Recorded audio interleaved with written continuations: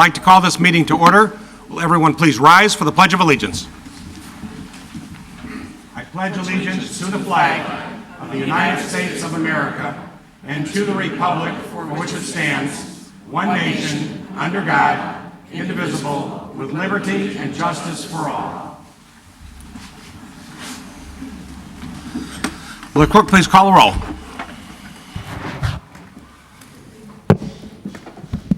President Hartstein. Here. Trustee Brayman. Here. Trustee Glover. Here. Trustee Berman. Here. Trustee Trilling. Here. Trustee Stone. Here. Trustee Sussman. Here. Quorum established. Thank you. At this time, I would entertain a motion to approve our minutes of September 8th. Made. Are there any additions or corrections to the minutes? Second. Is there a second? Second. Thank you. Are there any additions or corrections to those minutes? Seeing none, will the clerk call the roll, please? Brayman. Aye. Glover. Aye. Berman. Aye. Trilling. Aye. Stone. Aye. Sussman. Aye. Motion carried. Thank you. Next, entertain a motion amending the minutes of May 18th. Made. Is there any discussion on the motion? Or any? Trustee Stone? Am I to read them out loud, President? No, it's not necessary to read them. We all have them for the record. It's only if you have a question. No. Thank you for amending them, though. I appreciate it. Thank you. Any further discussion on the motion? Seeing none, will the clerk call the roll? Brayman. Aye. Glover. Aye. Berman. Aye. Trilling. Aye. Stone. Excuse me, I just have one thing. With exception... Excuse me, we're casting a vote. I know it's on this. I realize one part wasn't approved. One part wasn't corrected. Well, we're voting on this motion. If you have something else, you'll have to bring that back. We have this before us. This is what's before us. But it's what I sent to Bill Brim for the correction.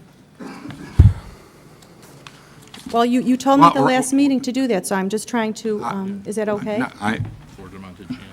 Pardon? I forwarded everything on to Jan. Is there? We have right now we have a motion on the floor. We're voting on the motion. If we need to do something beyond that motion, I asked for discussion. There was no discussion. There was no on that motion. We have a motion. We're voting. You're cast a vote. Yes or no, please, on the motion, and we will go. With exception.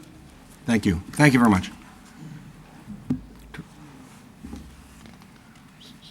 Trustee Sussman. Sussman. Yes.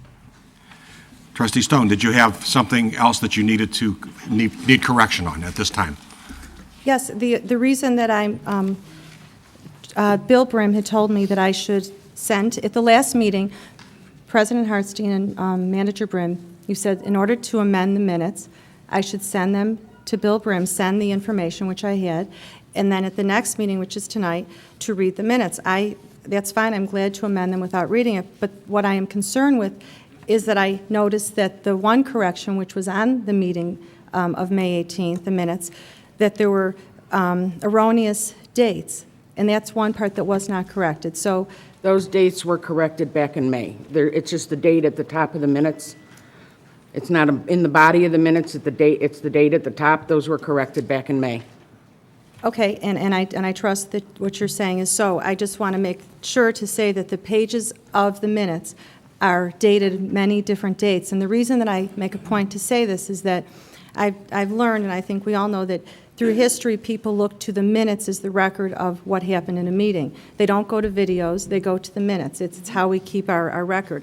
So if someone goes to the minutes in 10 years, let's say, of that May 18th meeting, and there's 3 different dates within that packet, they couldn't come back to us and say, what was that about? So I'm simply wanting to be sure that that part was corrected.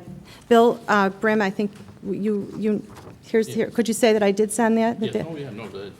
Those dates were corrected on the minute pages in the minute book back in May. Okay, but since I sent this amendment, no one did write back to say that it had already been corrected. So, and then I went to brought it up. But now that I know that, that's good to know, and thank you. Thank you very much. We'll now move on to our warrant. I'd like to call on our village treasurer, Mr. Tenorelli. Corporate fund, $638,866.60. Parking lot fund, $109,708.37. Motor fuel tax fund, $119,244.20. Capital projects facilities, $46,744.77. Capital projects streets, $28,354. $4,258.29. Fire pension fund, $458. Water fund, $409,915.31. Buffalo Grove Golf Fund, $32,732.94. Arboretum Golf Fund, $17,528.69. Payroll period ending 9/13/09, $1,078,585.06. Total warrant number 1128, $2,482,138.23. Thank you. Are there any questions relating to the warrant? If not, I'd entertain a motion to approve warrant 1129. Second. Will the clerk please call the roll? Raymond? Aye. Glover? Aye. Berman? Aye. Trilling? Aye. Stone? Aye. Sussman? Aye. Thank you. Motion carried. Under Village President's Report, I have a few things this evening. First of all, I would like to take this opportunity to thank Drew Bott, owner of Baskin-Robbins in Buffalo Grove, for partnering with the Village of Buffalo Grove on a special fundraiser in support of the American Diabetes Association. On September 12th, most members of the board served ice cream at Baskin-Robbins, and a percentage of all proceeds that day was donated to the American Diabetes Association. And I thank everybody on the board for participating, and I especially thank Baskin-Robbins and Drew for his support for that great event. In addition to that, the American Diabetes Association is leading a special project for fundraising called Step Out, Walk to Fight Diabetes, which is going to be held in collaboration with the Didier Farms, and this is going to be taking place on October 4th. The opening ceremonies will start at 9:30 a.m. I would encourage members of the community to participate. This is another worthwhile cause, and we as a village are partnering with them, and hopefully as many members as possible on the board and the community will lend their support as well. I'd also like to take this opportunity to just share with everybody a very, very special, we oftentimes get a chance to pay tribute to many of our veterans on Veterans Day and Memorial Day. But there was a very, very special event this past Thursday evening at the one of the assisted living facilities in Buffalo Grove, the Belmont Village. They have at that facility 28 veterans, and actually it turned out to be 28 plus 2 additional women who also turned out to be veterans who weren't on the original list.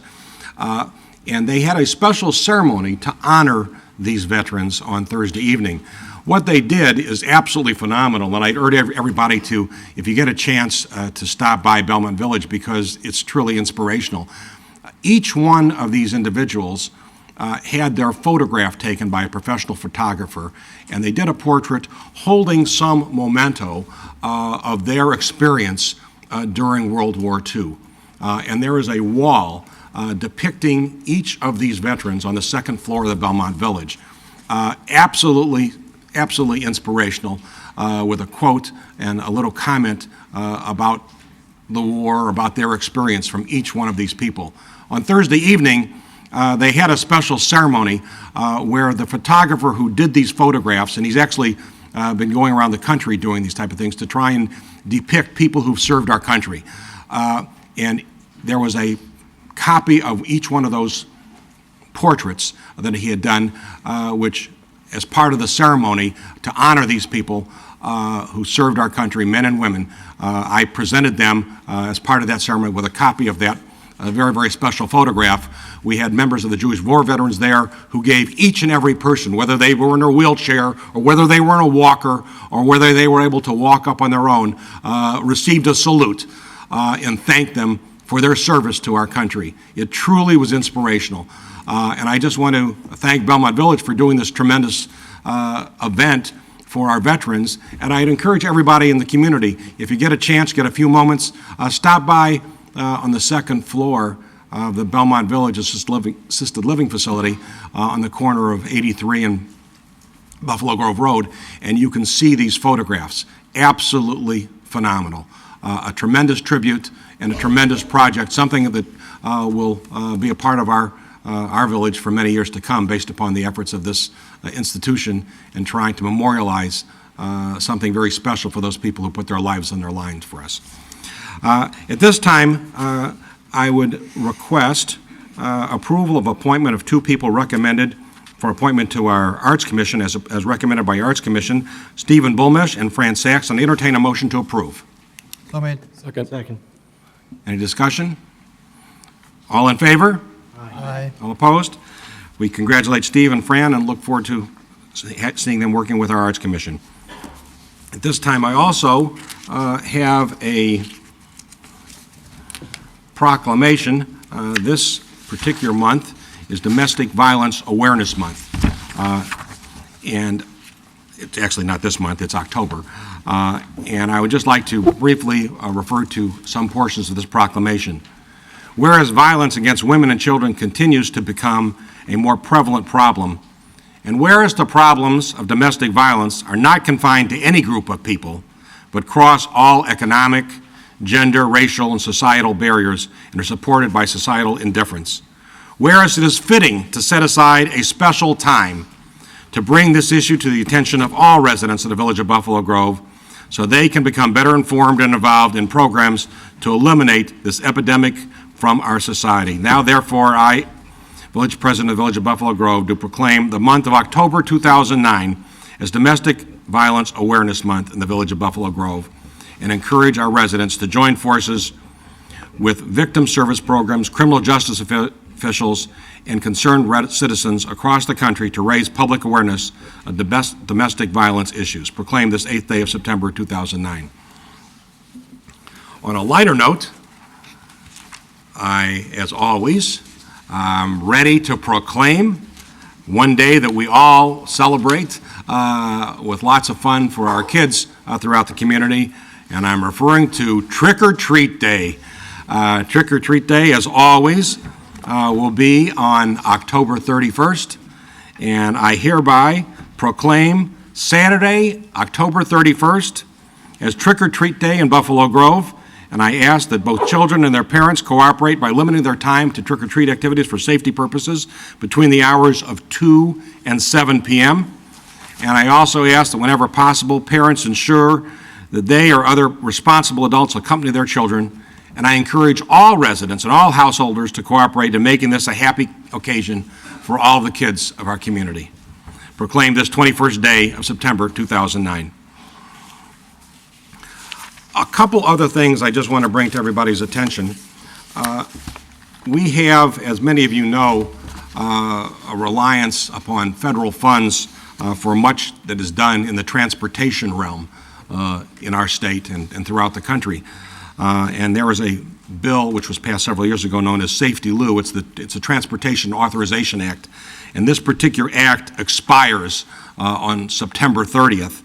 And if there is not an extension of this particular bill while they are attempting to work out some other issues, Illinois stands to lose $289.9 million in federal transportation funds. In light of that, I and mayors throughout the state have written letters to members of our congressional delegation, and I just want to encourage all of our residents to similarly express their concerns to our senators and our congressmen, urging that they support an extension, an 18-month extension of the Safety Lou transportation authorization so that we do not lose these funds. We're living in very, very difficult times in our state, and we can't afford to lose $289.9 million in federal transportation funds. So I urge everybody to lend their support in that regard. At this time, I would ask if there are any reports from trustees. Trustee Stone. Yes, on October 7th, the second drug forum is going to be addressing the issue of heroin again. It's specific to heroin. It's Stevenson High School and Buffalo Grove High School, and it will be presented at Buffalo Grove High School. I think it's 7 p.m. It's on our village website. And thankfully to our police department and the high schools for addressing this very concerning problem. Also, WTTW Channel 11 is doing a two-part series on the heroin epidemic, and several people from Buffalo Grove are interviewed, along with Larry Lindenman from Lake County Mag. And that will be, it's actually this evening and tomorrow from 7 to 8, but it will be on their website as well. And, you know, the fight is there, and thankfully people are covering it and doing what they can. So just wanted to let you know. Thank you. Thank you. Any further reports from trustees? I do believe that Jan has a reminder to us relating to something we talked about at our last meeting, a very, very important and worthwhile project that we're partnering with our United Way. Jan? Thank you. This is Live United Week for the United Way of the entire country. Our United Way is the United Way of the North, what is it, Leon? North and Northwest suburbs? Okay, sorry. We've changed it. We've consolidated with several other, because our United Way is one of the better ones. We have had about a half a dozen other United Ways combine with ours. So this is Live United Week. One of the things we're advocating is volunteering. We are also running a food drive this week. We have got collection points in the 3 Hamilton Partners buildings on Lake Cook Road, the 750, the 1110, and the 1130. And we have got a collection point right here in Village Hall. If everybody in the village brought a couple cans, it would make just a huge difference in the food pantries, both Wheeling Township and Vernon Township food pantries. The Vernon Township food pantry actually a couple weeks ago was completely out of everything. So if everybody watching tonight just brings a couple of things, it would be a huge help. And all you have to do is walk in the door and drop them in the box. Thanks. I urge everybody to lend their support to that. We do need to do our utmost to make sure that our food pantries are stocked for those people in need. So I hope everybody will do that. I know I'm going to try and make an effort. I may surprise you. Never know what neighborhood I might show up in with a shopping bag trying to collect some canned goods for this most worthwhile endeavor during the course of the week. So you might be on the lookout for me. This is before trick or treat. I'm not even dressing up. I'm not even dressing up as a monster or anything. Just dressing up as village president. And I may be knocking on your doors, and I may have a shopping bag in hand. So have your canned goods ready, because I might be in your neighborhood. Any further reports from trustees? Thank you. At this time, we'll move on to our village manager report, and I call him Mr. Brim. Thank you. Just 2 reports quickly. One is just to note that the August 2009 management report's been posted to the website and in the e-library under Village Board Agendas and Minutes, so that's available for review and question. And my second report is just to provide a status on the work efforts related to the proposed update and on the efforts regarding proposed ethical behavior and code of conduct, and also the draft ordinance on the proposed Ethics Commission. Comments continue to come in. We've had some comments have been posted. More, I understand, are to come this week. And I hope that in the course of the next week or so, I'll convene and meet with council to go through the comments that are submitted and start drafting and bring a final series of recommendations back to the board. Probably in the second meeting in October. We have quite a full agenda developing for October 5th. We'll bring back something for the 19th to start deliberations and discussion and proceed as the board may see fit. And that would conclude my comments. Thank you.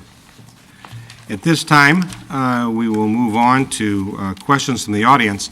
At this time, I just would like to point out to everybody, I know people may be here for particular items on the agenda this evening, and I would ask people who have comments on non-agenda items to come forth at this time and share their concerns. When we get to particular items on the agenda, as always, I will afford an opportunity from anyone in the audience who would like to share any thoughts on any particular item that's on our agenda later this evening. So calling for comments on non-agenda items. Mr. Stein. Good evening. Andy Stein, Chevy Chase Drive. I want to piggyback on what Jan Sarabian had to say a few minutes ago about Live United. I've been asked to share some information with the village about a recent endeavor of mine. As you're probably aware from what Jan had to say, that Vernon Township and Wheeling Township food pantries service the residents of Buffalo Grove and the surrounding communities. I recently celebrated a milestone birthday, and what I thought was, rather than celebrate and having people bring me gifts, that I would ask my guests to bring an item or two of non-perishable food items, or maybe a donation to the Vernon Township Food Pantry. Myself, I also made a contribution to the pantry, and in doing so, we started to raise some awareness in the area to the point where I found out about the food drive that the Buffalo Grove Chamber of Commerce was having, as well as Live United, and thought, what not a better way than to join forces and to ask the entire village of Buffalo Grove to come on out and donate some food. As Jan said, within the past month, the Vernon Township Food Pantry pretty much was out of food. Now, for those of you who may be looking for an incentive for people to get involved with bringing food, a local area merchant who heard what I was doing happened to know that I'm involved with the Scouts, and they made me an offer.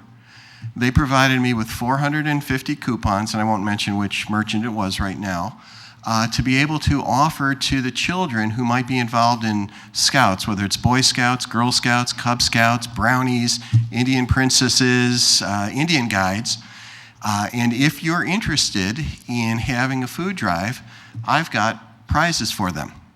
So I've spoken with the village, and if you are interested, if you're a member of one of those groups, please contact the village manager's office at 847-459-2518. Tell them of your interest, and the village will put me in contact with you. Also, if you happen to be a merchant that would like to contribute as well, contact the village manager's office, and they'll put me in contact with you as well. Now, there may be a question as, why am I wearing a Scout uniform right now? I happen to be a Scout leader for the Cub Scout Pack 36, and I'm here really to announce to the village that officially this weekend, the popcorn sales started for the Boy Scouts.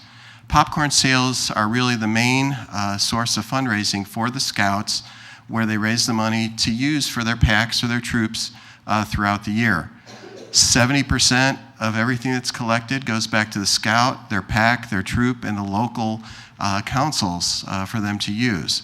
So I wanted to make sure that you're aware of that. So as you're shopping around Buffalo Grove over the next several weeks and you run into Scouts, whether they're Cub Scouts or Boy Scouts, they might be outside of a store or outside of a restaurant, please support them in their efforts. When they come to your door, please welcome them. We ask that you support them because that money does go towards a lot of really good things. And all I can say is thank you very much in advance for your support. Thank you. Any further comments or questions on non-agenda items?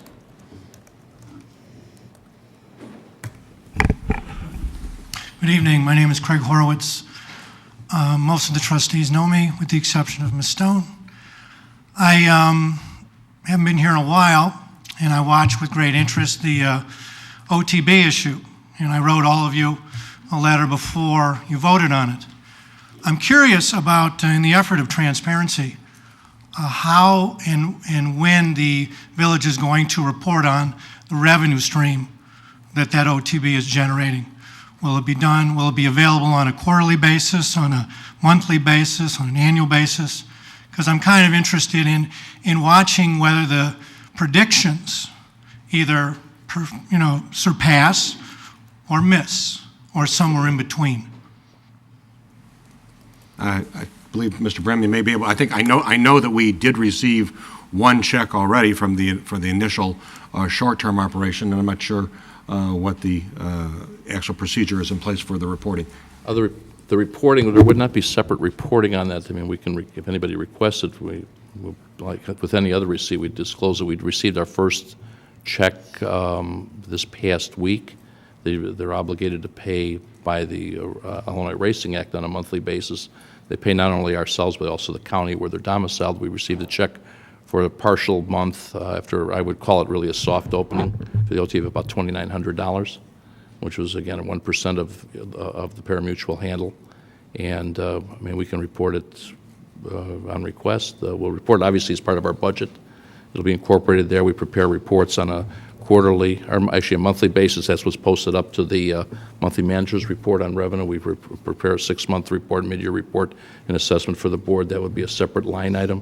We also have a separate line item within our budget, so it's disclosed in any way that anybody wants to receive that information as any other revenue source of the village. And the prediction was in the $60,000, $70,000, $80,000 range? That's correct. As I That's recall? correct. So first month was a hair under $3,000, and on a partial month, and we'll just start watching the trend as we go forward. We'll be watching. Yes, Thanks. you're welcome. Thank you very much.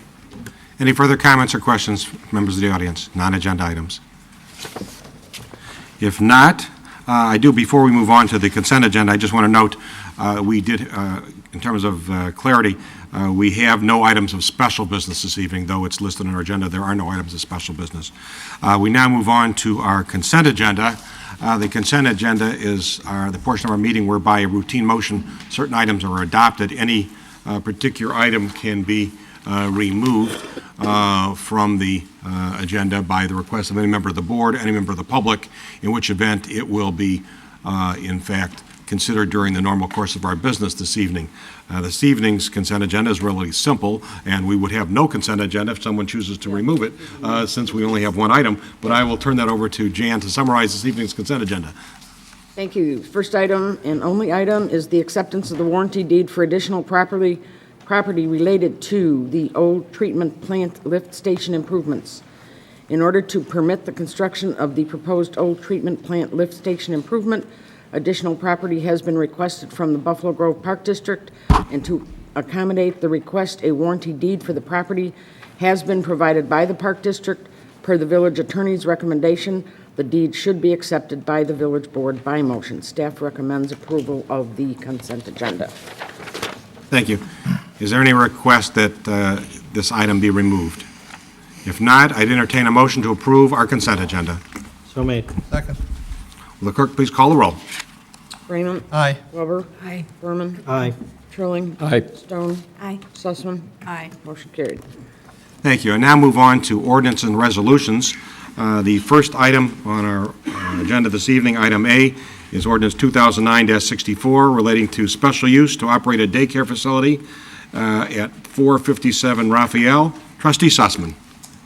I make a motion to approve ordinance number 2009-64, special use to operate a child daycare home at 457 Raphael Avenue. Yes.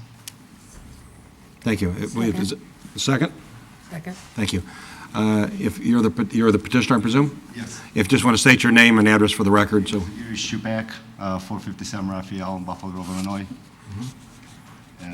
Did you have anything you wanted to share as part of this item at this point? My wife, Elena Lewis. Just wanted your approval to go on with the daycare. Thank you. Does the staff have, I just want a clarification of this procedure and so forth, what we're doing as part of this process this time? Yes, this is a required special use in the residential district, is R5, where the single-family residence is zoned, a lot of 7,200 square feet. This, again, requires a special use if there's going to be more than 3 children received in the home for daily daycare. In furtherance of the petition, the Plan Commission held a public hearing on August 5th, 2009, with a unanimous vote of 9-0, recommended approval of the special use, and the ordinance would affirm the Plan Commission's recommendation to the board. The special use is subject to the conditions noted in Section 3 of the ordinance, and staff would be glad to answer any questions that the board may have. Thank you. Do you have petitioners have anything else you want to add? This was unanimously approved by our Plan Commission, so. Okay, well, that's the next step. But you've got a pretty good recommendation from the Plan Commission. Any discussion on the motion? Trustee Sussman. I did mention this at the Plan Commission meeting, so I feel I should mention it again this evening. It is noted that during some visits from the village to the petitioner's last daycare center, there were more children on the premises that were supposed to be there. I just want to make sure that that does not happen once we approve this. It doesn't. No, it won't happen. When you approve it, the 8 is the limit. What's different this time than last time? Last time I wasn't sure even to to apply to the village. Had no clue until I got somebody to the door that I need to, get the village involved in this situation, having a daycare. Had no clue whatsoever, because from different towns we've been around, we didn't even bother with the village. DFSS approved us, that's it. In Buffalo Grove, different thing. I didn't know that I have to apply to the village in that situation.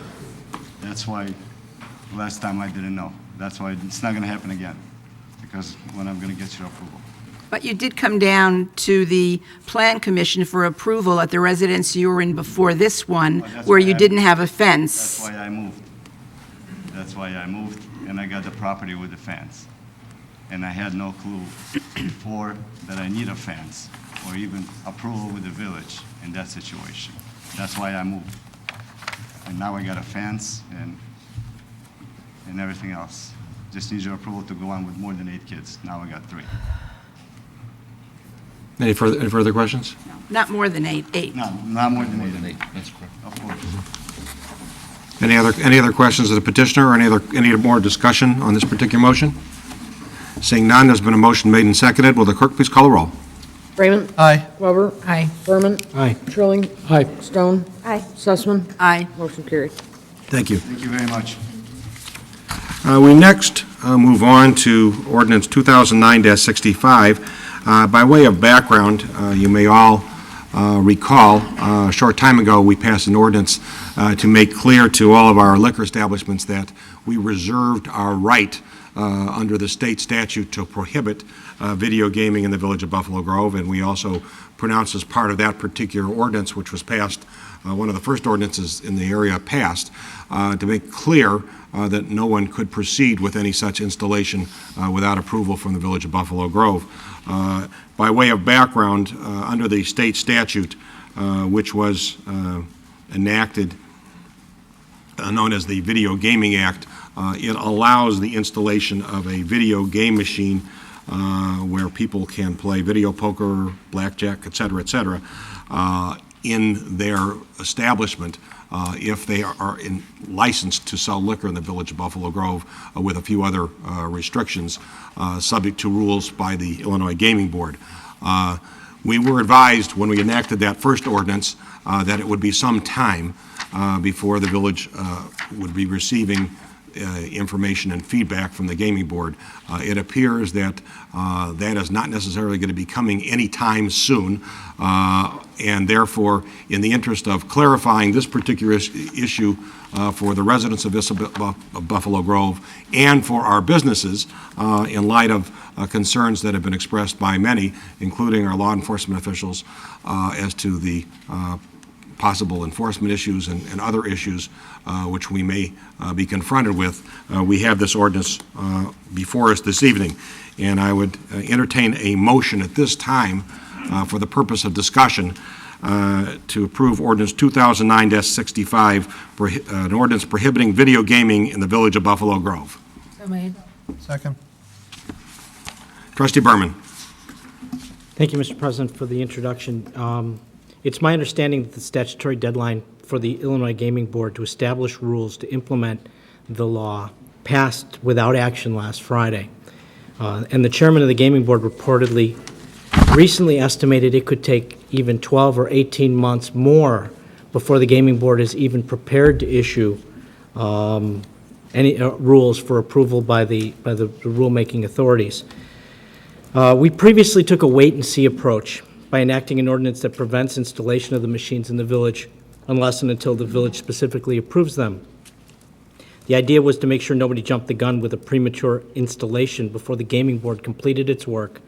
The rules were in place, and the village had an opportunity to assess the rules so that we could proceed properly. In fact, several communities have specifically followed our lead and enacted similar status quo ordinances, including Carroll Stream and Gurnee, who specifically modeled their ordinance after ours. Others, including Killdeer, Rosemont, Country Club Hills, and DuPage County, have acted more aggressively and enacted ordinances specifically banning the machines by opting out of the law, similar to the ordinance that's presented here tonight. By its nature, this form of revenue is not a steady stream. and it is, by many accounts, inherently unreliable as a means for the state to finance road improvements and other capital projects. Yet that is precisely the purpose for which the legislature passed it, and why a great number of communities have, and other entities have condemned it. I recently read a comment from a Libertyville administrator which kind of resonated for me, and their board will be considering a similar ordinance tomorrow night. And what he said was, there's no pressure to act quickly. While there is no pressure to act quickly, it couldn't hurt to alert the state that the video gambling portion of the revenue plan is becoming a hard sell. The sooner they know, the better, so that they can come up with Plan B. While I believe our initial reaction was based on sound reasoning, the passage of the deadline for rulemaking last week and the estimated very long-term horizon for any action by the Gaming Board gives me personally great pause. I agree with those who have opined that the legislature probably was misguided at best in choosing this concept to finance the capital bill, a misstep that is even more acute because the state's own regulatory agency has admitted it's not ready and it won't be capable of being ready to proceed for many years. The capital bill is a priority. It's essential for the state. Video poker is not. And as the gentleman from Libertyville said, it's time to send a strong message that the legislature needs to devise Plan B. For that reason, I will support the ordinance that's presented here tonight. I think it is a sound step for the village to proceed in that fashion. Thank you. Further discussion on the motion? Mr. President, if I may, the draft that was attached to the village board package was dated in the upper left-hand corner, 9/16/09.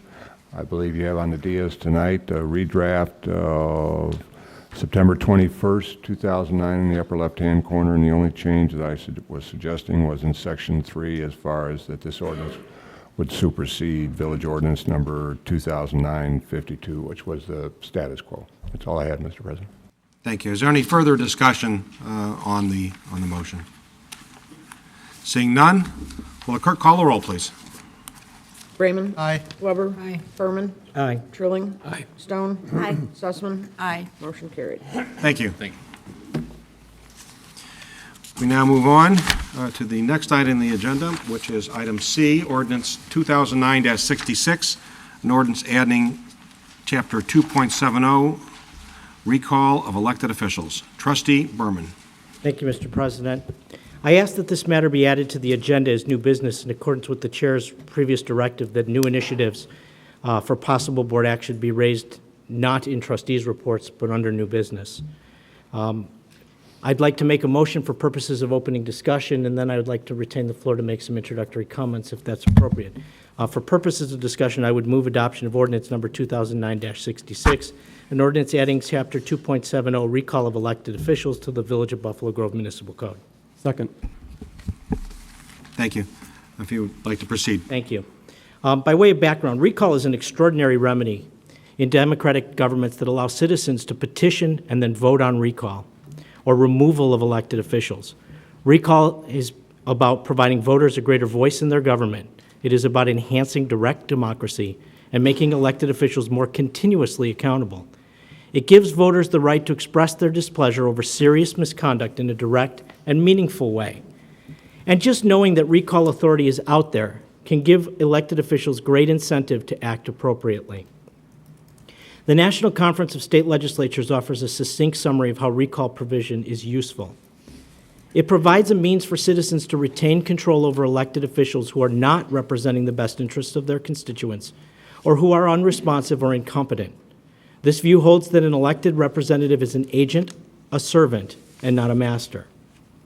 Illinois Governor Quinn supports and has long advocated for recall at all levels of our state government, including local government, calling it a tool of direct democracy.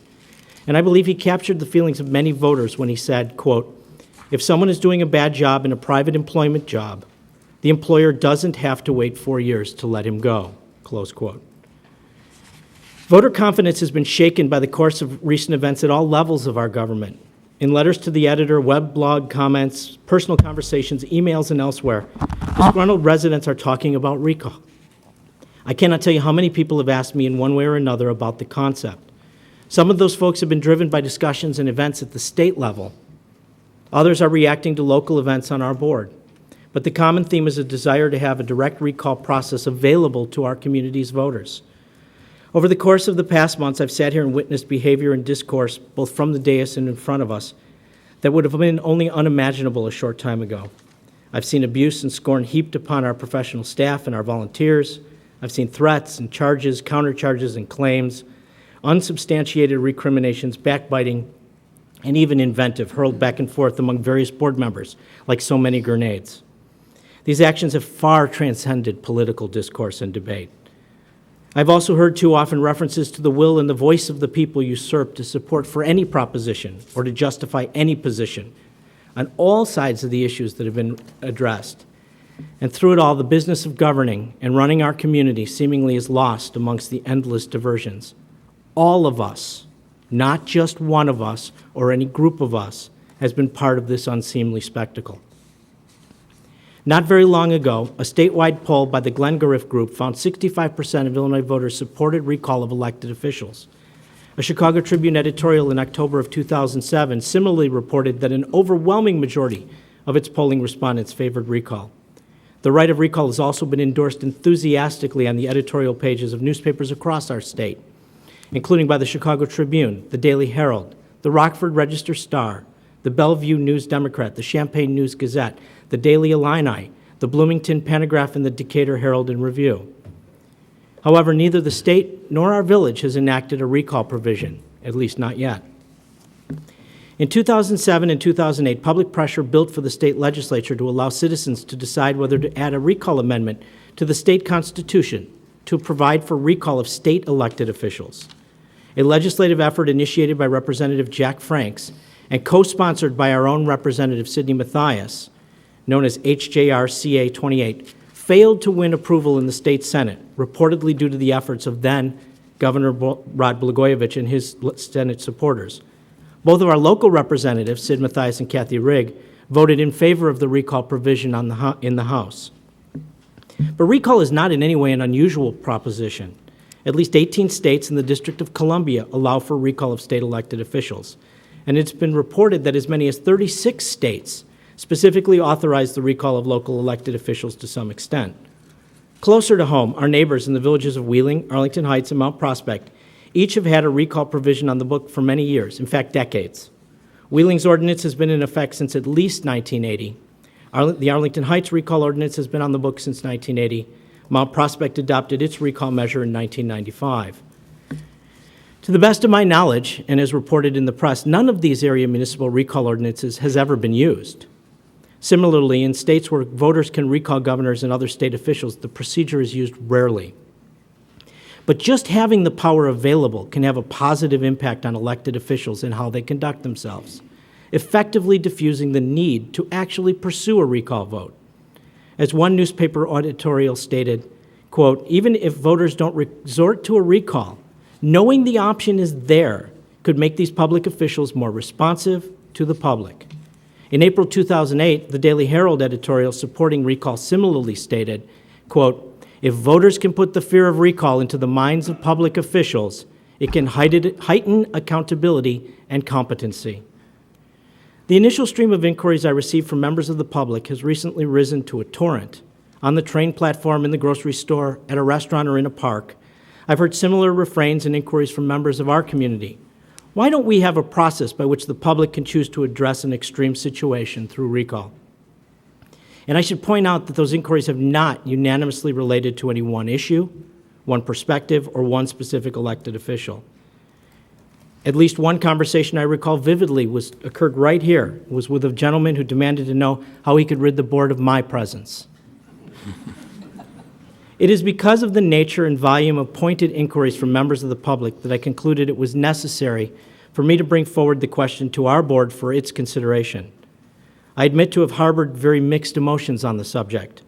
The Sun-Times cautioned the legislature a few years ago that recall could prove to be impractical in operation and create more problems than it solves. It could have a chilling effect on elected officials and cause unnecessary distraction. Others have expressed concern that while it could be used to good effect, it could also be abused.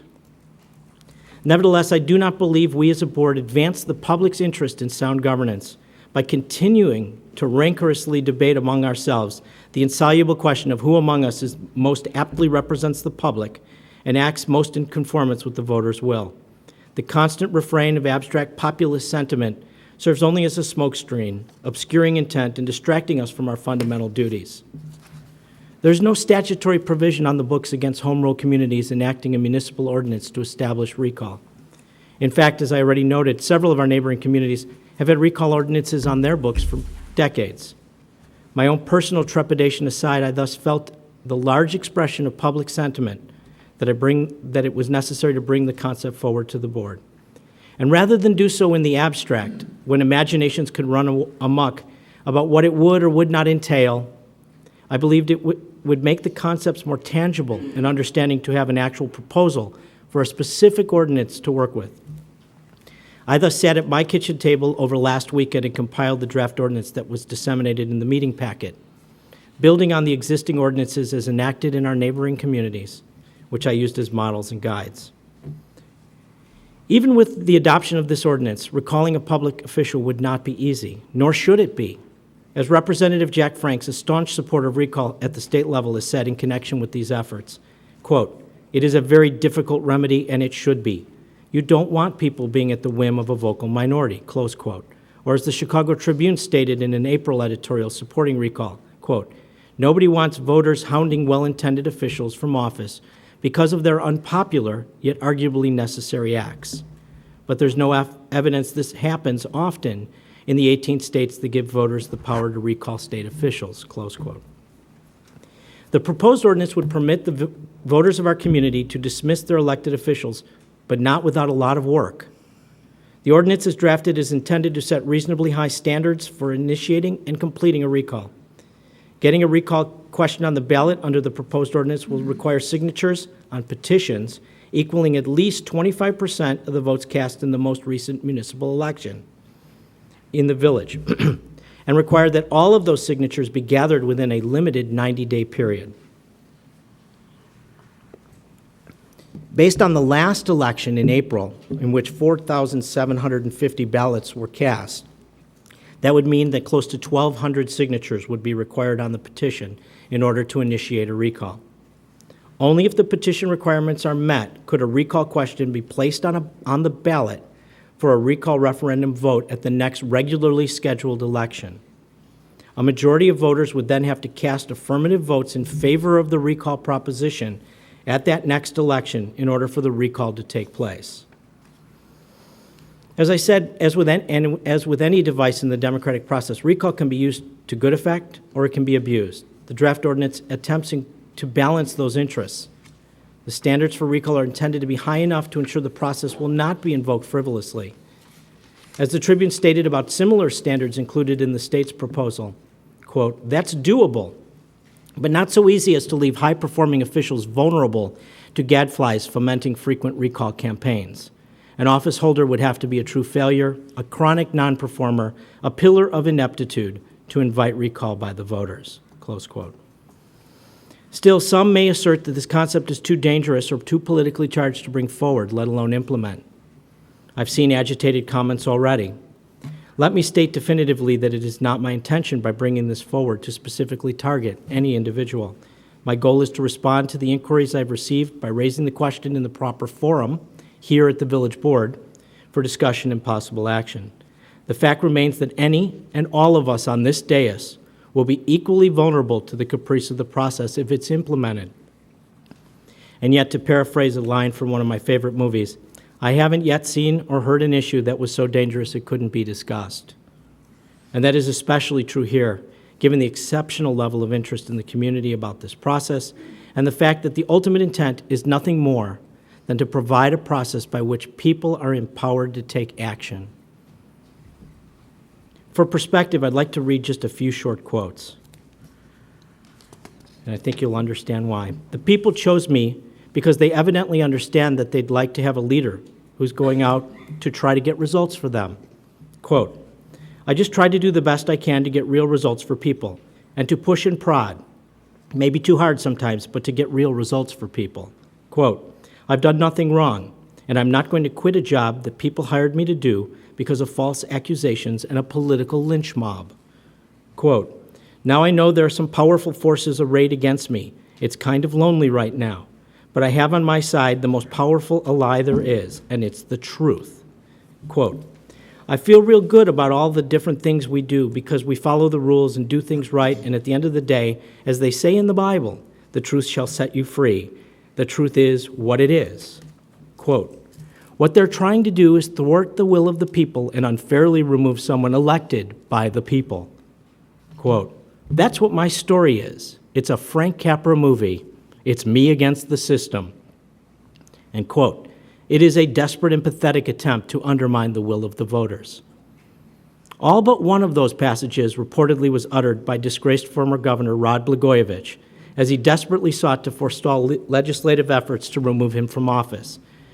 As he has explained endlessly, he wanted us to believe he is now out of office and on trial, really only for standing up to the heartless Illinois legislature. In fact, beyond Mr. Blagojevich, history is replete with examples of leaders who have usurped the language of populism to use as both a sword and a shield. And they did so even as through their deeds they clung tenaciously to the trappings of power by thwarting the very public will they had sworn to represent and to which they paid homage. You can draw your own conclusions both about the former governor and the merits of adding a tool for the public to be able to rule and remove an elected official. Prior to the founding of the United States, political theorist and philosopher John Locke developed the theory that government derives its power and authority from the consent of the governed. This principle is fundamental to the American system and has helped to shape our nation. In reviewing the background of this possible enactment, I've concluded that the step of providing a small incremental measure of direct control to the people through recall may help to protect and enhance the fundamental foundation of our system in the long run, even if it may also result in some measure of upheaval in the short term. I also fervently hope that the mere potential for recall will have a positive impact on the conduct of the people elected to this board, and that it will, just as it has happened in our neighboring communities, never be invoked. Along those lines, over the weekend, someone sagely suggested that enacting a recall would be like giving the voters a fire extinguisher. You want it in your house, you hope you will never have to use it, but if it's ever necessary, we will have done the right thing by providing you with the tool you need. If our voters are entrusted to decide who among us serves in office, should they not also choose if someone has to go? Or as Governor Quinn eloquently stated, the right of recall reminds elected officials that their constituents are keeping an eye on them, not just on election day, but every day. When everyday people fail to perform on the job, their employers do not have to wait for years to hand them a pink slip. The people of Illinois employ their elected officials, and they should have a right to fire them if those officials don't perform as promised.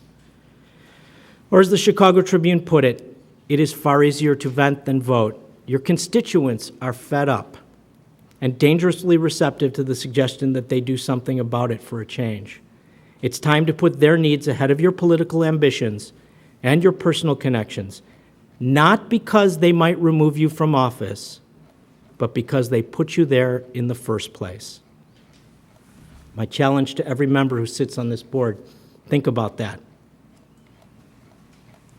Is anyone on this board so afraid of letting the public express their will that they would oppose making it possible to do so? And that's the reason I brought forward the ordinance that was presented in our packet this evening. The members of the board received a revised version of the ordinance this morning by email from me, which reflected certain changes made in response to comments I received from the village attorney. They were largely non-substantive. The one substantive change occurred in the section that ends in 090 and continued into .10 to reflect a change that occurred in the state election law subsequent to the adoption of our neighboring communities' ordinances, from which I picked up some language that is no longer applicable. The state statute now provides that a petition, once filed, is deemed valid unless a objection is timely made to the petition. That changed the process that would be undertaken after a petition would be filed, and I made changes to that section and distributed them to the board this morning. I certainly encourage people to be open to this idea. It is not something that I do lightly or with great glee. I do find, however, that I want to respond to the pleas that I have received, and I think we all should do so as well. Thank you, Mr. President. Thank you very much. I know we have a light, before I call on anybody else, I just wanted to, since the village attorney was referenced, I would like to ask our village attorney if you have any comments you'd like to share relating to the authority of the village. I think it's important we all have an understanding before we consider such an ordinance under what basis.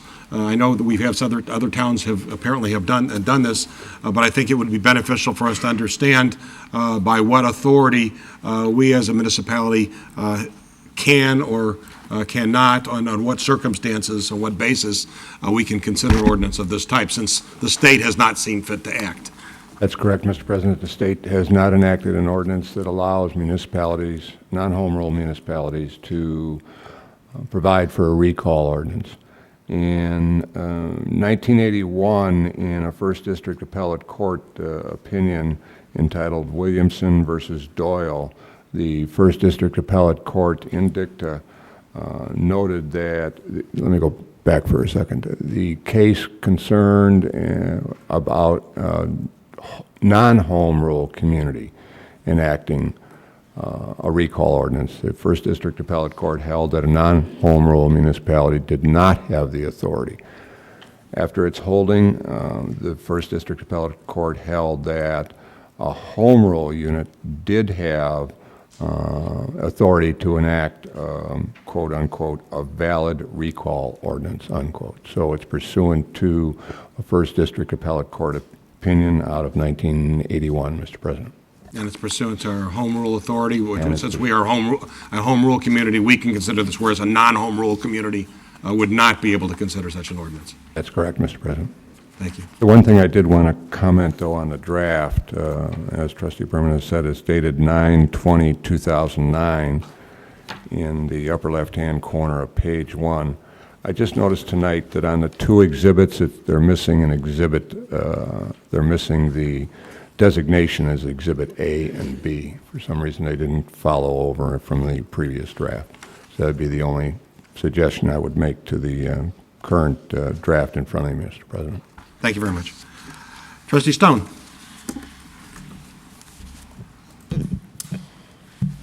Trustee Berman, and I think Trustee Trilling as well, I think you both co-authored this. I'd like to say, first of all, I also have heard from many, many people in the community the same concerns that you have heard. And so with that being said, I'd like to say that I would like to have co-authored this with both of you.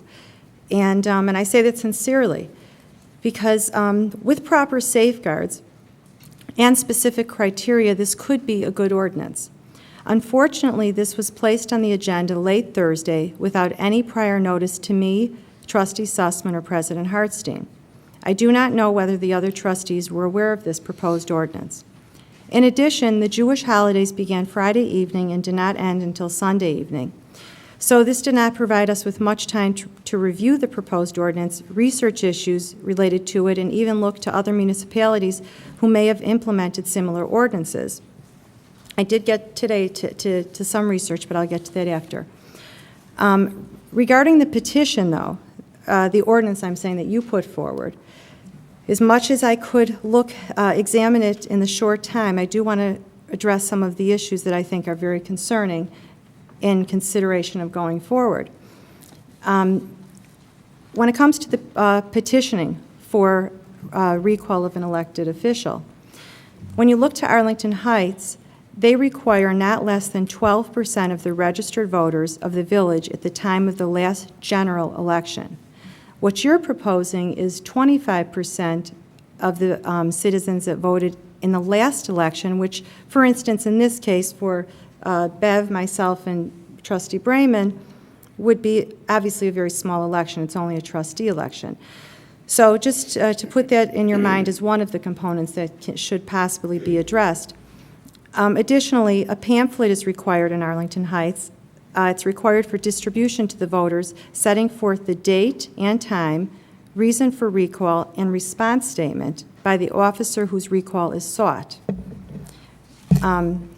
What concerns me is that the ordinance that you're proposing could be an instrument that could go under the radar of the voters at large, as its requirements are minor and don't inform the citizens at large what and why it's happening. In other words, it lacks a fair trial for them to read and base their decision.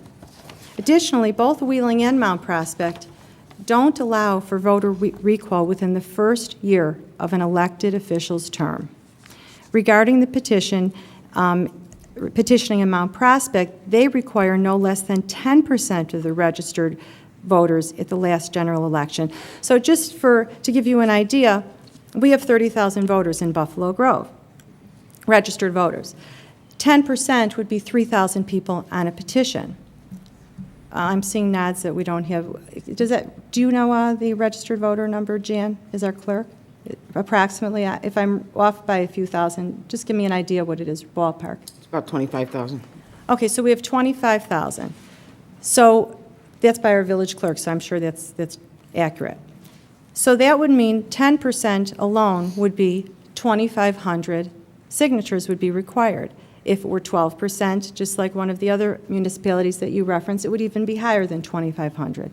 So with that, when you're looking at 25% of the last election, just the trustee election, it wasn't a general election, you're looking at a very small number on a petition. I just want to bring that point up just for consideration that when you went to these other communities to look at their ordinance, and believe me, when I passed the pit bull legislation years ago, I looked at ordinances from everywhere and was trying to find the best things that would fit our community. And the ordinance that you wrote, I'm just surprised that that you weren't consistent with what they did. They both require a year, 1 year in office first, and they both require a percentage, 10 to 12% of the registered voters in their community. So I think that is a vast difference, but now let me get back to what I was saying. In any event, before considering passing this recall ordinance, I think we need a written opinion from our village attorney as to the constitutionality of this ordinance so that we don't waste the village's time and money should it be challenged, etc. And if such a recall, well, let me mention the case of Williamson versus Doyle that you mentioned. I was able to get to that as well, Trustee Berman, in the short time. And the only thing I want to bring up with that is that I don't believe that case has been tested as far as in the courts. I don't think it's ever been challenged. I mean, challenged by, that someone has challenged that particular, whether this is how do you say this? Whether this would pass the test of being challenged. Would that be a fair way to say that? I mean, you're an attorney, that's why I'm asking you. Okay, I'll wait, okay. Anyway, from what I've read, like I said, I had a very short time with Rosh Hashanah this weekend to get to all of this, what you had the week to spend time on. I could only get to it in a very short time. So I've done the best I can. I'm going to hope that we have more time to consider it, because I do think it has potential. But I wanted to bring that up. So I think we need a written opinion from the attorney, and if such a recall were to be successful and the seat needed to be filled, will a special election be required if the term remaining is lengthy? Does the Illinois Constitution permit us, even as a home rule government, to keep someone from running for office for 4 years without the commission of any crime or unethical act such as this ordinance proposes? Also, there should be criteria for a recall. In other words, there should be good cause for the recall. If not, we can be subjected to recalls on a constant basis. We make hard decisions all the time in voting on the legislation before us. We should be able to do so without always looking over our shoulder and worrying if we voted against the interest of a person who now will proceed with a recall. Not to mention that recalls will become a vindictive way of going after someone they disagree with. It is clear why this is being proposed now, but believe me, this may very well be used against any one of us in the future, lest you think this will only apply to me. We should also get a written assessment from staff as to the cost of the process, including the cost of a special election, should it be required in the event that a recall is successful and a lengthy term remains. Also, Let me just interject that the Tribune was clear on one of your quotes, Trustee Berman, which did suggest that I was part of the impetus to this. So that's why I'm saying that I'm not just taking a guess at that. It was quoted, so that's why I want to just state that I understand part of what went into this. So also we need to be careful about alienating the voters who voted in the general election prior to any recall. As we all know, we have low voter turnout despite the efforts of the candidates to encourage people to vote. We even addressed this issue at our village meetings prior to the April election. President Hartstein urged people to get out and vote several times, and even our village clerk, albeit for different reasons, all but begged the citizens to vote in the last election. So if we were to subject any elected official to a recall after 6 months in office, this would further chill and alienate the voters who just 6 months earlier elected that official. In such a circumstance, the voters would feel disrespected and that their vote is not meaningful, which would lead to even lower voter turnout. Other villages have addressed this issue by prohibiting any recall within the first and last year of an elected official's term. So perhaps, if an elected official were determined by an ethics panel to have committed an illegal or unethical act, then a recall would be permitted after 6 months in office. Otherwise, we are completely usurping the right of the electorate and negating the will of the people in the general election. In addition, the number of signatures required for a recall petition to go forward should be tied to the number of registered voters, not to the number of people who voted in the last election. Otherwise, the recall can be manipulated based on a recent low voter turnout. Also, each of us ran for office and was elected at a time when this ordinance did not exist and was not proposed. So, with the proper criteria and cost analysis as I outlined above, I would support this type of ordinance for all future elected officials, including all of us, should we run and win in a future election. That way, each person who chose to be a candidate would know and understand that their office could be subject to a recall under this ordinance. So I'd like to, I might have more to say in a little bit, but I don't want to take up everyone's time, if anyone. Thank you. I know there were some questions raised.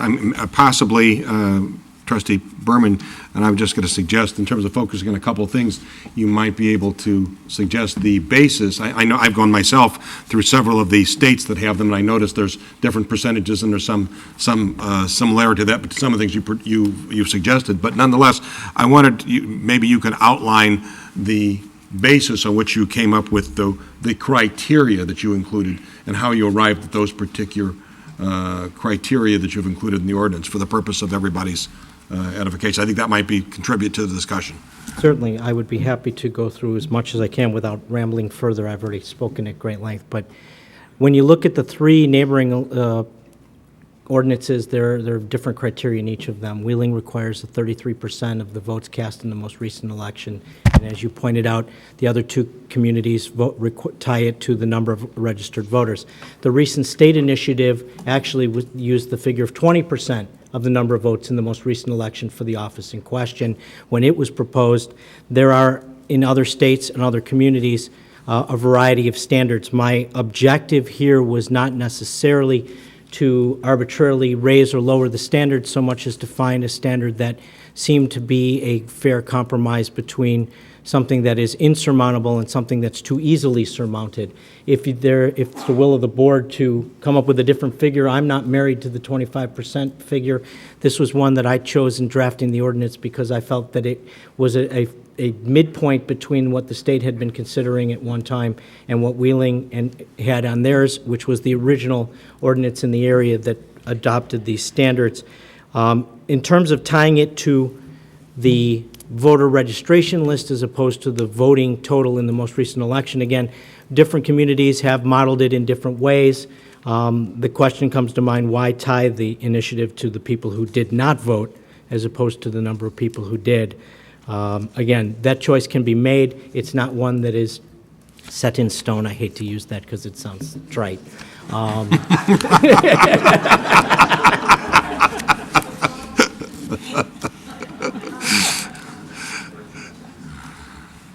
See, a couple other things. Special elections, you raised special elections. I did not include any provisions in the draft ordinance relating to a special election because the state law now essentially has abolished special elections. And what the state election code requires is that initiatives be brought forward at regularly scheduled elections. The regular elections include the general election, the general primary election, the consolidated election, and the consolidated primary election. Those are the four types of elections that are regularly scheduled. The ordinance requires that the initiative be brought forward on the next available regular election that's more than 65 days after the petition is filed and the ordinance is passed by the village board in response to the petition asking for the referendum to be placed on the ballot. Why did I pick 65 days? Because the state statute requires it. State statute says that you cannot put an initiative on a ballot unless you have requested it at least 65 days before an election. That's the reason for that requirement. There is no provision in here for a special election because there are no special elections. As far as filling a seat on the board, there is a statutory process for filling vacant seats on a board. It does not involve a special election. It never has, or at least hasn't in recent memory. The village board has had a number of vacancies over the years. It's filled by an orderly process by which the board chooses a replacement. That individual then fills the remainder of the term or the amount of time until the next regularly scheduled election for trustees, and would then come up, I believe, for a election during that next election cycle for the right to fill the remainder of the term. So in other words, if there's more than 2 years remaining in the term, the appointee would serve only for the remainder of the first 2 years. That seat would then come up for election at the next cycle for a 2-year term. Let's see. You're right, there are a lot of people who have suggested that there are pitfalls to doing recall. And I think I mentioned the Sun-Times in particular said very many of the same things you did today. It's really a question for this board to decide whether the opportunity to provide the voters with the right to act on their initiative outweighs the detriment and potential problems that it will cause. We've included, or I've included in the draft, some provisions that I picked up from other communities that make a second recall effort, for example, against the same elected official more difficult to achieve in terms of both the standards for signatures collected. Also, with the time limitations, that's the other one, time limitations, first 6 months, last 6 months. Mount Prospect, which is the third one that you didn't mention, actually has a 6-month time limitation. The state did not have a time limitation of any kind. Again, other communities, other places around the country haven't put a time limitation, but frankly, I felt that was inappropriate. The objective of recall is not to give or to create a mulligan for a recent election, and I agree with you on that point. The opportunity is to be presented to the voters to make a choice when they've seen an elected official and seen enough of elected official that they want to remove them from office, and that's why I drafted it with the 6-month provision consistent with Mount Prospect. Ultimately, I have to say that if any of us, all of us, are acting with the best interest and in their best way possible, and put our best foot forward on behalf of the community, it will be difficult enough to obtain 1,200 or more signatures on a petition and to convince the voters to vote more than 50% in favor of recall. If we are doing our jobs, then we have nothing to fear.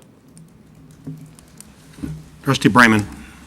Thank you. Just briefly, I have some of the similar concerns that Trustee Stone has when I read the document. I appreciate Trustee Berman creating it and giving it to us to review, because we can look at the terms, we can discuss the terms, and it'll allow us to have this type of discussion, which will only create, if we pass it, a better document, a better ordinance. So I appreciate the fact that we're seeing it. I did speak briefly this afternoon to Trustee Sussman, and she indicated to me that because of the holidays, she wasn't able to review fully. She wasn't able to do her research. Unlike Trustee Sussman, I only celebrate one day of the holiday, so I was able to do it yesterday. But I would understand if Trustee Sussman and others want to have some more time to digest and we can discuss this.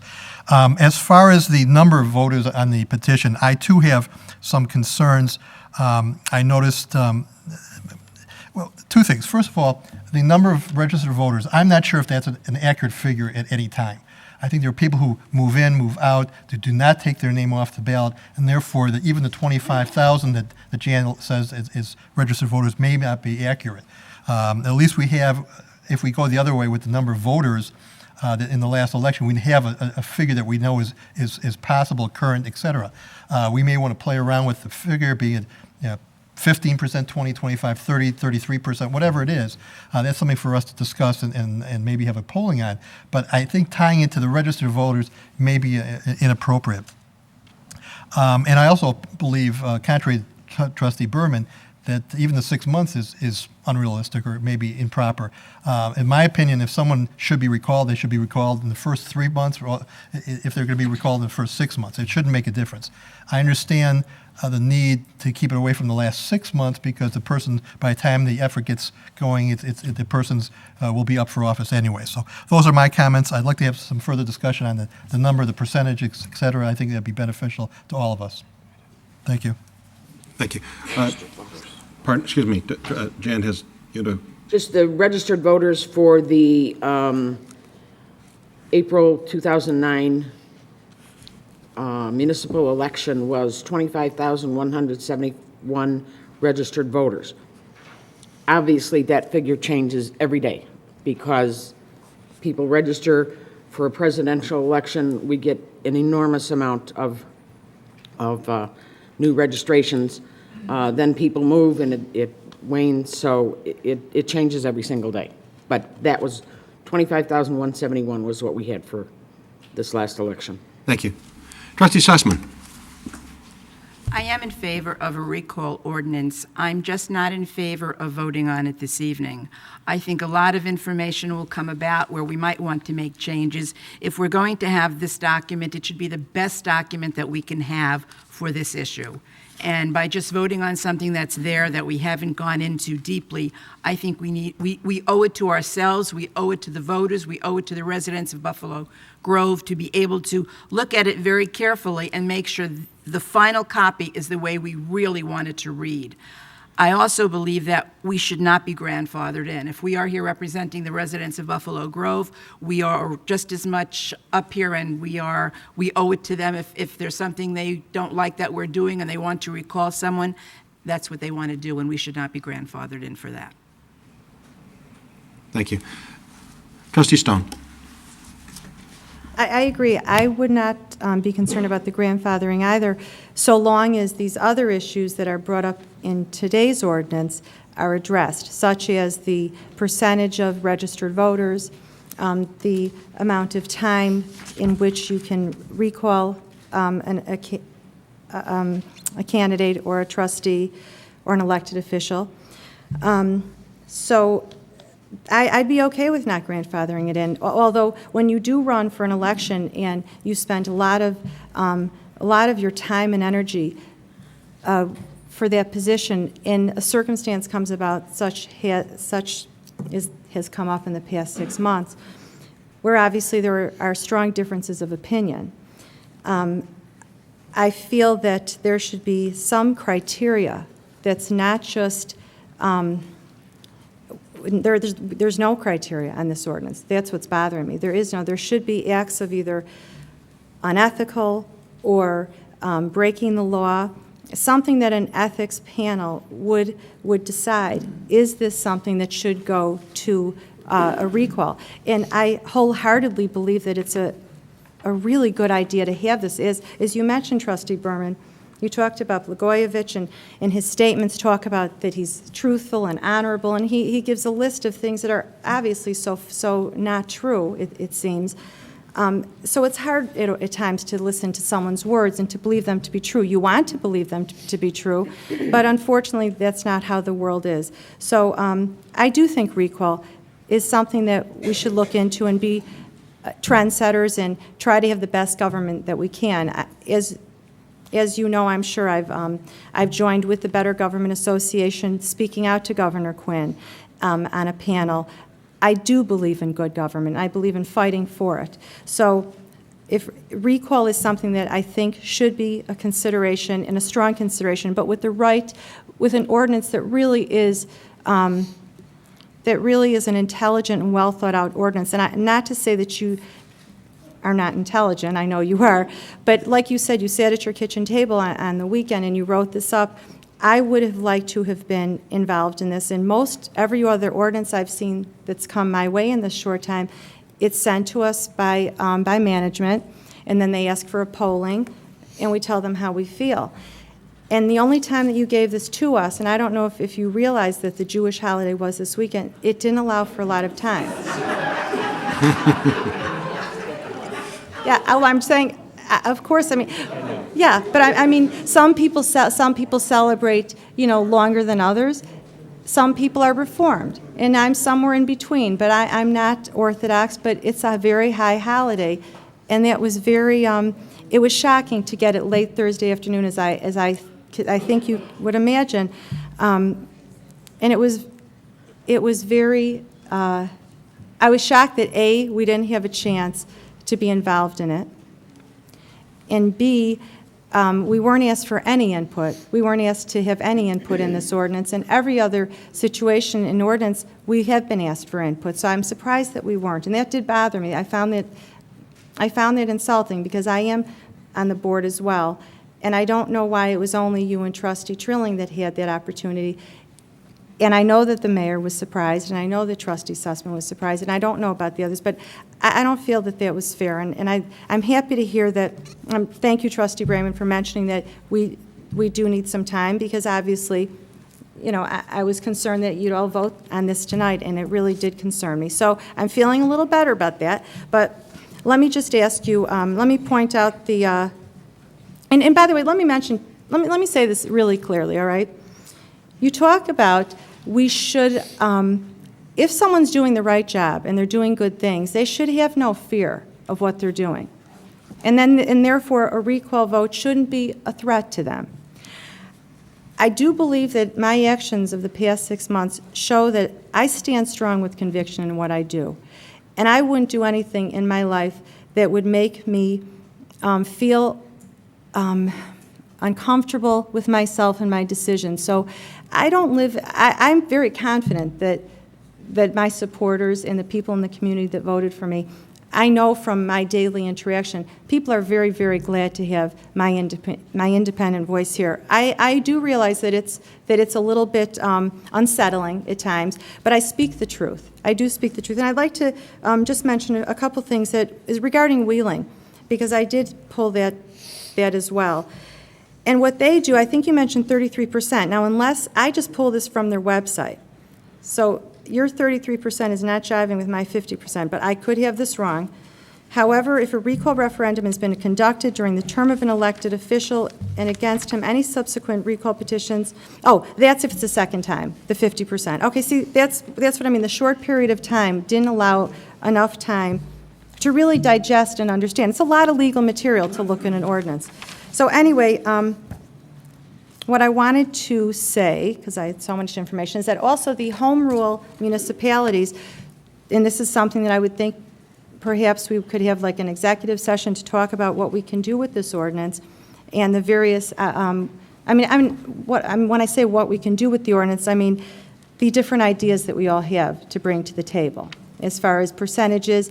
And as far as the general election, as far as when we should consider the percentages of who should be considered or what are the numbers, a general election seems to be, in the few that I've read of the ordinances, they always speak to the general election. So it's to the people at large, it feels like.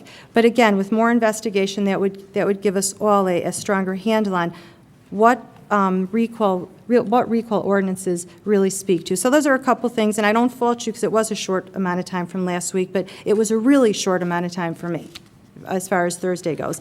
I looked at the home rule municipalities, and I had to go to each ordinance and identify if they had a recall vote. And for instance, Glenview doesn't, Northbrook doesn't, and Wilmette doesn't. It doesn't mean that I think we shouldn't. You know, I mean, we've been ahead of our time with many things. We have been in the area of dealing with the drug epidemic and things of that nature. We are stepping out and trying to do the right thing and make this a safe government. So I'm okay with that. But I just want to say one quote that guides me in life. And if at times you and people that vote or that are your supporters and are bothered by me ruffling the feathers and rocking the boat, and I do believe that when you represent government, you do need to, it's not always going to be calm and status quo and, you know, everything just looks nice and calm. And I know that for a long time, probably before I was here, things were much calmer. I do seem to, I look into things and I try to do the best job I can. I'm extremely thorough, and while it might upset all of you at times, I'm just trying to do the best job that I can and address issues that seem apparent and clear, and I'm just searching for truth, and that we're doing the best that we can as a government. And my favorite quote that I do live by is, there may be times when we are powerless to prevent injustice, but there must never be a time when we fail to protest. And that is how I feel, and sometimes it might be bothersome, but you got to have people that are willing to stand up, and I am willing to stand up, but I do believe in a recall vote, but it should be done at times of lack of ethics, lack of legality, not simply because it's somebody that's irritating. You know, that there should be the difference. And I think that if we have the right numbers, if someone has to get 3,000 signatures versus 500, right there, that criteria is different. And if it's with some criteria, then that's another hurdle. So you have to have a few hurdles, otherwise it's just a matter of, you know, I think a manipulative tool that could be dangerous. So in that way, I'd like to see it, but let's do it the right way. Thank you. Before I call anybody else, I did, just for the record, and with all due respect, Trustee Stone, I can speak for myself, and I was not surprised. I was distraught that we've got to the point where we felt the need for this. I was not surprised that this was proposed. I was surprised it was on our agenda for this particular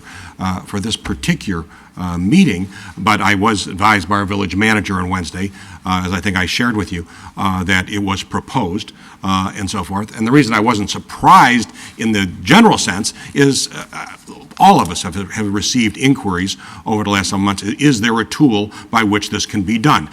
So I wasn't surprised by the fact. I was surprised it was on this agenda.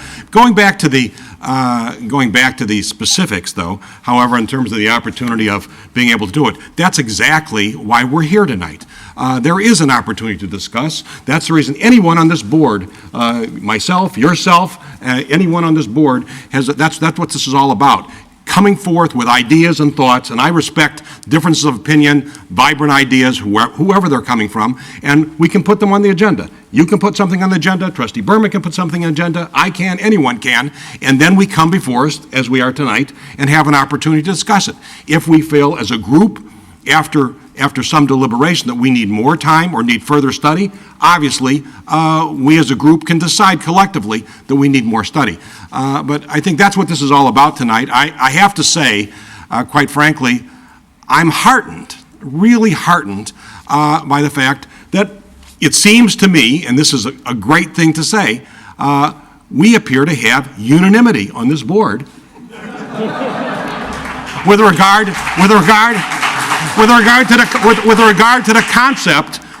the concept that we should be accountable to the people of Buffalo Grove. And I think that's a good thing, and I applaud everyone on the board for recognizing it, that we're here because the people of Buffalo Grove put us here, and we should be accountable. So I think it's great that we're in total agreement on the concept. Obviously, some work still remains to be done in terms of crossing the T's and dotting the I's, and maybe coming up with some of the specifics. But I think this is a good thing, and I'd like to hear some of the further discussion. I apologize for injecting, but I just wanted to correct the record. Sure. Two quick things before we proceed. Thank you, Mr. President. Just to respond to a couple quick things, Trustee Stone, and the village president did touch upon this a bit. We can't go into executive session to discuss and debate matters of ordinances. That's what the village board meetings are for. The reason that we didn't all get together was the same reason you've been screaming behind the scenes about people collaborating behind the scenes. The fact of the matter is, I chose to do this, to bring this forward as an initial initiative, and in accordance with the requirements of the chair in recent meetings, I couldn't just walk in on a meeting and raise this issue cold on village trustees' report. That would be inappropriate according to the rules established by the chair. So, in order to facilitate discussion like we're having tonight, in order to give people an opportunity to review not just a concept, but the actual document, not because the document is the final document necessarily, not because it's been preordained, but because in order to have a meaningful discussion about an ordinance, you need to be able to look at something and work with something tangible before you. And so I came to the village manager and I tendered this document so that it would be on this agenda and we could have this discussion tonight. And ultimately, if we change aspects of it by majority decision on the board, that's fine, but we're not going to have individual or group negotiating and drafting sessions outside the village board meeting. If you thought about that outside the context of your comments, you'd probably decide that's probably not a good thing.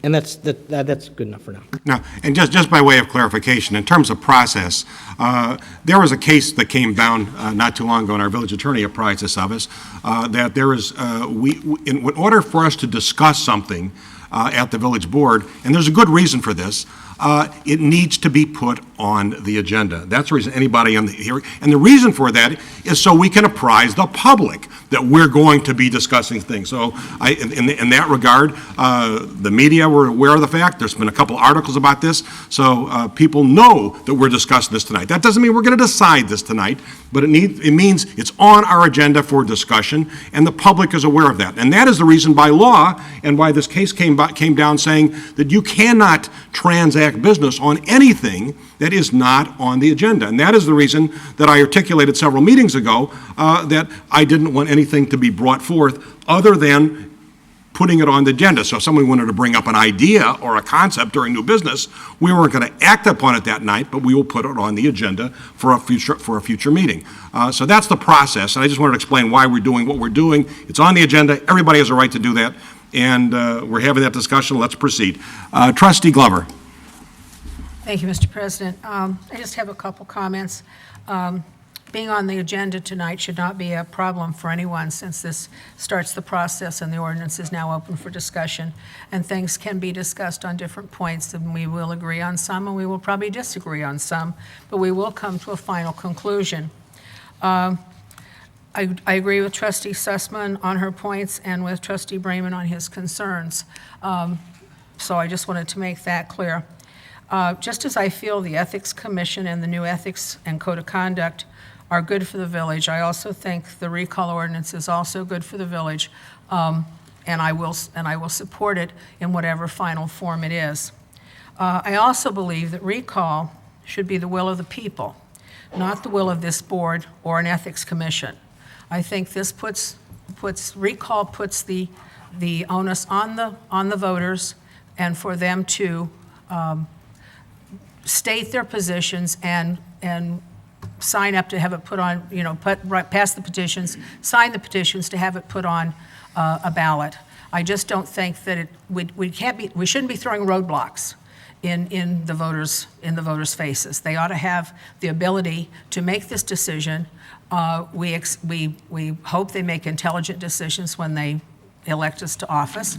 So just like we count on them to make intelligent decisions at that time, I believe we should count on them to make intelligent decisions in this way. So I would not be for throwing any roadblocks other than maybe at the timing constraints and the percentage of voters, however it's done, whether it's done on the numbers of the last available election and whatever percentage that is. I still believe that's the best way. So I just wanted to make those points clear, and those are issues that I will deal with and have to decide whether I can support the ordinance or not. But those are issues that I think are going to be important to the ordinance. That's all I'm saying. Thank you very much. Trustee Bremen. Thank you. Just want to go back to some of the points, the finer points, and just discuss those a little bit. Trustee Stone, I disagree with you. One of the things you said about the fact that you're disappointed that we didn't have it ahead of time and didn't have a chance to review it like we do all of the other ordinances. We've passed apparently 65 ordinances to date, and I could count on a hand, how many times we get it beforehand and can debate it or change it. That's why often when we come to the vote, we ask council to modify the ordinance. On a rare occasion, we do see it well in advance, but that's not normally the case. I also disagree with your thought about having an ethics panel determine it, and similar to what Deanne had mentioned, because the Ethics Commission, which hopefully will be in effect in a couple months, that's going to be, I assume, 5 to 7 people. So the majority of those, let's say 4 people who are not elected but appointed by the board, can determine whether or not there's going to be a recall. That, to me, is not the right thing to do. I think it is the will of the people. If 1,300, 1,500 people, however many people it is, sign a petition, that's more compelling than 4 people in the in an ethics commission. Also, as far as the number, when we run, the petitions we have to circulate and file are based upon the last municipal election. And it's usually a percentage. I believe, Jane, it's 3 to 7%? 5 to 8. 5 to 8%. So in order to run, initially, you have a much smaller threshold. The threshold that Trustee Berman is suggesting, 25, is obviously much greater. So I don't necessarily have a problem with that, but I also don't want it to be a cavalier effort and have anybody be recalled.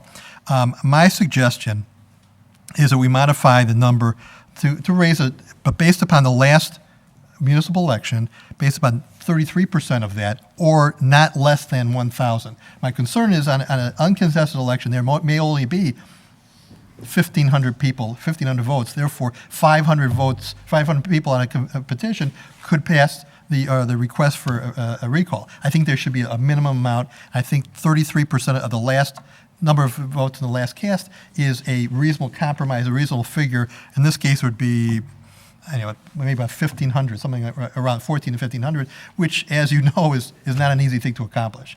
Those are my suggestions, and if there's, I don't know if anybody else wants to comment, I would suggest that we, after the comments, we table this until the next meeting, which is in 2 weeks, and we can, and we can then vote on it in final form. Thank you. 2007, we didn't even have 1,000 voters. Okay. No, I think that's a tremendous concept of having a minimum threshold, regardless of what the percentage is, because I think that obviously it needs to be a significant number, especially if we're key to an election. Obviously, we don't want to have a de minimis number of people being able to put this on the ballot. So I think that's a tremendous idea. What the percentage is, I think we need to debate a little bit and decide what we're comfortable with. I know the 33 seems to mirror what they did in Wheeling. In terms of, that's along consistent with that particular concept, but obviously we still need to discuss this. Trustee Stone. I just want to clarify, the ethics panel, I was not at all suggesting that they would make the determination as to who would be recalled. I'm speaking to the ordinance section where you say the longest standing trustee, the village clerk, and the village president, they would determine the petitions. Okay, well, that's how I read it. Again, I had a short time and to gather as much information. My understanding was that somebody who would feel disturbed with a candidate would petition and get, let's say, maybe 500 or 1,000 signatures, and then they would bring it to Trustee Brayman, President Hartstein, and Clerk Sarabian. That's what I thought I understood that to be. That's the electoral board determines if there are, just for clarification, if there are requisites. In other words, if we're required to have X number of signatures, before something is going to go on the ballot, we want to make sure that people have met the standard. In other words, that they have the requisite number of people have signed, that they were all registered voters, and so forth. Can I interrupt? Because I think there's some confusion, because the original draft actually had the local electoral board make an initial review of the petition and make a judgment as to the validity. The state statute has changed, and what I did is when I revised the ordinance, it's to mirror the state statute. What the state statute says now is a petition that is filed for, whether it's for a referendum or an office holder, is deemed to be presumed valid unless there are specific challenges made to the signatures or to the form of the petition. Only if there are objections properly and timely filed to the petition, would the local electoral board have any role in determining anything having to do with the petition? At that point, what the state statute says is if there are challenges to the petition, the local electoral board makes the initial review of those objections and either affirms or rejects the objections. At that point, the aggrieved party, if they don't like the decision of the local electoral board, has recourse to the civil courts. And that is actually by state statute. All I've done here is mirror the process that already exists in the state statutes for any election, for any referendum, for any office. Can I finish that? Can I address that? Thank you for clarification, though. And I did understand what the trio was in charge of. I never was suggesting that they would make the determination as to who would be revoted or recalled. But what I would like to suggest is that the three people that are to look at any issues with the petition, seeing that it could be any elected official that could be recalled, that the three people not be someone that's an elected official, but that they be someone who will be put on an ethics panel. Since we're in the process of creating this ethics ordinance and there will be an ethics panel, that they would be the three appropriate people, because it would be complete objectivity then, rather than any possible subjective thoughts. I think that would be appropriate.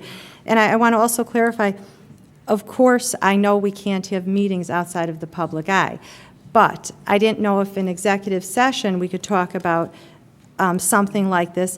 What I think was missing, and this is where it was concerning to me, and I'm happy to hear that, well, I'm not sure exactly. I'm happy to hear we're going to move forward to talk about this and hopefully find the right ordinance that would address recall, because I do think that that's an appropriate thing to have on for any government.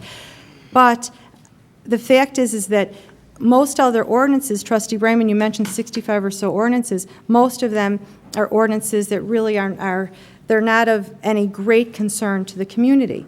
I mean, in different ways. But no, what I'm saying is this. There's a lot of things that we pass every day. There's a lot of things that we get from Manager Brim daily about things that are not controversial issues, they're not heavy impact, and they're not things that we would be sitting up here talking for 2 hours about. But then there are ordinances that are heavier, such as gambling ordinances or ethics ordinances, things like that, where the community does want to know exactly what's going on. And that's what I'm talking about. I'm not minimizing the 65 that you're speaking of, but they're not all heavy-duty impact. That's an unusual ordinance. May I respond? My only comment was the fact that you said, and all the ordinance we get beforehand we discuss. I just want to clarify, we do get on some, but not all of them. That's all my clarification. Okay, but my point being is that on one of this nature, where it was a heavier or an unusual ordinance, something different in our government, it's not one that all communities have, I would have expected that there would have been that polling that typically we get from the management. Okay, for instance, a couple months ago, if you would let me, I know you're looking at me like you want to talk, answer back, but just give me a chance, and I'd love to hear the response. And I would like to, please direct your questions to the chair. I'd like to avoid any conflict here. Yes, okay. No, it's not a conflict, it's just clarification. That a couple months ago, when I asked about having an ethics ordinance, and I just said I'd like for us to consider an ethics ordinance, and now for the past couple months, we've been investigating it and looking into it, and we've been asked for input, to send to Manager Brim to help create the best ordinance with all of our thoughts and ideas considered. Well, when this ordinance was put out Thursday night, there was no polling prior. When I say polling, that's when Manager Brim sends to us, this is an ordinance being considered. Do you have any ideas or thoughts? For the ethics ordinance, we've been going for a couple months working on it, which I think is a good amount of time. I just wanted to be sure, now that I hear that we're going to give this some time, I'm feeling comfortable. It was feeling concerning to me that this came on without any polling, without wanting any input or asking any input from other trustees. I just thought that there was unusual. I wouldn't have come the night with the ethics ordinance and say, here, pass it tonight. I would have thought that there would be input from everybody. So I'm happy to hear that this is the beginning of a process and not something that was just, like a railroaded-in situation. That's what I was feeling. So I'm relieved. I think that it's a very good idea with the right considerations and research, and to see exactly, I'm just starting to begin to see other communities that have them and not in the types of stipulations and what's involved. So I think it's a good idea, but I'm relieved to know that this is the process and it wasn't tonight the vote.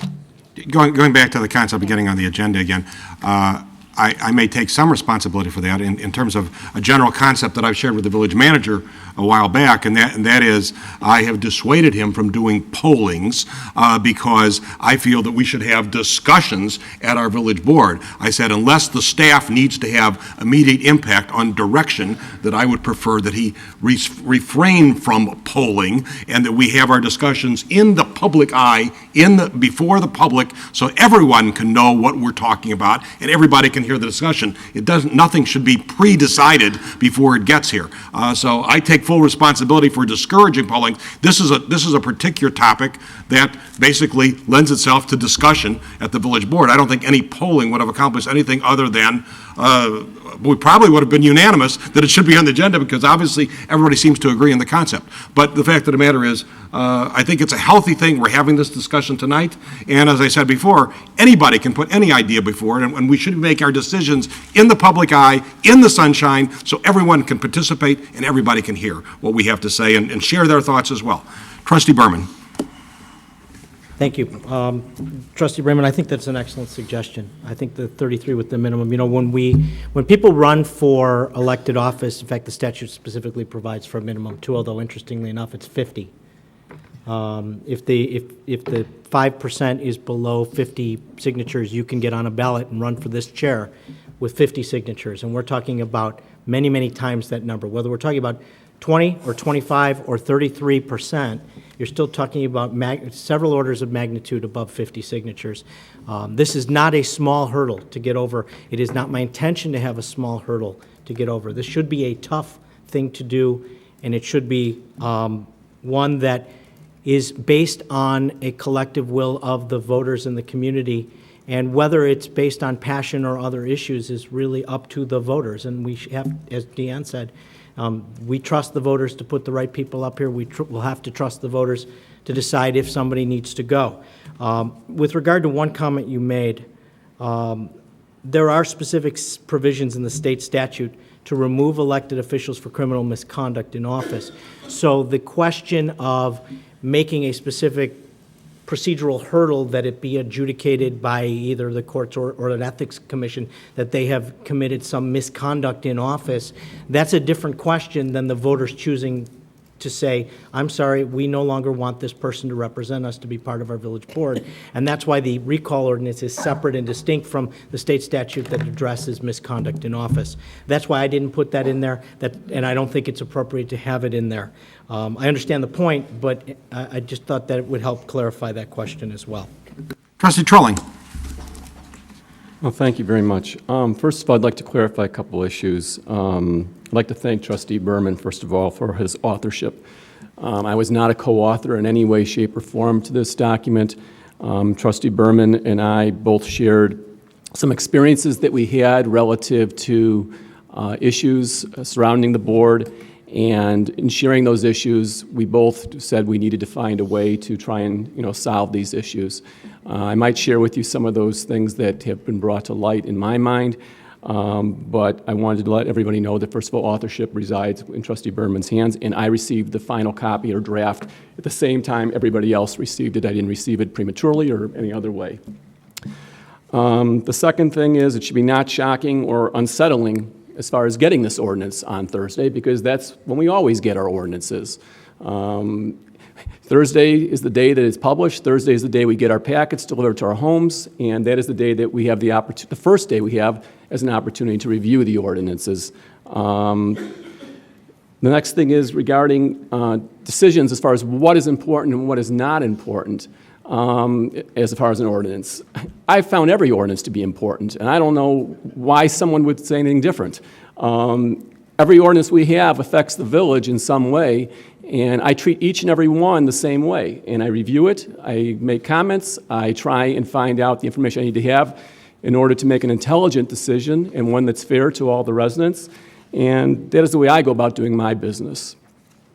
The next thing is regarding timing. This is exactly the time that we should be discussing this ordinance, not any other time. Not any time in executive session, not any time in emails, not any time behind closed doors. This is exactly the time that we're doing this. So I thank Trustee Berman for giving us something constructive to work with and have the discussion versus just merely bringing up the topic and saying, okay, let's all go our merry ways and then we'll come back in 2 weeks and we'll talk about it again. Now is the time, and I've heard some very good comments from a number of people relative to either changing the percentages that would be required, the length of service that someone would have to serve before they would be subject to a recall. I think the ordinance as drafted is good enough to suffice and be able to receive passage. However, I also believe that there are certain things that possibly need to be changed, and I'll be happy to listen to those things, like Trustee Brayman suggested, going to a different percentage, going to 33%, and pursue that. I don't believe an ethics panel is the one that should be deciding whether or not this is of a substantive nature or whether or not someone actually conducted or some form of misconduct in office. And I'm going to share with you a statement that I kind of prepared relative to that, and it may be perceived in some ways by some people one way, but please, hopefully everybody understands where I'm coming from. I'm give a little history on myself and a little history of why I serve and what I've perceived to see what's happened to this village board over time. And I think that's kind of important in this discussion also. I was given the opportunity to serve on this board by appointment of President Hartstein and elected by the people in 2 subsequent elections. My service to Buffalo Grove began long before this trustee position. I served 9 years on various commissions within the village as a volunteer with the goal of making Buffalo Grove a better place for everyone. During this important apprenticeship in service, I learned from my colleagues and my predecessors ways to conduct business in a productive and respectful manner, despite the differences of opinion we may have had. I'm afraid this is no longer the case, and many residents are now asking me what has happened to the village board, and how do we return to a board that displays respect and civility once again. Our residents are deeply concerned that recent events are preventing our ability to function. Our board meetings and relationships have changed from an intelligent, respectful, and thoughtful exchange of ideas to a reality TV show where media sensationalism and self-promotion have been the only suspected gain. The highlights of disrespect and personal attacks levied against current and former board members, village staff, and persons doing business with the village has greatly interfered with the ability of our village board to perform the duties for which we were all elected. It is because of the need for village leadership to be able to function with civility for the benefit of the citizens of Buffalo Grove that I'm supporting this recall ordinance.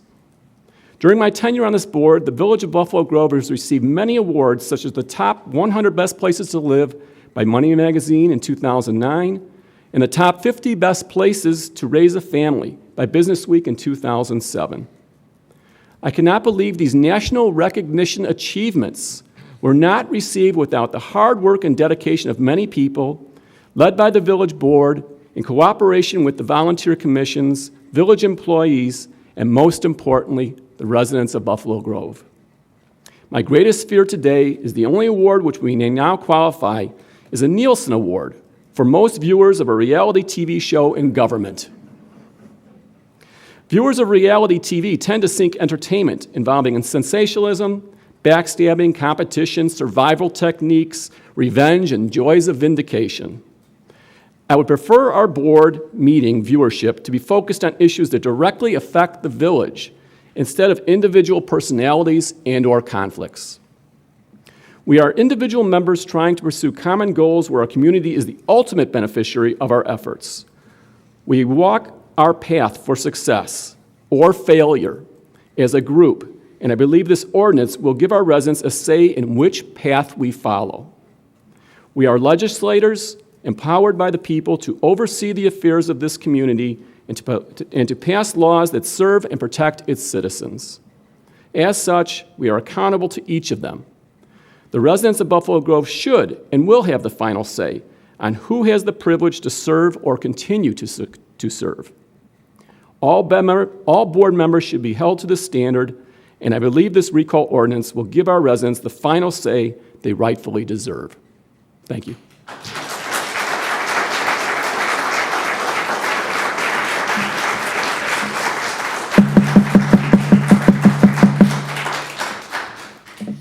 I would appreciate if everybody would, I mean, obviously we all have our different feelings about different people when they speak, but I would encourage everybody to refrain from applauding and so forth so we can continue with our discussion. Trustee Stone.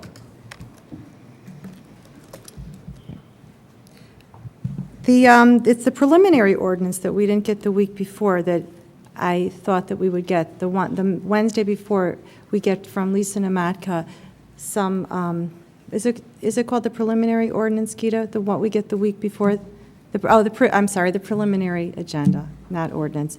And that's why I was surprised to see this ordinance come on late Thursday. It's not that Thursday isn't when we get our agenda. It's that we, the week before, get a preview of what is going to be on the agenda. When we get the packet, we get the agenda and the packet at home late Thursday. Given that I had no idea that this was going to be on there, there was no time for, since there was no polling asked for, there was no preliminary agenda. For that reason, that's why I'm saying that there was no opportunity for input. So that's where I'm a little confused on that. When an ordinance of magnitude, and again, Trustee Trilling, like you, I think people know that I'm pretty passionate about being involved in community, helping people. But there are some ordinances that we could talk about that the people in the community are not going to be as tuned in as certain ordinances that take on a greater interest to the people. And I think we've seen which ones they do take a great interest in. It's a different type of magnitude, and that's what I'm saying, is that I just would think that one like this ordinance would have been vetted at least to the board prior than just being there Thursday late afternoon with a holiday weekend. That's all. I just thought that we'd have a chance to give some input also, because it's one that I'm not being sarcastic. I would have liked to co-author this because I think it's a good idea, but I just think that it's very important to put the right terms, and that's the point that I wanted to make, that this is a heavier thing to do, and I think it's important that we give it, that we're all involved and have some say in that also. And that's it. Thank you. Just by way of clarification, once again, our mics are going out. At any rate, there is no specific deadline other than when the agenda is prepared. Oftentimes, things do not get on the agenda until Thursday when the agenda is finalized. We don't always know what's going to be on the agenda. The preliminary agenda is for the purpose of giving us alert of those things which have been long in the planning process. When somebody comes up with an idea, whether it be Monday or Tuesday or Wednesday, or even something comes up in terms of state legislation or otherwise that we feel we need to address, oftentimes we will put things on the agenda as late as Thursday when it's being prepared. So that's how our agendas are put together. Trustee Brayman. Thank you. Just a couple quick things. Lisa, you've made it clear that you weren't happy to seeing it only on Thursday, and that you made that clear early. But I think the board, or majority of the board, has, as I read them, made it clear also that we're not going to vote today. So I'd like to move past that, and we're not going to vote today so we can look at the ordinance itself. And some of the discussions we've had are beneficial. But you mentioned and brought up a couple issues, one about the local election board. As Trustee Berman has stated, it's constructed or constituted by statute, but this is the same local election board that we use and have used, I would imagine, for about 50 years for every election. So if there's a contest at any election, any petition, it goes through the same process. The process is the most senior trustee, the village president, and the clerk. If the most senior trustee is involved in that election for some reason, then it goes to the next trustee. It's the same way we've always done it for every election, and I don't see any reason to deviate from that. I think it's appropriate the way we've always done it. So that's my comment to the reaction to that. The second thing is you've made mention about the ethics ordinance and your suggestion. If my recollection is correct, you didn't come with an ordinance, say, let's look at this, let's vote it today. during the course of the meeting, you said we should have one. We didn't even have a polling. And we didn't even get, even now, we haven't had a polling of whether that majority won. I presume we do, because it's being moved on. But staff then took it upon themselves to begin to create it. So it's a lot different than what we've had here. Trustee Berman wanted to discuss it. He created a document for us to sink our teeth in, and that's what we're doing.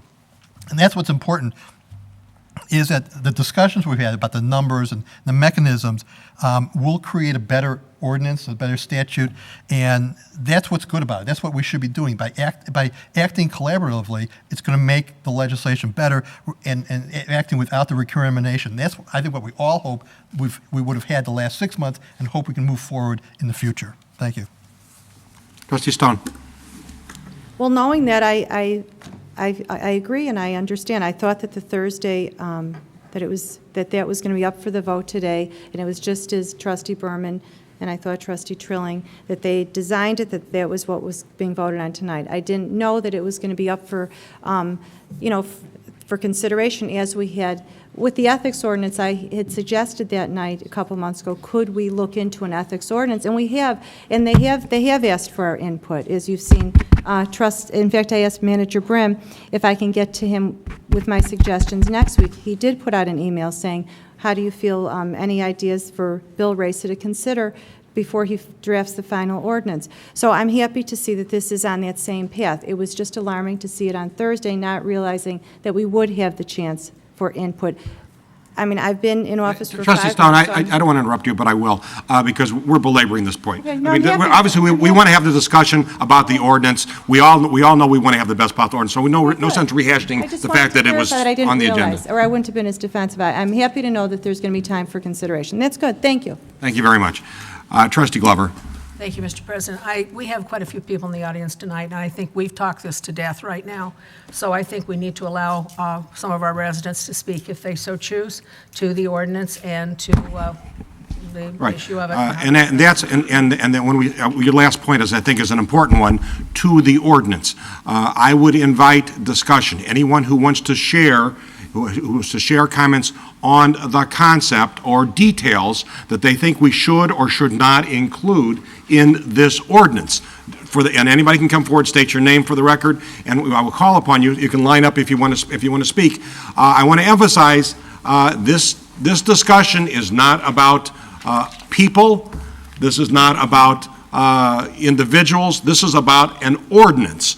And I would urge and request that everyone keep their comments directed as part of this discussion this evening to the subject of the proposed concept of an ordinance and what should or should not be included in the ordinance. Please proceed. State your name for the record, and we'll hear anybody who wants to speak. My name is Chuck Posniak, 555 Estate Drive in Buffalo Grove. All of us make mistakes in our lives, and sometimes we, the people, make mistakes, and I want to thank the board for giving us an opportunity of potentially correcting our mistakes, should we do it. And I think that's what this ordinance is all about. But when I make a mistake, I like to correct it quickly. So I hate to see you put a 6-month, a 3-month, a time frame in there on the front end. I understand the tail end, because it's a waste of time by the time you can get it done. But I'd hate to see you put a time limit on the front end. And as far as someone else, a group of people, someone else saying my concern is valid or not, when Ms. Stone had talked about the ethics board, I would hate to see you put something like that in this also. I think it ought to be left up to those who signed the petition and those who have voted. So, along those lines. Now, we talk about how many petitions, how many names on the petition should there be. The board gets elected by not registered voters, but by those who really voted. And I would think I hope they're all registered. But it's not just the registered. They have to be registered and vote. And I would like to see you tie it into the number that voted, not the number that are registered, for those lines. And Trustee Stone made a good comment. She said people who voted for that person kind of feel disenfranchised, I think is the word she was trying to come up with, when the person they voted for is now being considered for losing that position. And I think that's the solution to how you do it. A person who has gotten 98% of the voters maybe ought to have more names on the petition than a person who got 10% of the voters. And so maybe what you do is say, take the number of votes they got, and the ballot has to be 33% has to equal 33% of the number of voters they got, or the seat they're being filled got for those who are appointed. And my suggestions. Thank you very much. Pardon? Sure, go ahead, Steve. Just one comment. I think the only problem with that is that if someone is not elected, but someone is appointed by the board, there is no basis then or percentage that you can use for petitions. That's why I said or the seat they get appointed to, because they are appointed to a seat that did get. So I would use those. So, in other words, if someone had resigned from the board or whatever the situation was, someone else filled that seat, and then it was the residents' desire to remove that person from office, it would have been the person that served prior in that seat that would be a percentage of? I see. Thank you. Go ahead. My comment, I just want to be clear about it's the people that absolutely have to decide who's sitting and representing them. And I believe in that thoroughly and completely. In the ordinance, there is a group of people. It would be Trustee Brayman at this point, President Hartstein, and Janet Sarabian, our village clerk, there would be an interim decision that they make regarding the petitions. So that's what I was speaking to. And that's where I was hoping that the ethics panel would replace that trio, because I felt the objectivity would be important given that we're elected officials together. So that's just to clarify, if you look at the ordinance, you'll see what, it's hard to understand the language because it is legal terms, but that's what I understood that to be, and that's where I wanted that to be the ethics panel. But the people ultimately, thank goodness, ultimately the people make the vote, so I'm happy about that. Now, it is an objective standard that the electoral board is governed by. In other words, they have to be a requisite number of signatures, they have to be registered voters. So it's not a subjective determination by the people sitting on. There are objective standards that we must abide by in upholding the law, and that's the job of the electoral board. But I want to proceed with the discussion. Let's Go ahead. The comment that Chuck made, and the concern I have. It's an interesting concept, but a couple of things. One is, everybody votes or can vote for 3 people, so they all can be tied. But more than that is, if there's an uncontested election, then everybody more or less probably will be getting 100% of the vote. How are you going to differentiate? Are you going to need 3 times as much, half as much? I think it causes problems because of the type of elections we have. We have a count, but let's say there's 1,000. Let's say there's 1,500 votes, and everybody gets, it's uncontested. Everybody gets 1,500. How are you going to determine how many signatures on the recall petition? That's my concern. It's an interesting concept to start with, or at least to consider, but I think it's got a lot of potential problems. Thank you. Proceed, Ms. Glazer. Susan Glazer, 302 Chateau Drive. First of all, I think it's a great idea. Love the idea of the recall, Jeff. Thanks for putting it together. I think it's a real benefit for Buffalo Grove to have it.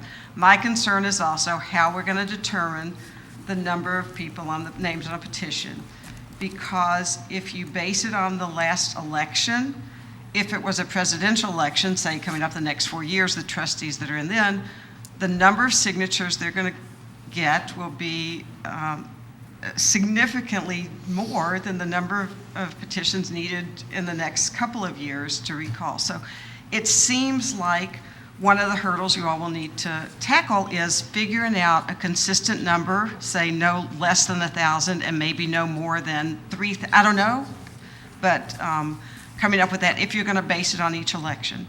I know that when they were talking about what it would take to get a referendum to counteract or oppose the video poker, it was based on the number of registered voters.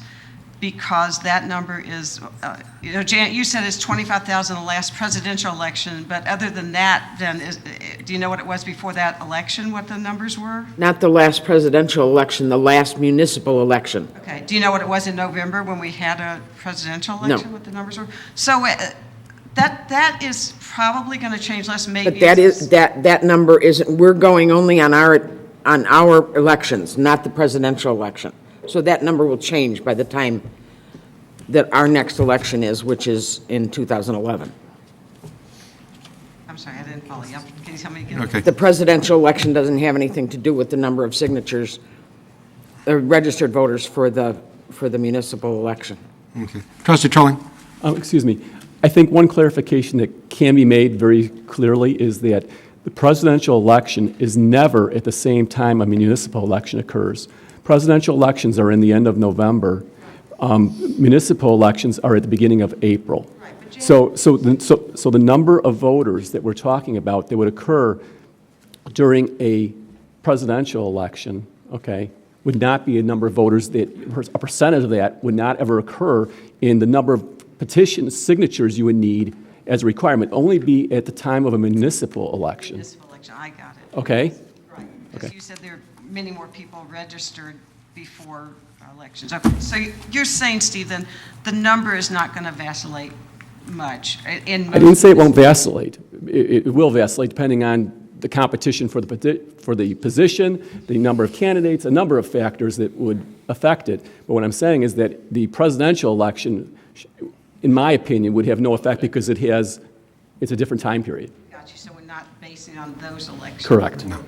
Okay, so the only thing that wouldn't change would be the number of registered voters if we base it on a percentage of that, rather than having such a difference in, you're saying maybe we had 4,500 people in the last election, but we might have 2,000 people vote in the next municipal election if there's no contested points. We had less than just some way to find a uniform number of signatures across the board, if that's possible. That's my only suggestion, my only concern, that there could be a huge difference in a different election than there are from this. That, if you all would take that under consideration.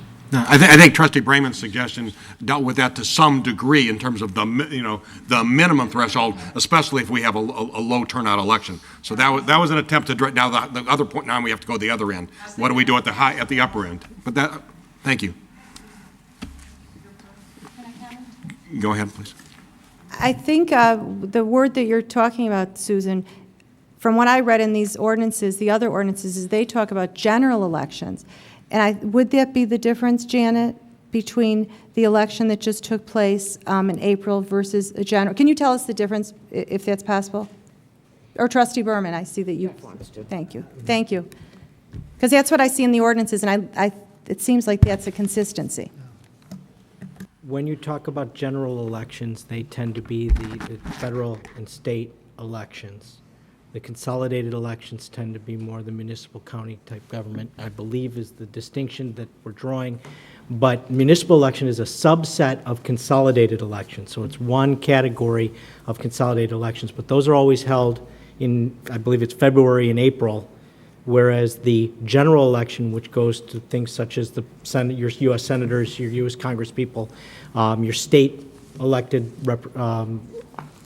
offices, they are on a different schedule, and they're called general elections and general primary elections in the state statute, and that's the distinction that they're drawing. Some of the other municipalities have used references to the number of votes or the number of registered voters at the time of a general election, and they would be talking about the type of election that Mrs. Belgrad was talking about. On the other hand, what others have done and what we did or I did in this draft was tie it, as other communities have, to the number of votes that took place in the most recent municipal election for village trustee in this village. Can I respond? Okay, you know what? Can I please just respond to that? Respond, but I want to get to our residents. Right. And that's why I'd like to cut back on our individual responding. Go ahead. Issues come up, it's important, I think, for us to... Okay, that's fine, to clarify, that's Thank fine. you. Right, I mean, this is part of the discussion, so thank you. The fact that these ordinances do speak to the To the general elections, though, I've only had a chance to look at a few, and out of the three, two of them speak to the general election, and the percentage, either 10% or 12% of the people that are registered voters in a general election. So that's why I want to just examine further, just as we have with various things that we've examined. We should take a good look at maybe 10 or 20 ordinances throughout either Illinois or further, just to see what is generally used. I think that would be very smart, and I think that would probably make the people feel more comfortable with when they take a vote, that it is, they've gone out and voted for their candidate. I think that's important that we secure that it's not that easily manipulated either. But definitely, one way or the other, I'd like to make sure that the people are counted. I think Jan had some clarification, and Jen, Jeff, and let's get back to the people. There are 5 election possibilities in a 2-year, every 2 years. In an even year, there is a primary in the spring. Then there's a general election for the state and federal offices in the fall. In the even years, there is a municipal primary, possibly. We don't have one, but there is one that can be in February. And then there's the municipal election in generally April. That was 4. Why are there's 5 possible dates. And now my brain is mush and I can't think of the 5th one. But that's how the odd, there are no municipal elections in the even years. They are only in the odd numbered years. Trustee Brand, would you have Thank something? you. Yes, looking at the Wheeling ordinance for a moment, it mentions that the number of votes cast for the office of village president in the last preceding election. I can see where there's a concern about one election being very contentious, or the village president election usually has a higher number of voters. So maybe what we can do is look at the average of the last 2 elections, come up with 33% of an average amount, which may be a compromise, so somebody doesn't have an overbearing burden. Good idea. I apologize. I appreciate everybody's patience, but obviously this is a unique topic, and everybody wants to sort of go back and forth and clarify things. Go ahead. Hello, my name is Jeff Schwartzman. I'm a resident of Buffalo Grove. I agree with the lady that was here before me in terms of the using this. I don't agree, just for consideration about this election. Maybe that's a way to get around it with an average, but using the numbers before, it was like 5%. So, it was 4,000 and 25% of that. It was only about 5% of the overall general election of 25,000 voters. I think that's too small of a number. The notion of 90 days to act on this petition, I think, is too short a time. If there's such a dissatisfaction of someone on the board, it sounds like there's more campaigning. You get your petitions out, you go around, it sounds like there's too much time for campaigning, and I think that period could be shortened. I just wanted to understand the point about when the election is held in terms of regularly scheduled elections and so forth. Can you help me understand in your petition what you were talking about in terms of when, if the petition is deemed to be valid, when the election would be held for this, please? That either Jeff or Jan. I mean, the whole idea is we have regular scheduled elections, and we don't have special elections. So that's the. Jeff will go on the primary of February 2nd. Well, and let me talk about the mechanics here. First of all, in terms of the 90-day, again, that's something I took from the statute. For example, most petitions, whether it's for, again, an ordinance, et cetera, they have to be signed within 90 days of the time that they're actually effectuated. So again, I picked up the concept of 90 days from the state statute. In terms of the order of process, what the state statute says is in order to put a referendum on the ballot, the village board must enact an ordinance directing that the referendum be placed on the ballot no less than 65 days prior to a given election. So therefore, the petition has to be filed, any challenges adjudicated by the local electoral board if there are challenges made, and then it has to come up on a regular agenda, and the village board has to adopt the ordinance.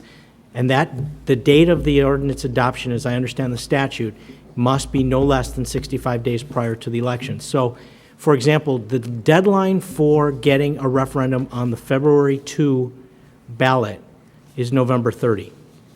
The deadline for getting a referendum on the I'm sorry, did I say? I think I said February 2. It's November 30th. The deadline for getting a referendum on the November 2, 2010 ballot, which will be the next election cycle will be, I believe, August 30th. So there are basically 2 per year approximately, and it would happen within those cycles. No Jan's disagreeing with me. I think there's 2 a year. She thinks there's one that comes in addition. But in terms of the next 2 elections, based on the published State of Illinois Board of Elections calendar, those are the next 2 elections. The deadlines that they publish for putting a referendum on the ballot would be November 30th and August 30th. Thank you. My name is Jana Rotman. I live at 15 Thompson Court. I don't have a question or anything. I just have a comment that I kind of wanted to go on record that I think it's a great idea. Something that I was hoping would happen. And truly, it's what Trustee Berman said, is that if you all feel you're doing a great stand-up job, then you have nothing to be afraid of. So I think it's a great idea, and I hope it does pass. Thank you.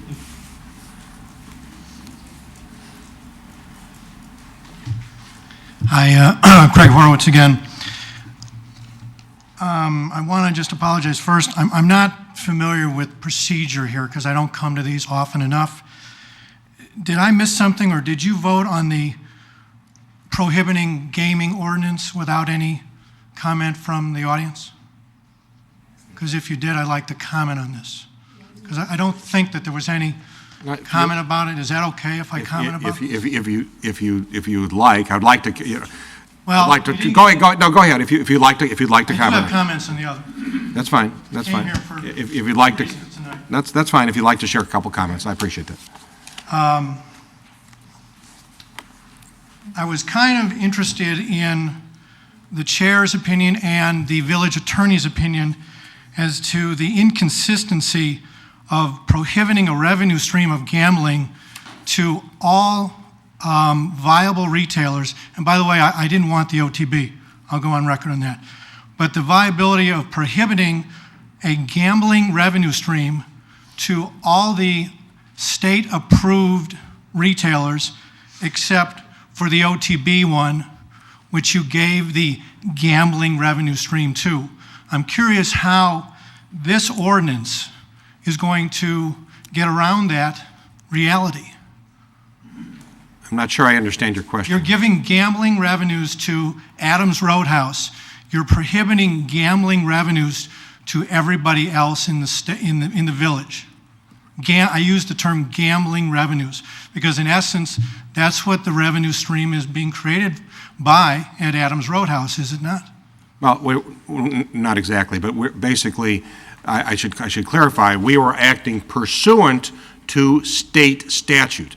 The statute which enacted the Video Gaming Act basically spelled out that we had a right, there were 2 options, for all communities. I mean, first of all, it said everyone who has a liquor establishment has a right, unless there's a certain distance and so forth from schools and so on and so forth, to have a gaming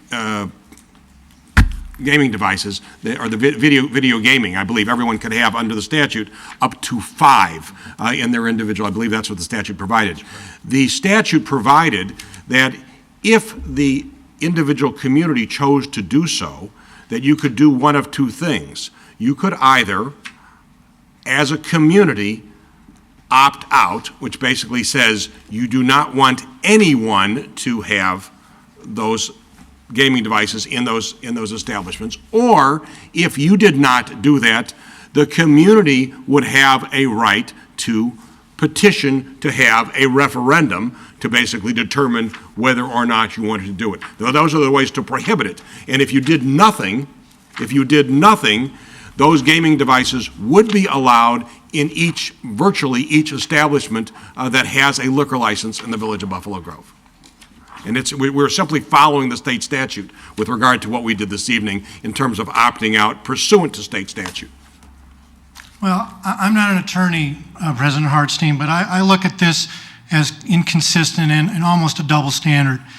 But I'll let the village be prepared to defend itself if it has to, because again, I'm all for you passing this prohibitive ordinance. I wish you had not allowed OTB, but that's passed. My other comment about the recall is I'm fully in support of it. But I also would reference the last notable recall in this country, I believe, was in California. And what I referenced that is that those voters first voted to remove the governor, and then they had the opportunity to vote its replacement. And as I read this, and I reference the last trustee that left, Trustee Johnson, and you appointed Brian Rubin, and I understand, I didn't know you appointed Stephen Trilling, but I only ask that this ordinance allow the voters to remove and allow the voters to vote in the new trustees. So as I understand there are timing issues, but I also understand that the voters have been asked to recall. They should be given the opportunity to vote the new trustee. And I appreciate your time tonight. No, I understand what you're saying. I can only tell you that we have heretofore followed state statute, which prescribes how we fill vacancies, and that is the basis on which we fill those vacancies. The state statute, and I'm not even sure if we would be, that the village attorney would have to render an opinion if we had the authority to do something different, but I believe we're bound by state statute in terms of how we fill vacancies. Are we not, Mr.? Mr. Reza, do you want to opinionate on that? The Illinois Constitution of 1970 allows what I'll call home rule and non-home rule municipalities. Home rule municipalities can perform any function and have the ability, as long as the issue that they deal with pertains to its local government and affairs, unless a home rule municipality has been preempted by state statute. There are numerous preemptions of home rule municipalities in the state statute. Therefore, you have to go to that state statute to find out if a municipality has the authority. Can the Village of Buffalo Grove, a home rule municipality, enact an ordinance that affects, and I just wanted to come up with something in Springfield, Illinois, for the sake of argument. Does that pertain to its local government affairs? The answer is no. And therefore, the village would not have authority to enact something that does not fall within the confines set forth in the Illinois Constitution. All right. Yeah, I think the question is a legitimate one, and maybe you can advise us as we're working through this ordinance whether or not we have, so we know as part of this ordinance, whether we have authority to provide for a different mechanism for, in fact, replacing someone who is removed by recall, or whether we must follow by, or must abide by the state statute in terms of the procedure for appointment. I think that would be a relevant issue for you to share with us before we address this issue or as part of this discussion. Thank you. Adam Moody, Mary Lou Lane in Buffalo Grove. Covering just some of the California, I think a lot of people would consider that California situation was somewhat of a circus. And they threatened 31 times to recall their governor over the time that they had passed it in 1903. The only one time was it passed with Gray Davis. And the only other area that actually recalled its governor was North Dakota in 1921. So recall has not been used very often as far as at a state level. There are 29 states with about 60% of municipalities that have a recall provision within their election codes. The Illinois House of Representatives, as Trustee Berman had mentioned, I believe you had spoken to the House Joint Resolution Constitutional Amendment number 28. Yes. And the recent May 2009 Illinois House Joint Resolution Constitutional Amendment number 31 was passed May of 2009 by the House at a vote of 109 to 6. Again, Sid and Kathy Rigg, as well as two of our representatives that are running for the 10th Congressional District, Judy Hamas and Beth Colson, also voted in favor of that particular Bill, the problem with that bill is that the state requires the voters to obtain only 15%, which is less rigorous than what we've mentioned here this evening, and they allow them 150 days to do it, which extends out that even the 90 days that's been proposed here. But they put a block in there in that 20 House members and 10 Senate members, half from each party, must also sign off. So the idea of putting some type of legislative block in between the voter and their will defeats that purpose. A recent Chicago Tribune survey conducted in August of this year and published in September 10th shows that 3 out of 4 voters want to see state and local officials subject to recall. 77% in favor, 14% opposed. It was a telephone survey that was conducted August 27th through the 31st of 700 people, registered voters. And lastly, just like to pass along another quote from Governor Quinn, the purpose of recall in many ways is not to have anyone recalled from office, but to have something on the books that empowers the voters and strengthens the voters. Thank you. Thank you.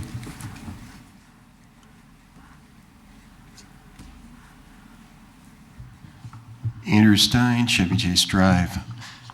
I'm here really to make a recommendation for when the final draft of this ordinance is put together. If you look at section 2.70.060D, it refers to a percentage of the total number of votes cast in the last municipal election. As all of us know who ran, you could cast 1, 2, or 3 votes, which is different from the number of ballots cast. And in looking at the definition section, 2.70.040, we don't have a definition of votes to go back to the previous section I was talking about. So my recommendation would be to please include an explanation of what a vote is, because as Trustee Berman's explanation earlier, using ballots cast is significantly different than votes cast. Votes cast were just shy of 11,000. Thank you. Thank you. Good evening. My name is David Wells. I'm from Thornwood Drive in Buffalo Grove.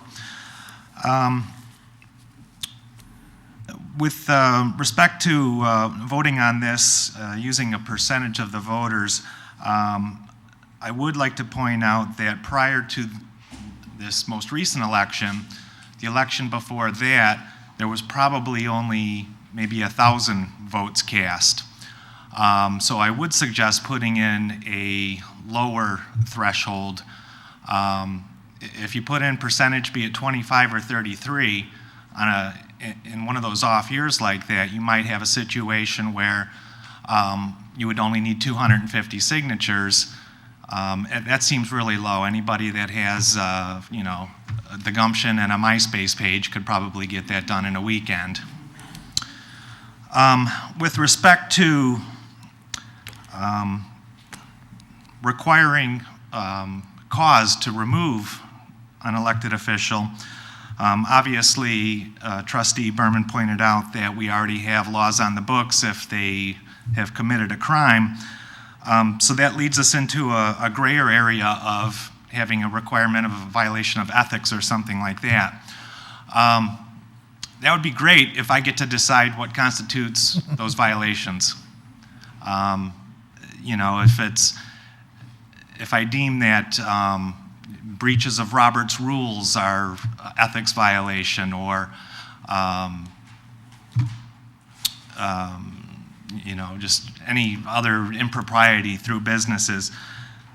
For the private sector, Illinois is a right-to-work state. As an employee, I have the right to walk off my job, just as my employer has the right to let me go without cause. I think the voters of Buffalo Grove should have that same right. I don't want to see any complicated wording with respect to ethics. Thank you. Thank you.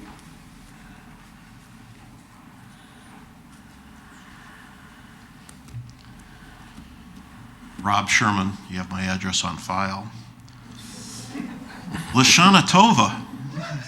And for the benefit of the Goyim on the board, maybe you can explain that to them, Mr. President. I oppose this ordinance, but being a student of politics, I see that the trend is such that there will be an ordinance, so I want to express to you several concerns that I have regarding the current wording of the ordinance, so that you will take those things into consideration and perhaps make certain changes. First, Mr. Stein mentioned in regards to 60D about the difference between the ballots cast and the number of votes cast.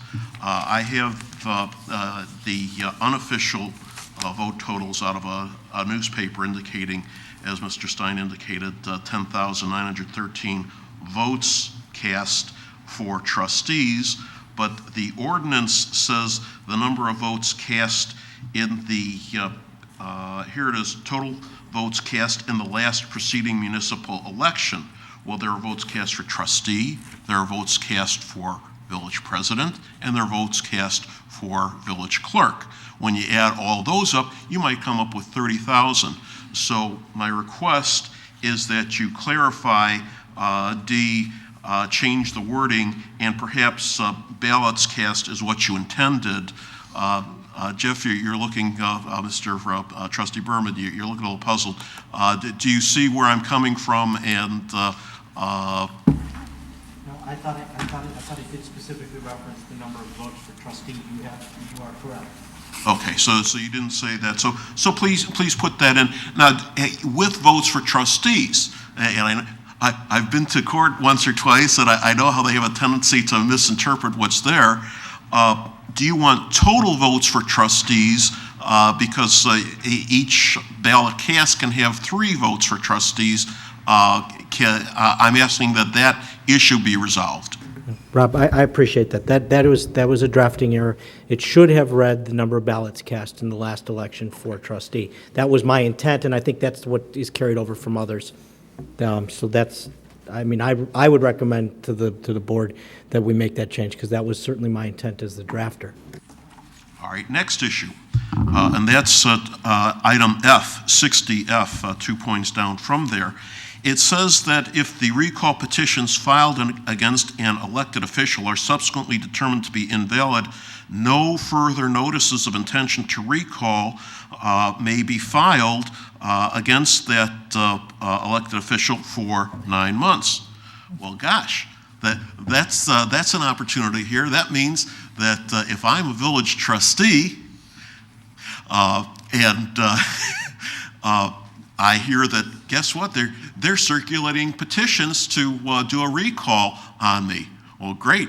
I'm going to circulate or have a friend circulate a petition that will have 25 signatures on it, and I'll get that thing filed. And you say, sorry, not enough signatures. Great. Now you can't go after me again for another 9 months. So the concern here is that you're giving people who oppose the recall an opportunity to sabotage an effort for a recall. And my proposal for fixing that problem is that you state that you change F to say that no further notice of intention to recall may be filed against such elected official by the same person, or no further petitions may be filed by the same person against such elected official. That should resolve that could resolve the issue of that type of sabotage. So please consider the merits of that. Next issue, something that Trustee Stone brought up. As you know me as a long-time civil rights activist, social activist, I'm very concerned about a situation, and this pertains to you can't run again for 4 years. I'm very concerned about having a situation where in this country, somebody can have his civil rights canceled or any of his civil rights canceled by a simple majority vote. Since when do we put the civil rights of any citizen up to a local popularity vote? That should come out. You're going to approve a recall ordinance sometime soon. But the bit about not being able to run again for 4 years should be taken out, because you can't, this is America, you can't have somebody's civil rights, you can't have any civil right of a person canceled by a local popularity poll. Next thing is the concern that this recall can be used for political retaliation.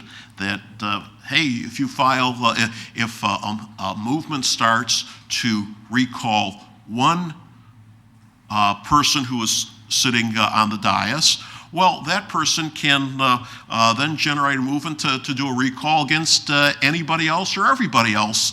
And you might have an ugly situation. I think the 4 years, elections, that's close enough, that's soon enough, and that's why I oppose this type of thing. Please take that factor into consideration. Also the fact that we have quite a diversity in this community. What that means is we're in Lake County and we're in Cook County. We might have people in Cook County saying, you know what, we've got too many people on Lake County on that board. We're underrepresented in Cook County. Let's file a recall for all the people on the Lake County side. Or you might have a situation pertaining to religion. They might say, well, there are too many people of my type, people from my heritage on the board. Let's knock them out. Let's file a petition against them. Another concern, if you have a minority such as myself, if I think in the last election, the person who got the greatest number of votes, Trustee Brayman, got somewhere between 2,400 and 2,500 votes. Hey, I got 1,000 votes when I ran against Sid. Maybe I could get 2,000 votes. But if I did and got on the board, I'll bet there are a lot of people of a religious persuasion who might say, we don't want an atheist on the board. Let's do a recall just because of who I am. So I think there should be somewhere in the ordinance some standard where there has to be some legitimate basis, some legitimate concern established in order to do a recall, rather than simple politics or the concern that I mentioned. The last thing that I want to mention pertains to something that was mentioned in regards to, I think it was Trustee Berman mentioned, that you don't want to be afraid of the public.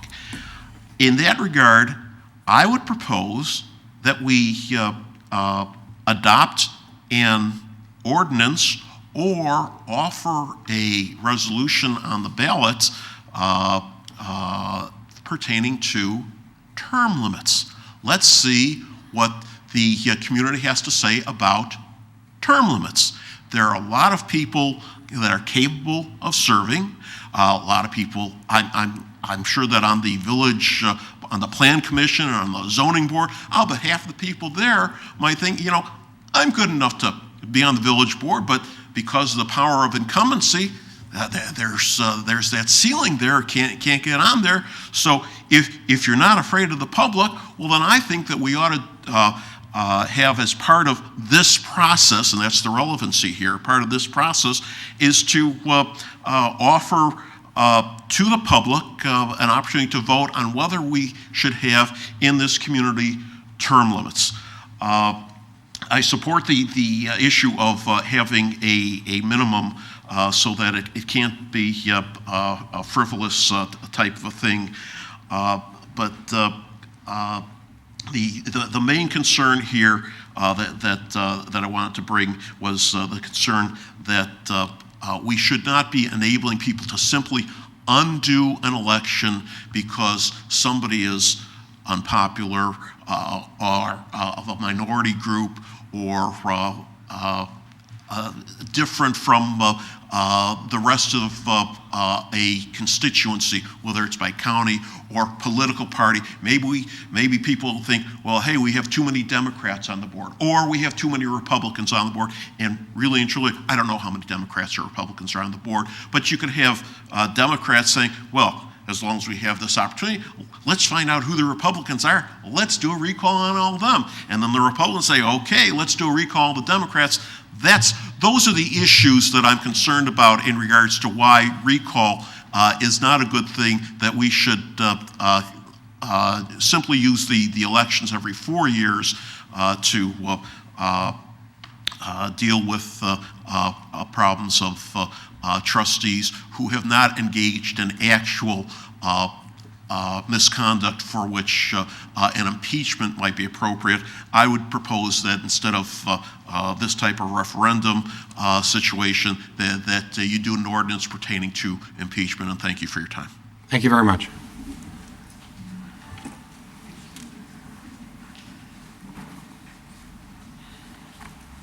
My name is Lee Mishkin. I live at 790 North Checker Drive, and I'm upset that my vote for any one of you could be overturned by 4 or 5 of you. My vote as a member of the public could be overturned by 4 or 5 of you who, for one reason or another, disagree with the other member. So I think, as Mr. Sherman said, instead of worrying about recall, we should let the public deal with recall, and if after the term is over, the person or persons haven't served properly, then they should be recalled by the public. And I think the board should spend its time doing something more profitable, like perhaps helping people in the village who don't have jobs secure jobs, because you all have connections to business. Thank you. Thank you very much.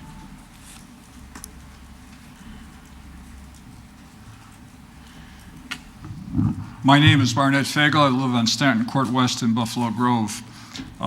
Mayor Hartstein, the very nature of a recall is about elected individuals.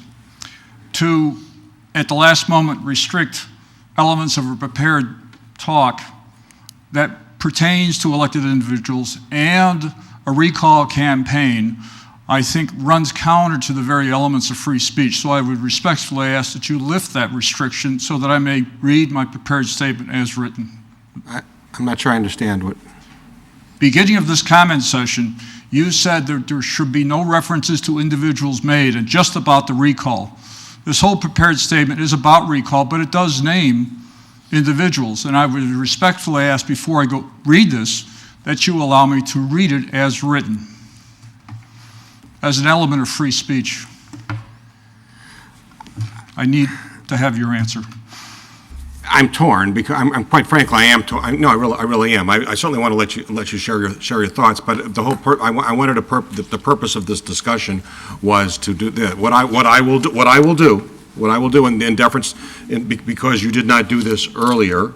That I will and when we're if anybody else wants to speak on this particular issue, if you feel it is appropriate as part of, I will open up additional public comment for the limited purpose of allowing anybody who basically felt that they were. But right now we're discussing this ordinance only, and I will consider opening up further comments after we're finished with the discussion on the ordinance. I respectfully submit that the whole purpose of this commentary is targeted exactly for the question of recall and not on diverse subjects. Well, so I submit my request respectfully to you again. In the interest of openness and fairness, I would hope that you will, if in fact you. I will not tolerate impugning individuals as part of discussion. That's my point. If in fact you want to make a comment about, in some positive manner, or about something that you feel strongly about in connection with, fine. I will not tolerate any discussions impugning anyone on this board as part, in terms of this discussion this evening. In response to what you have said, my comments do not impugn anyone, but the party involved, their own comments impugn themselves. So I tell you that right in front before I proceed. And I will also ask you, and I thank you for the opportunity to speak, and I'd like to know from you, President Hartstein, are there any candid subjects regarding the Village of Buffalo Grove that are restricted or cannot be presented to this forum as to the agreed agenda item, namely recall? Say that again, I'm sorry. I'll repeat for you. Are there any candid subjects regarding the Village of Buffalo Grove that are restricted or cannot be presented to this forum as to this agenda item regarding recall, the subject at hand? I'm not sure I totally understand your question, but the fact of the matter is, in the interest of expediency and the interest of allowing you to speak, and obviously that's what this is, it's an open forum, I would ask you to proceed with your comments. I thank you for a responsive answer. My oratory is specific, to the point, and I hope of a great interest to Buffalo Grove residents.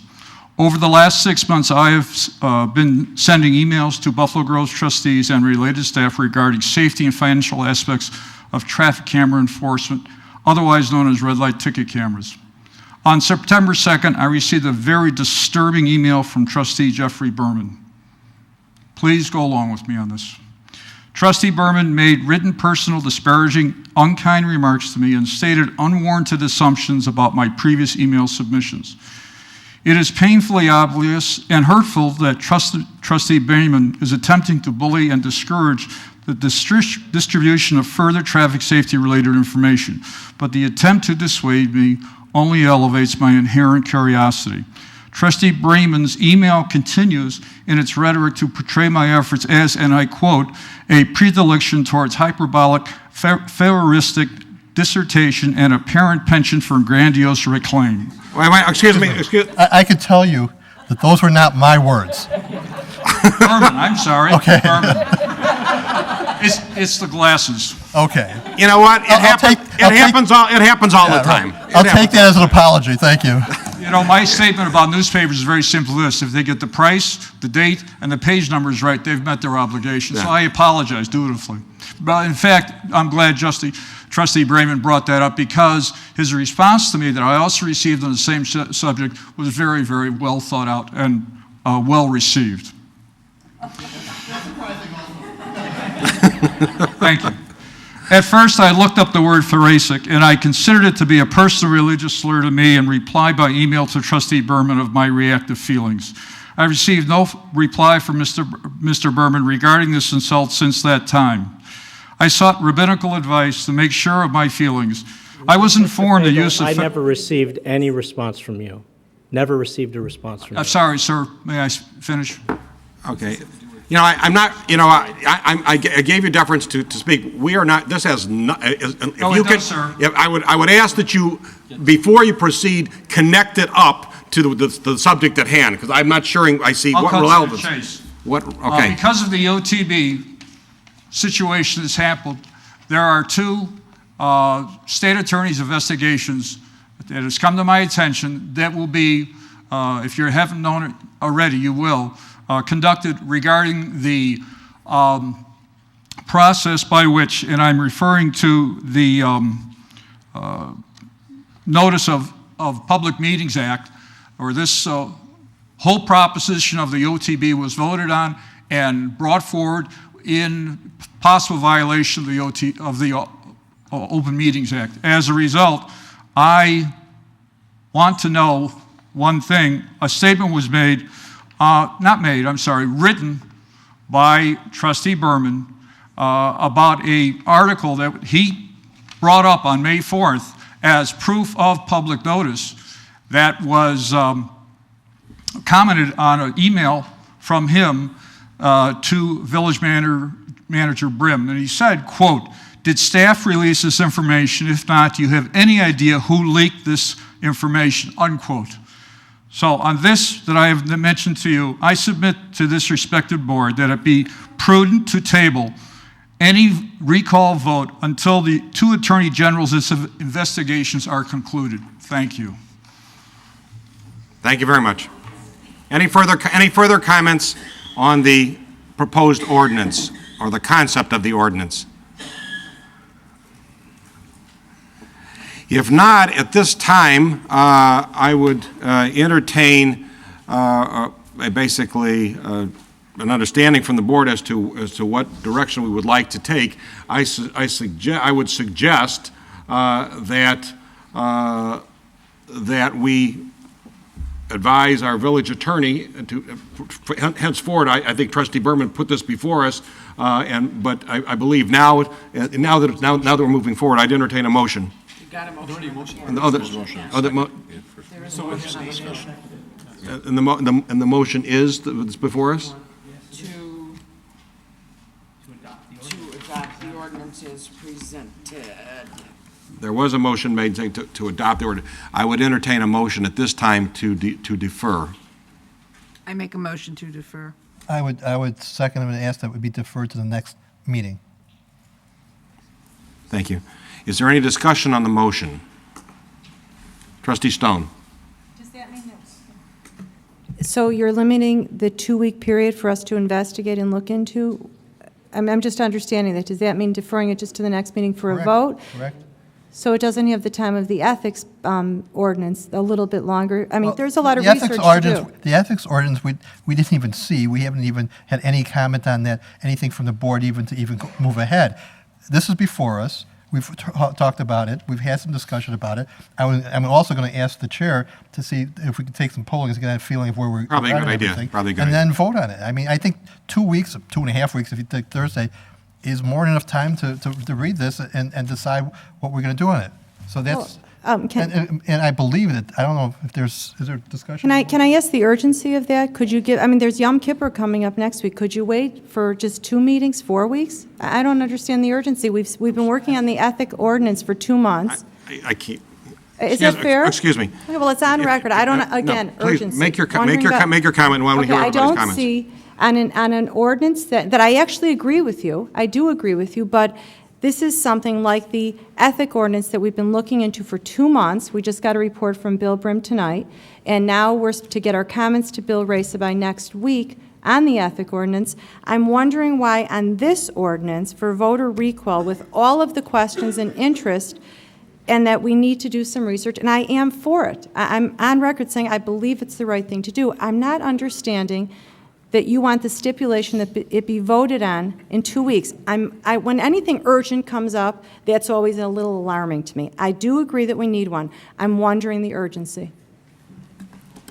Trustee Trolling. First of all- Excuse, Mr. I'll defer. Okay, fine. More than once in this meeting, I have heard religion brought into the effective government of this village. I don't think that's appropriate. The Constitution says it's not appropriate. If you can't do your job, don't blame it on religion, blame it on something else. But I don't want to hear, I can't do this because there's a religious holiday coming up, or a religious holiday kept me from doing this. We don't do that in this country. Respond? Am I allowed to respond, President Hartstein, to that? You may respond. It's only that it is the 2-week of the holiest holiday in the Jewish religion, which is why I'm saying that, and I would have the same deference for anyone's religion.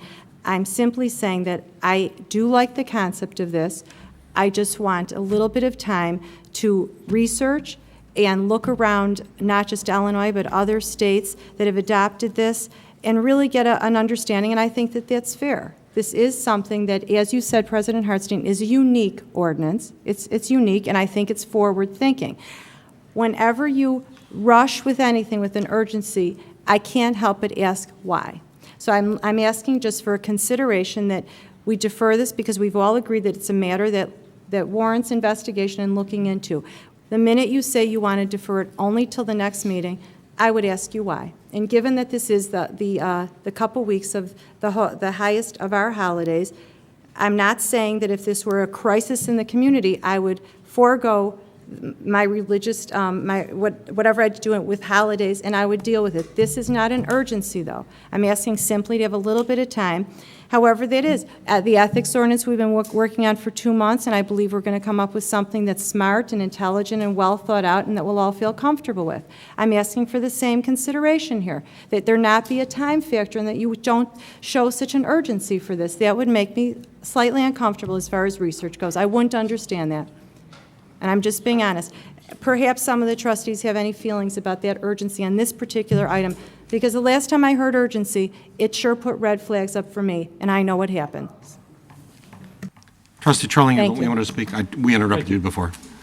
First of all, many of us also have the same religious faith, if you will, and the holiday itself, I don't want to debate itself how many days it is, whether it's 2 days or whether it's 3 days, or whether some people observe 10 days beginning on Rosh Hashanah and ending on Yom Kippur. But nevertheless, the holiday is over on Monday, I believe, if I remember correctly. It's over on Sunday. Thank you, Rob. No, it is Monday. No, it's Monday. I should know better than to ask you for once. It starts Sunday. It starts on Sunday. It will go extend till sundown on Monday. Thank you. There was my mistake in asking an atheist when the Jewish holidays is over.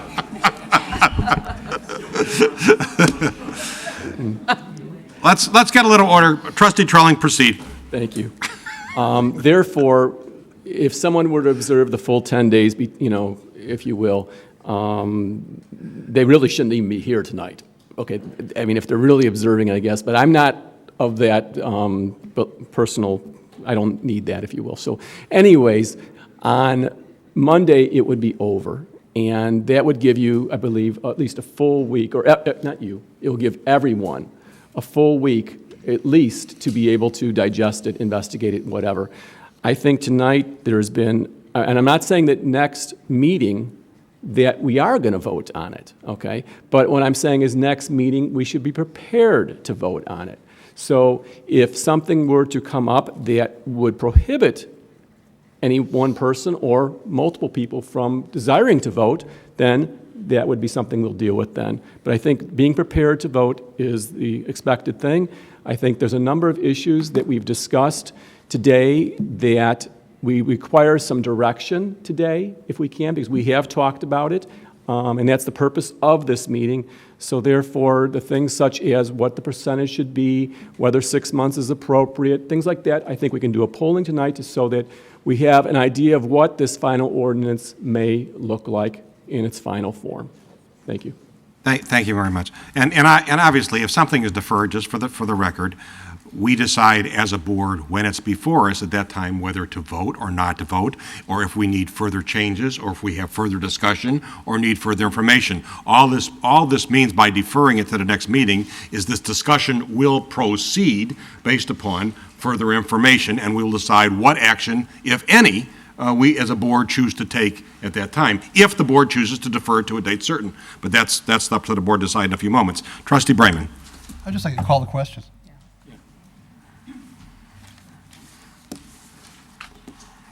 I'll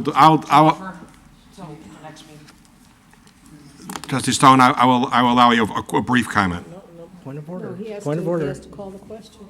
Question's been called. Call for the question. Freeman. Aye. Aye.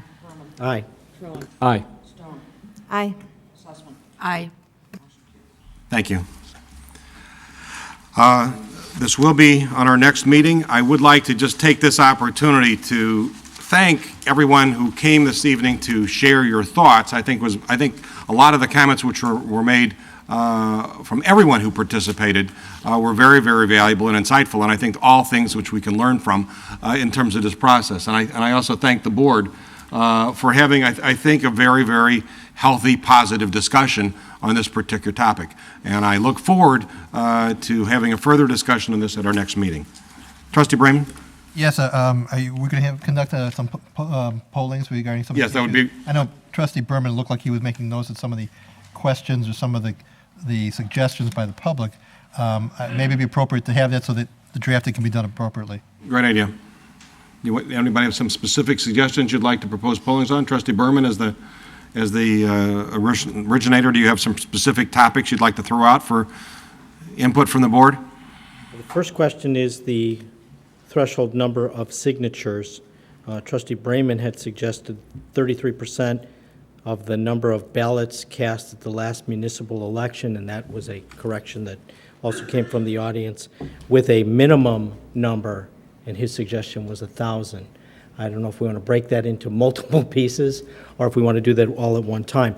Right now, as it's drafted, taking into account the one wording error, it says 25% of the number of ballots cast at the last municipal election. So the question is, do we want to increase it to 33%, and do we want a floor? Well, why don't we do it just conceptually? I'd like to move this along.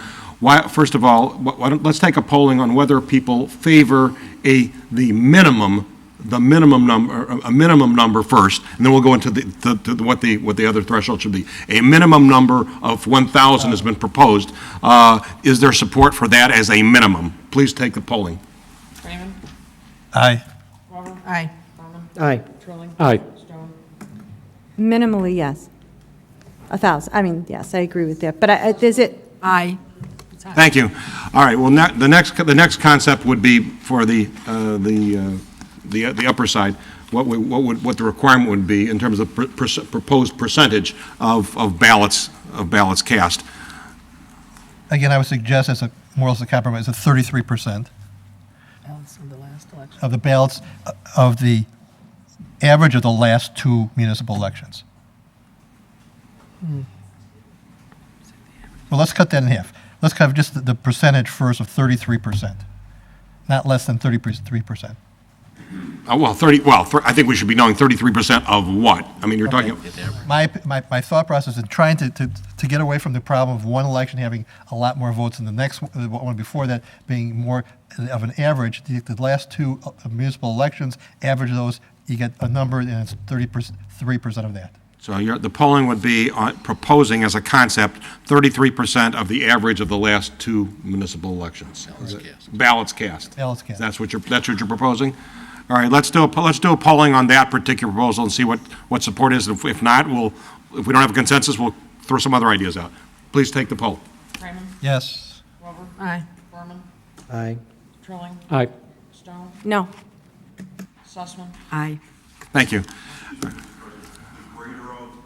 No, it's an average. An average. No, but what I'm saying, the greater of 1,000 or the 33. That is correct. That is correct. That was the intent. One was the floor. This was the max. Not the max. It's not the max. It's 33%, but not minimum. less than 1,000. Right. No less than 1,000. That was the intent. Next proposed. Any particular? Trustee Stone, did you have something you wanted to have polling on? Yes, can I propose that we consider looking to the other ordinances that are using 10 and 12% of the registered voters in their community? That's what the other ordinances, the three that you've looked to, two of them one uses 10% of their registered voters, and the other uses 12%. So while you're setting the terms right now, it does conflict with the other three ordinances that you cite. So We just seem to have 5 people who supported a particular concept. But if you want to throw out a particular, have a polling on another idea, tell me what it is, and we'll do a polling on it. Okay. I propose that we look to using the numbers from the registered voters, and it be no less than 10% of the registered voters that would be. All right, we'll do a polling on how many people believe alternatively we should consider 10% of the registered voters. Do a polling, please. Raymond? No. Robert? No. Berman? No. Trilling? No. Stone? Yes. Sussman? No. Thank you. Are there any other pollings we'd like to take at this point? Anybody wants to propose some other concepts? The comments, the notes I've been taking, there's a question about the time period that can't be instituted within 6 months. I mean, there's some people said longer, I suggested there shouldn't be any, et cetera. So maybe that's the next polling is when, the limitation of when it Well, let's do the tail end first. I assume everybody supports, but let's just make sure proposed that within the last 6 months of anyone's term that no one can file such a petition. Please take a polling. As it's currently written. As it's currently written. Yes. Yes. Yes. Yes. Yes. Yes. Thank you. Now let's talk about the front end. What is the earliest, does someone has a proposal they'd like a polling on with regard to the earliest at which point in time, and it's been suggested by some people that there should be no time period. It's been suggested by others it should be 6 months. It's been suggested by others it should be a year. Does someone want to make a proposal on a particular concept? 6 months. Just have them. Yeah, just say it what we want to say. All right, so all right, during the polling, suggest what you believe the time period should be. No restriction. 6 months. 6 months. 6 months. 1 year. 6 months. Thank you. Further polling I suggestions? believe there was another issue that was raised about how long, whether or not the person can hold an elected position for a period of time. And they can run for election again. The question, as it's written, it's 4 years. I think somebody brought up, I think it was Trustee Stone said it should be, or And in addition to that, I believe Mr. Sherman had a very valid point on that too, in terms of whether or not there should be that restriction in there with regard to preventing people from running, keeping in mind that obviously it's the people who have to elect them. So if they couldn't get elected, the question is whether we should have that restriction. Yeah, go ahead. Can I have an opinion from our village attorney as to whether this is a valid requirement? Not specifically looked at that in depth, Trustee Trilling. Okay, then can I make a suggestion that we leave that right now for the further discussion at our next meeting, and the village attorney can render his opinion in the meantime? Why don't we give direction, and then if it's not, we can take it out. That's fine. Okay. All right, you have a proposal? I think as it's written. As it's written?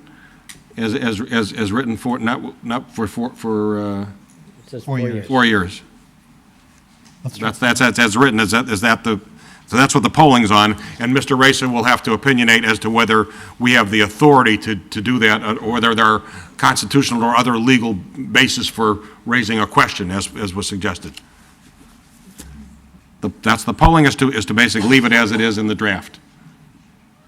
Take the polling, please. Yes.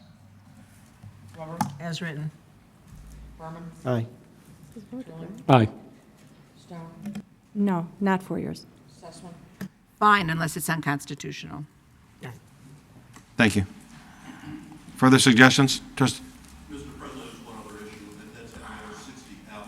Do you want to do anything about 60F at this time? 60F, refresh my recollection.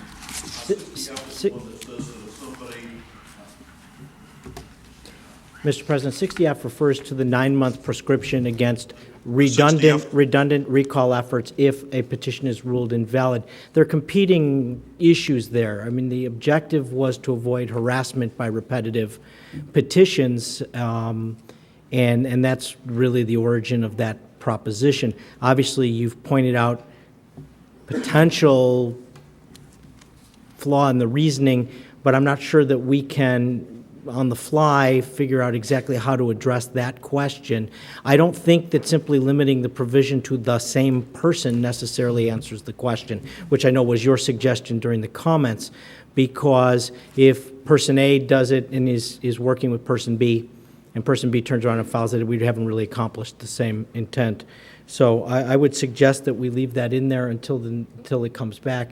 And that, Or if anybody has specific suggestions or comments, or our village attorney has suggestions on that particular issue, he might be able to share with them as part of this, or maybe suggest some alternatives for our consideration as part of the Plan A, Plan B, for us to consideration as alternatives when we come back to the ordinance.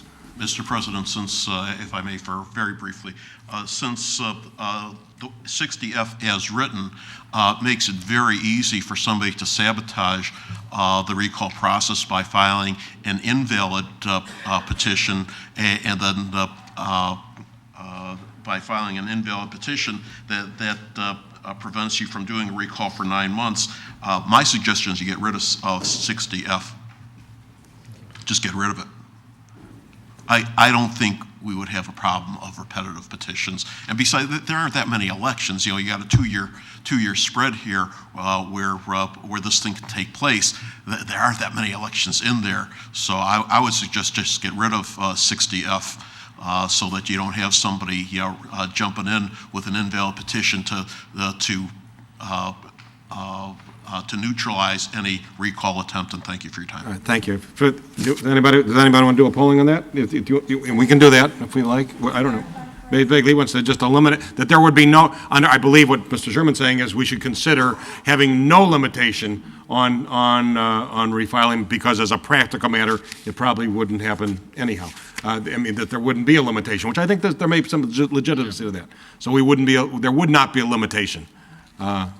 If that's what's the pleasure of the board? Do you want to do a polling on that? Sure. Fine. This would be a polling on eliminating that particular paragraph. Brandon? Yes. Walker? Yes. Yes to eliminate? Or yes to? Yes is to eliminate. Sure. Take it out. Yes. Yes. Yes. Yes. Thank you. Mr. President, I think there's one more. Mr. Sussman had something. Let's. Who? Propose that you have a training period for new trustees, introducing them as the new laws, the rules, regulations, how you want them to respond, as you have learned over the years that you've been on the board. When you take a new trustee and just put them out here without some introduction of what you expect from them, and you try it together with this, I think it makes more sense if you give them a little training period. We do. 6 months. We do. We actually do have an orientation and training program, which is conducted for everybody in terms of working with staff and trying to, with village attorney and so forth. But obviously, there's probably more and more we could do. Always, Trustee Glover. Yeah, I just wanted to make, in response to Marty's comment, when I was first elected 14 years ago, there was Northwest Municipal Conference had a Trustee Institute. Trustee Institute. Mm-hmm. I don't believe they do that anymore. I think it was no cost effective. They haven't. But There are still seminars available. I was there for, I don't know, I had 6 months. 6 months Once of a it, and month I for went 6 once months. a month for 6 months, and you met with other elected officials from other municipalities. I found it to be quite valuable, so maybe that's something we could certainly look into, because it did give me, I learned about the Robert Rules of Order, I learned about how to work ordinances, I learned about a lot of things through that institute. So maybe that's something we need to be looking into. Just, thank you. Thank you. Trustee Brayman? Okay, one final, or possible final, I got one too. question, polling. There was a question raised with regards to how long if there should be a special election for that trustee, or et cetera. My suggestion is, we have a polling, my first suggestion is that person be appointed until the next election, and then that position be on the ballot for that election, and to fill the rest of the normal. That's the way the state. That's the way it is currently, I believe. That's in statute. By statute. That's if it's over 26, I think 24, 26 months, isn't it? The person would fill out the term till the next election. Next municipal election. Then they would run for a 2 Year term. to get on the cycle. Actually, that's exactly the first time I ran for the board in 1979 as a trustee. I ran for a 2-year term. You were appointed by the village president. No, I was not. I was not appointed. I ran. There was a 2-year term available, and therefore I ran for a 2. It's very rare that we have a 2-year term, but by law, that's what happens. Because there were several trustees at that time that chose not to run again, and so that's how the 2-year terms came about. Yes, Trustee Trilling. Thank you. One question. Just for my knowledge, when a resident would see the ballot, if you will, is there actually a number of people that are running, or it can be uncontested, obviously, that are running for a 2-year seat, or are all the trustees, if you will, who are running at that election, meaning the 3 that are normally running, Is it that the low vote getter gets just the 2 years? How does that? You can elect to run for the 2-year term or the 4-year term. So in you other words, choose which one you're which going one to you're going to run run for. And like, for example, when I ran the first time, I elected to run for a 2-year term. I understand now. Okay. And you obviously cannot run for both. No. You have to choose which term you choose to run for. Trustee Stone. I want to suggest a polling, but I first have to ask Trustee Berman, since he wrote the ordinance, I don't know exactly, when someone is up for a recall, a voter recall, is there, I believe that you have to, whoever's doing the recall on that,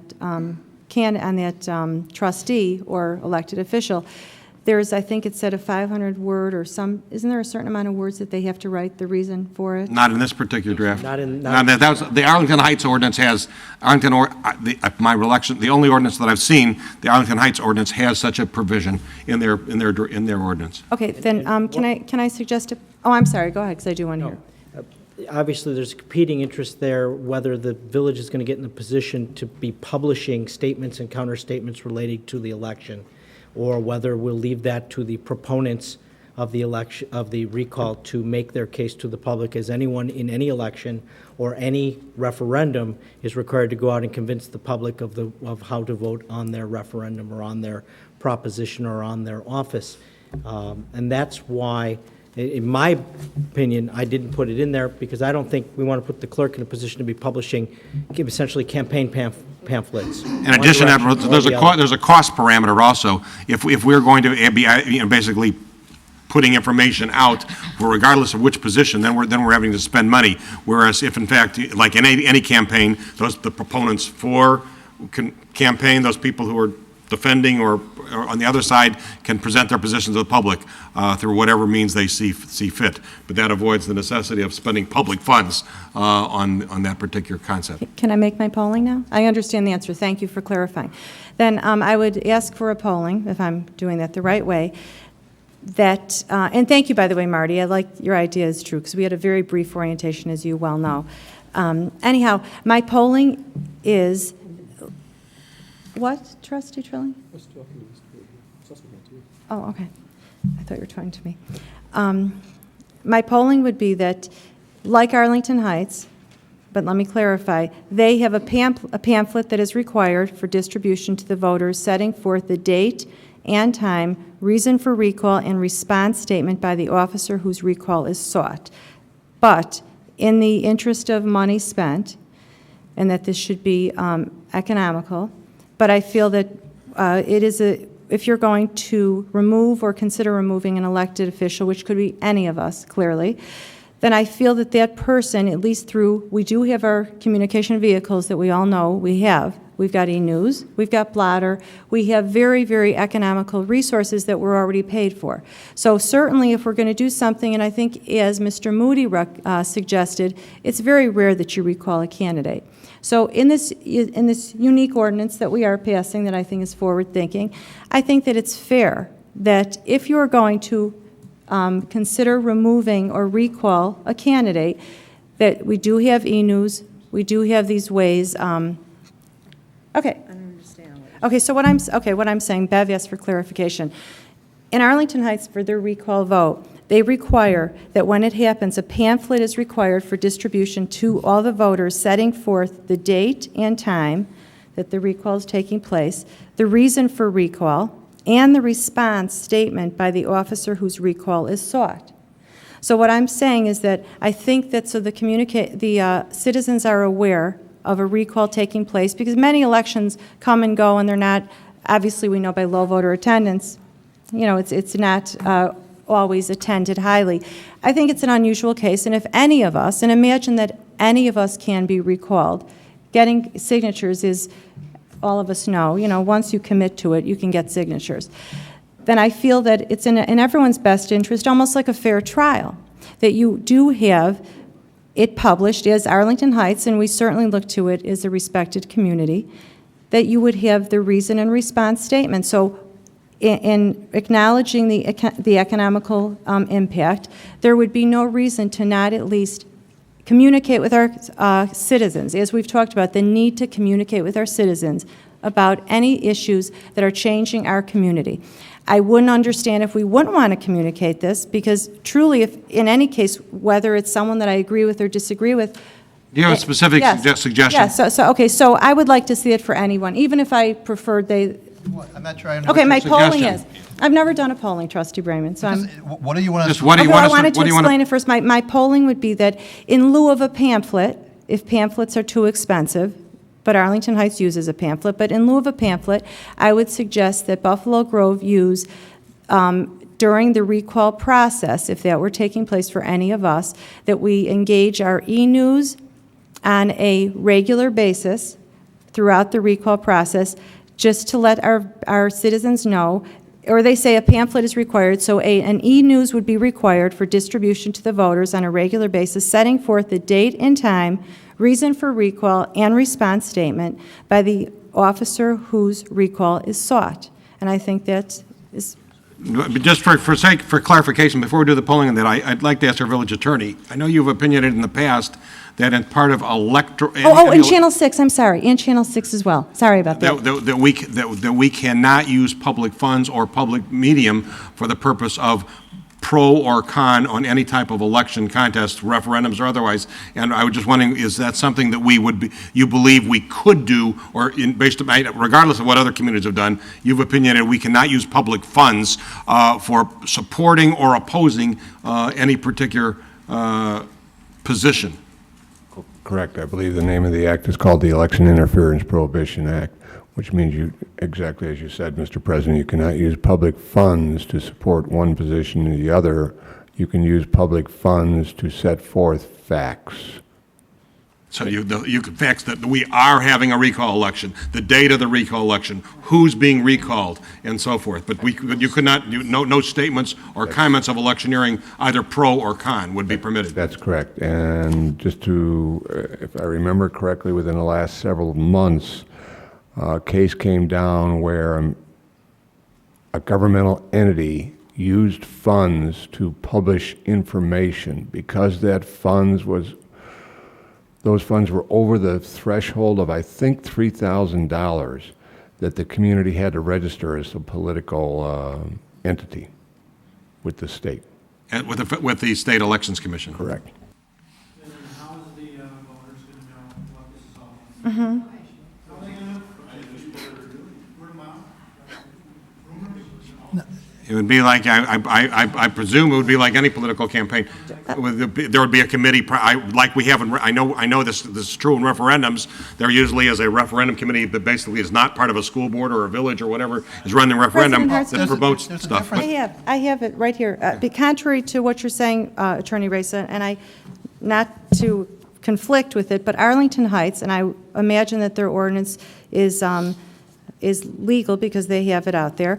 It says the village clerk shall use all reasonable means to cause a copy of the pamphlet to be distributed to each household within the village. The village clerk shall cause a copy of the pamphlet to be published in a newspaper of general circulation within the village not less than 15 more than 30 days prior to the date of the election.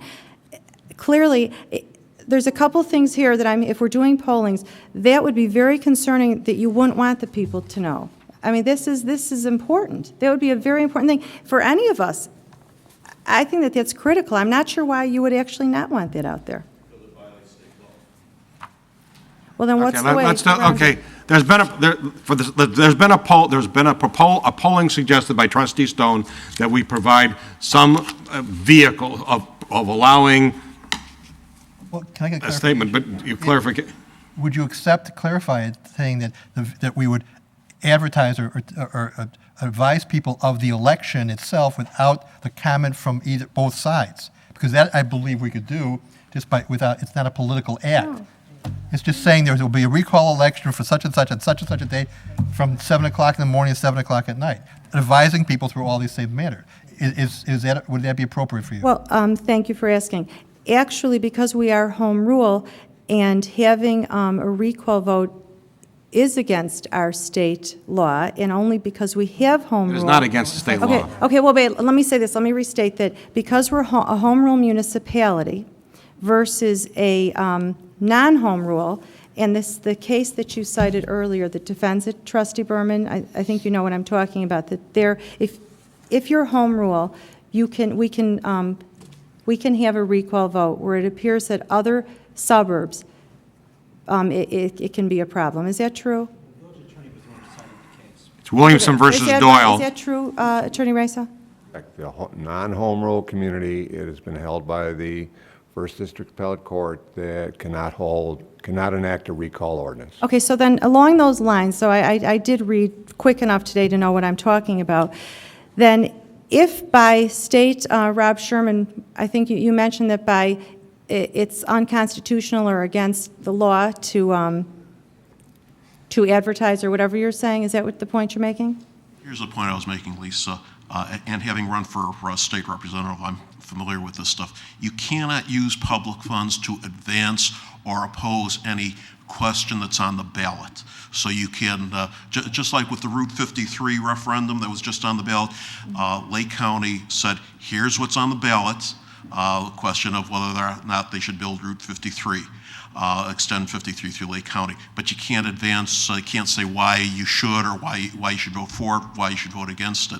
As far as how do you get the word out to the public, hey, that's the political process. That's up to the candidate. That's up to the person up for recall to explain why the person should not be recalled. It's up to the proponents of the recall to explain why they should with private funds. Okay, we do have, though, forums during the election. We do have forums that address to see what the candidates are Talk about. to the League of Women Voters. They can do a forum on it. Okay, well, our government somehow You can't use public funds. We're running amok here. If we want to have a polling, please suggest what it is. Well, my polling would be that if we could look into, if there's a way to communicate to the citizens what is going on as far as elected officials, the reason for it, and the response to it. I think that that's fair. And I'm not sure what funding or how to use it, but I would think that that's an important thing to do in an altering of the board. So however you make that polling, I'm not sure what I'm polling. I'm not sure what the suggestion is. Trustee Trilling. The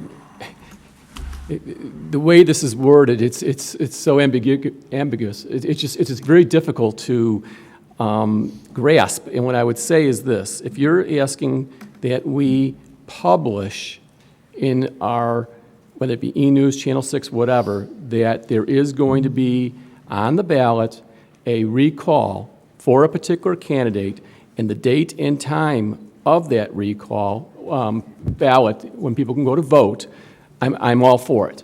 If you are saying that we in any way should be publicizing the pros or cons of that situation, I'm totally against it. Now, which one do you want to put forward? Thank you. I would ask that because I can see where the answer is going, but so I would just put out there, I'm asking for a polling, like our neighboring community, Arlington Heights, that we have, as their village clerk does, that our village clerk shall use all reasonable means to cause a copy of the pamphlet to be distributed to each household within the village. The village clerk shall cause a copy of the pamphlet to be published in a newspaper of general circulation within the village, not less than 15 or more than 30 days prior to the date of the election. And I would ask our attorney to find out if this is legal or not, because Arlington Heights, that is their ordinance. And I wouldn't understand why we wouldn't do the same.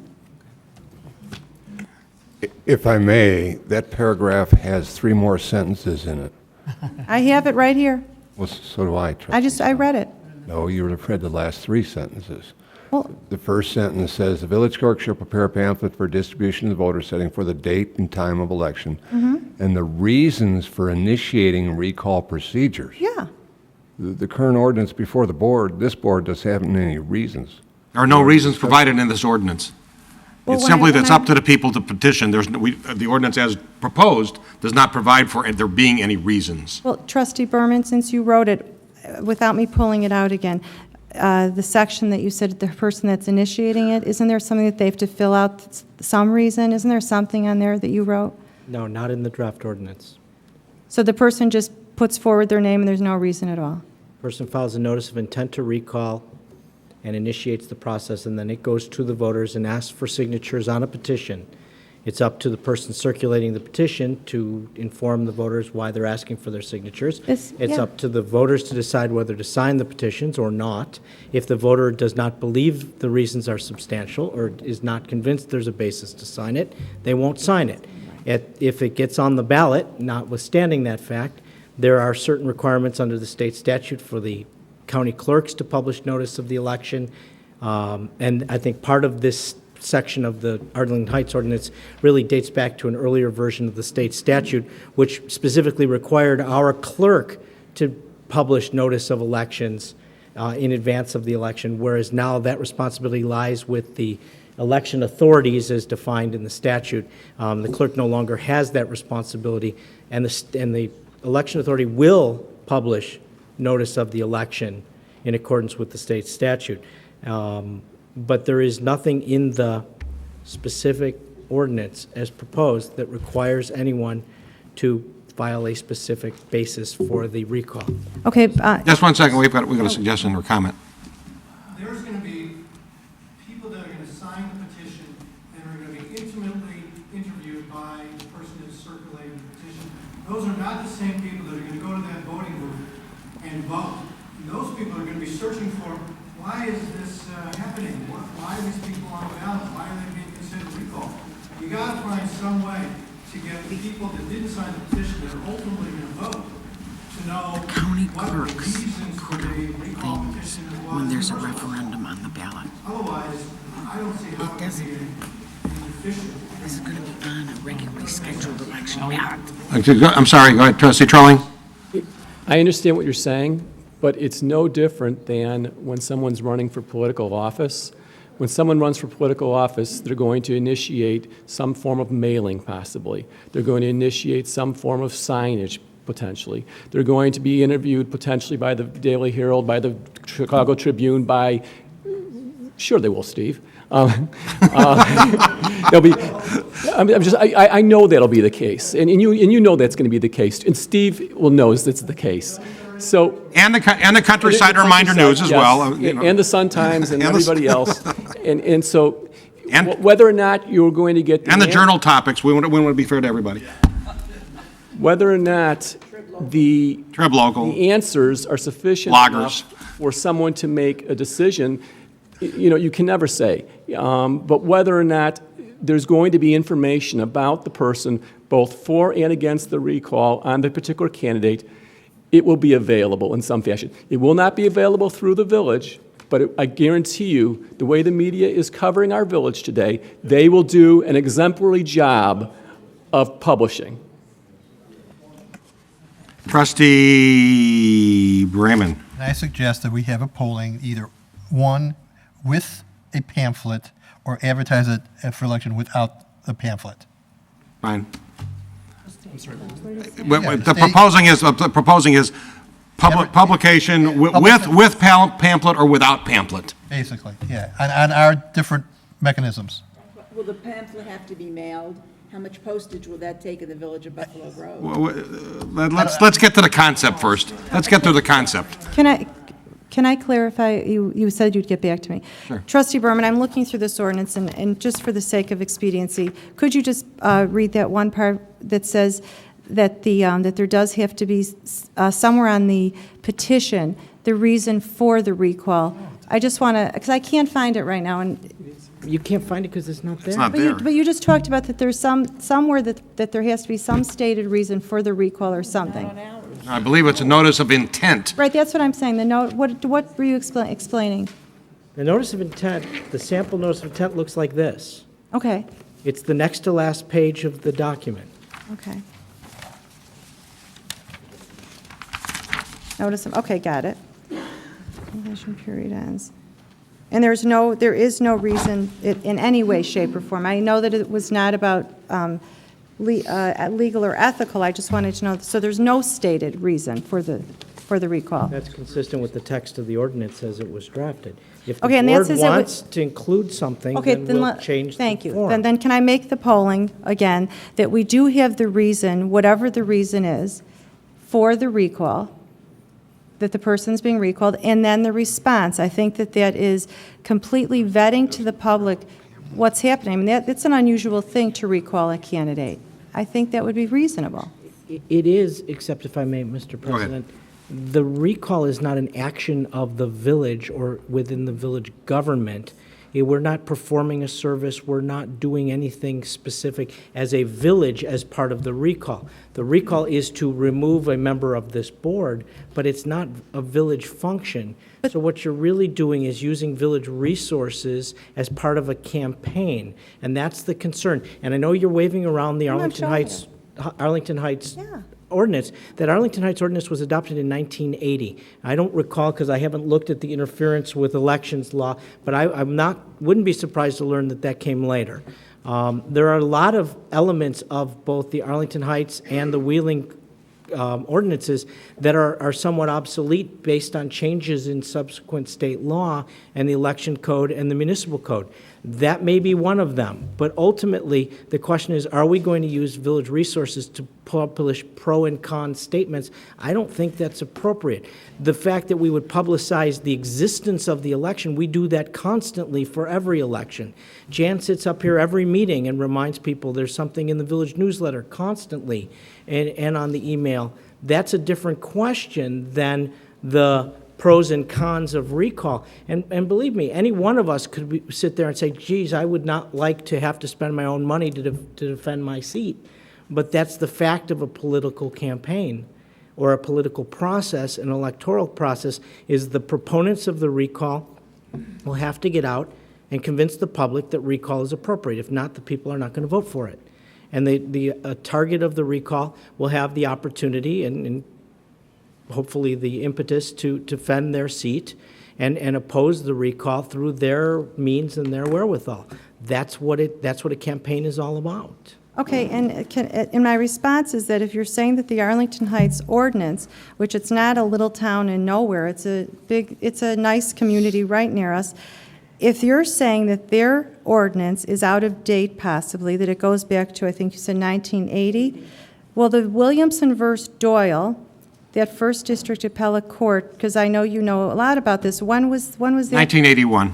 Okay, so if that decision was in 81 and you're citing it, you're saying that is... That has nothing to do with that. The case of Williams versus Doyle simply said in dicta that a home rule community has a right to have a recall ordinance. It has nothing to do with the process and these procedures. One of the other things that I think you need to be aware of, and I think Jan pointed out a few moments ago, is that when we used to have, when we shifted to consolidated elections, all being done through the county clerk as opposed to at the local level, in days gone by, many, many years ago, the local election officials had the obligation to run the elections and distribute, publish information and pamphlets and so forth. Anything like that is now done through the county clerks who run the election. We have consolidated elections. We have nothing to do with the elections other than the process by which we put something on the ballot. But other than that, we don't run the elections. They're done by the county.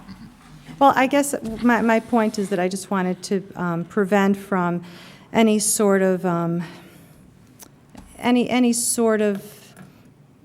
I just want to make sure that anything that goes on in this village is done with proper intent, and that we make sure that the people are aware of what's happening, and because I think that that's very critical. So in any way that I can make a polling, and if maybe Village Attorney Raisa could be creative in the need to include the people and make them aware of what's going on, the reason, the response, whatever. It just seems to me important, and it really should seem very important to all of you as well. I really do think we should all think about this. The polling is basically publication of facts with or without a pamphlet, I believe is your concept. Yes. With or without a pamphlet. Yes. The facts of the election. Notice of the election. Notice of the election, with or without pamphlet giving opportunity for the recalled person to present their information. On e-news, the police blotter. Right, or whatever, through whatever. The election is a given. That is Well, not but wait, there's nothing wrong with us putting in the ordinance, say that this is what we're going to do, because we always do it. right. Okay. We'll have the polling will be notice of election with or without pamphlet. Since I believe the pamphlet is unlawful, I would say without. Without. Without. Since I believe also it's unlawful, without. Without. Without the pamphlet, but with communication. Without. Yeah, that's it. Thank you. Now, anything Trustee Bryman, you have something further? Oh, no, I'm sorry. Okay. Do we have any further concepts or ideas I'm sorry, we have a couple gentlemen who'd like to share their thoughts. Mr. Turson. Mike Turson, 5 East Beechwood Court. Getting back to what Mr. Sherman said, shockingly, it's been insinuated that there could be vindictive behavior in Buffalo Grove. My only suggestion to that topic would be possibly considering that a candidate, or that's the wrong term, an elected official who is serving a 4-year term could only be subject to being recalled once during that term. By doing that, you kind of force whomever to be sure that they have their ducks in a row when bringing that question out, and you can't, if someone is put to the test, so to speak, of recall, they can't be dragged through that again during that term, that 4-year term, should it not pass. That was my only suggestion based on some of the conflicting wording that Mr. Sherman brought up. I thought You have a specific suggestion of something you think we should be polling for consideration? You just said it. You just said only once. Yeah. Okay. That, Okay. hold that. One recall per term. Per person. Per person. Per person. 8 recalls, 1 per person. Just kidding. We can do a polling on that if you like. Go ahead. Go, Trustee Trelling, quickly. Can I just like some discussion on it because I'm not quite sure I have an opinion one way or another, and I'm sorry, Jan, but I really don't know. No, I'm sorry. But I really don't have an opinion because I haven't thought about it. Well, and I don't have, I haven't thought about it more than 20 or so minutes either. Right. I was just trying to brainstorm based on what Mr. Sherman said of there being a possible conflict of vindictive behavior. I thought that quite possibly could alleviate that. Yeah. I could be wrong. I'm often wrong. Ask my wife. As a practical matter, considering the number of elections that fall, I think as a practical matter, you couldn't. There's not going to be that many opportunities because there's only so many elections during a given term. Mr. President, we've got 33% or 1,000 the first time. We haven't said anything about the second time. Do you want 50% or do you want to have a minimum and a percent? That's what's been written. It's been written previously in the draft. But is there a floor for the second time?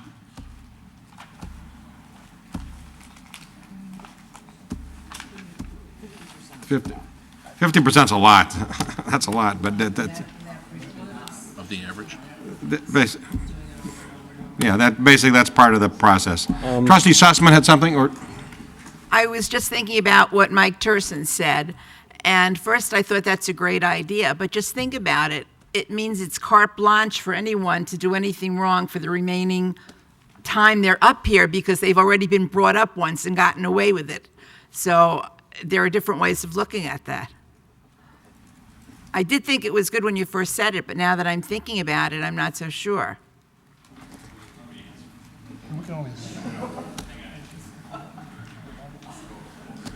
I guess my thought behind it was that if one is considering bringing recall into question of their elected official, that they don't do it cavalier. They don't do it because they're upset about one thing. That it's kind of their one shot to do it, and if it's brought out there and it doesn't happen, I think that's a pretty clear message that the community does not want to recall that elected official. I see your point. Does it give them carte blanche to go cuckoo? Quite possibly. I don't know that there is a perfect, answer to that question. And I just thought I'd offer it as an idea. I'm not necessarily advocating it. I just thought I'd help with the brainstorming and throw some things out there, that's all. Thank you very much. Make it more confusing, huh? Okay. Trustee Trolling had something? Yeah, Mike, I think it's a good idea, but in light of the fact that in our current draft of the ordinance, we do have an increased threshold for the second time around, I think that in and of itself creates that limitation. Can I make a suggestion then? Since the second time goes up by 50%, that we go up 50% from the 1,000 to the second time 1,500. Any objection? Any objection to going to up to the second time out, 1,500 as the minimum?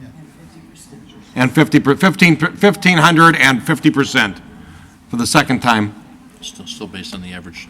Still based on the, yeah, right, correct. Same factor. Okay. Trustee Brayman? Oh, I'm sorry, no.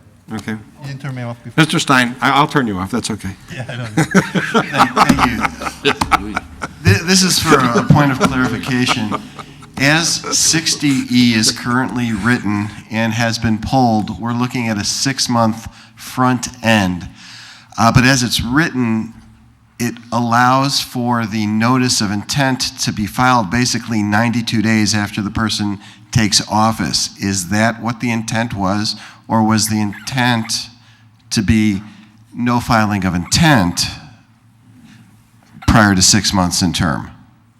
As it's written, it says no recall petition may be filed. 6 months of appointment or date of election. For the filing of intent or filing the petitions? Because it's written with petitions. I see what he's saying.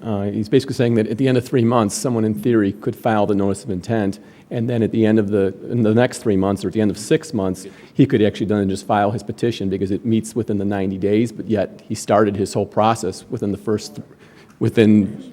3 months of the first service. So he probably should read the notice of intent. You're probably right. Okay. To give someone the full 6-month benefit. That makes sense. Makes sense. Thank you, Andy. Thank you. Is there anything further anyone would like to have a polling on as part of this particular concept? If not, I think our village attorney, I'm sorry, yes. I'm sorry.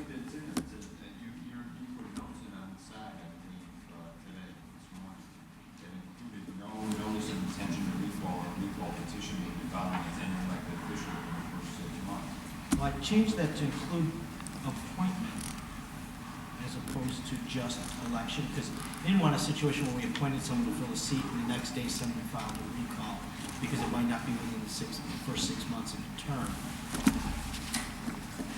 I'm talking about on their email.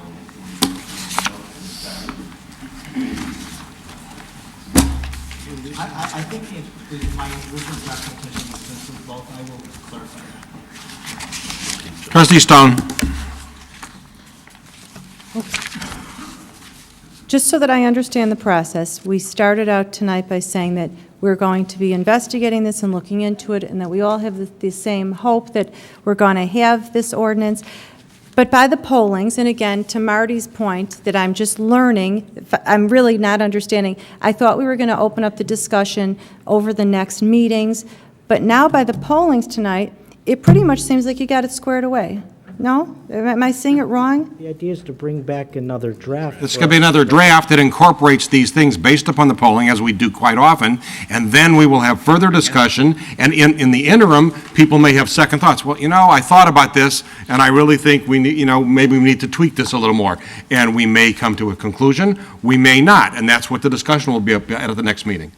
Well, can I just suggest that from the time I sat down tonight till now, I still haven't had much chance to do any more research. So by the time we had the pollings tonight, the same issue is that I thought this was brought about very expediently on Thursday night, not much time by Monday to consider it, And I still felt that this was we would have some more time to think about it. Now that I've seen the rapidness of the pollings, and that's concerning to me. I feel there's a certain urgency, and truly, it's not because I'm not for it. I am for it.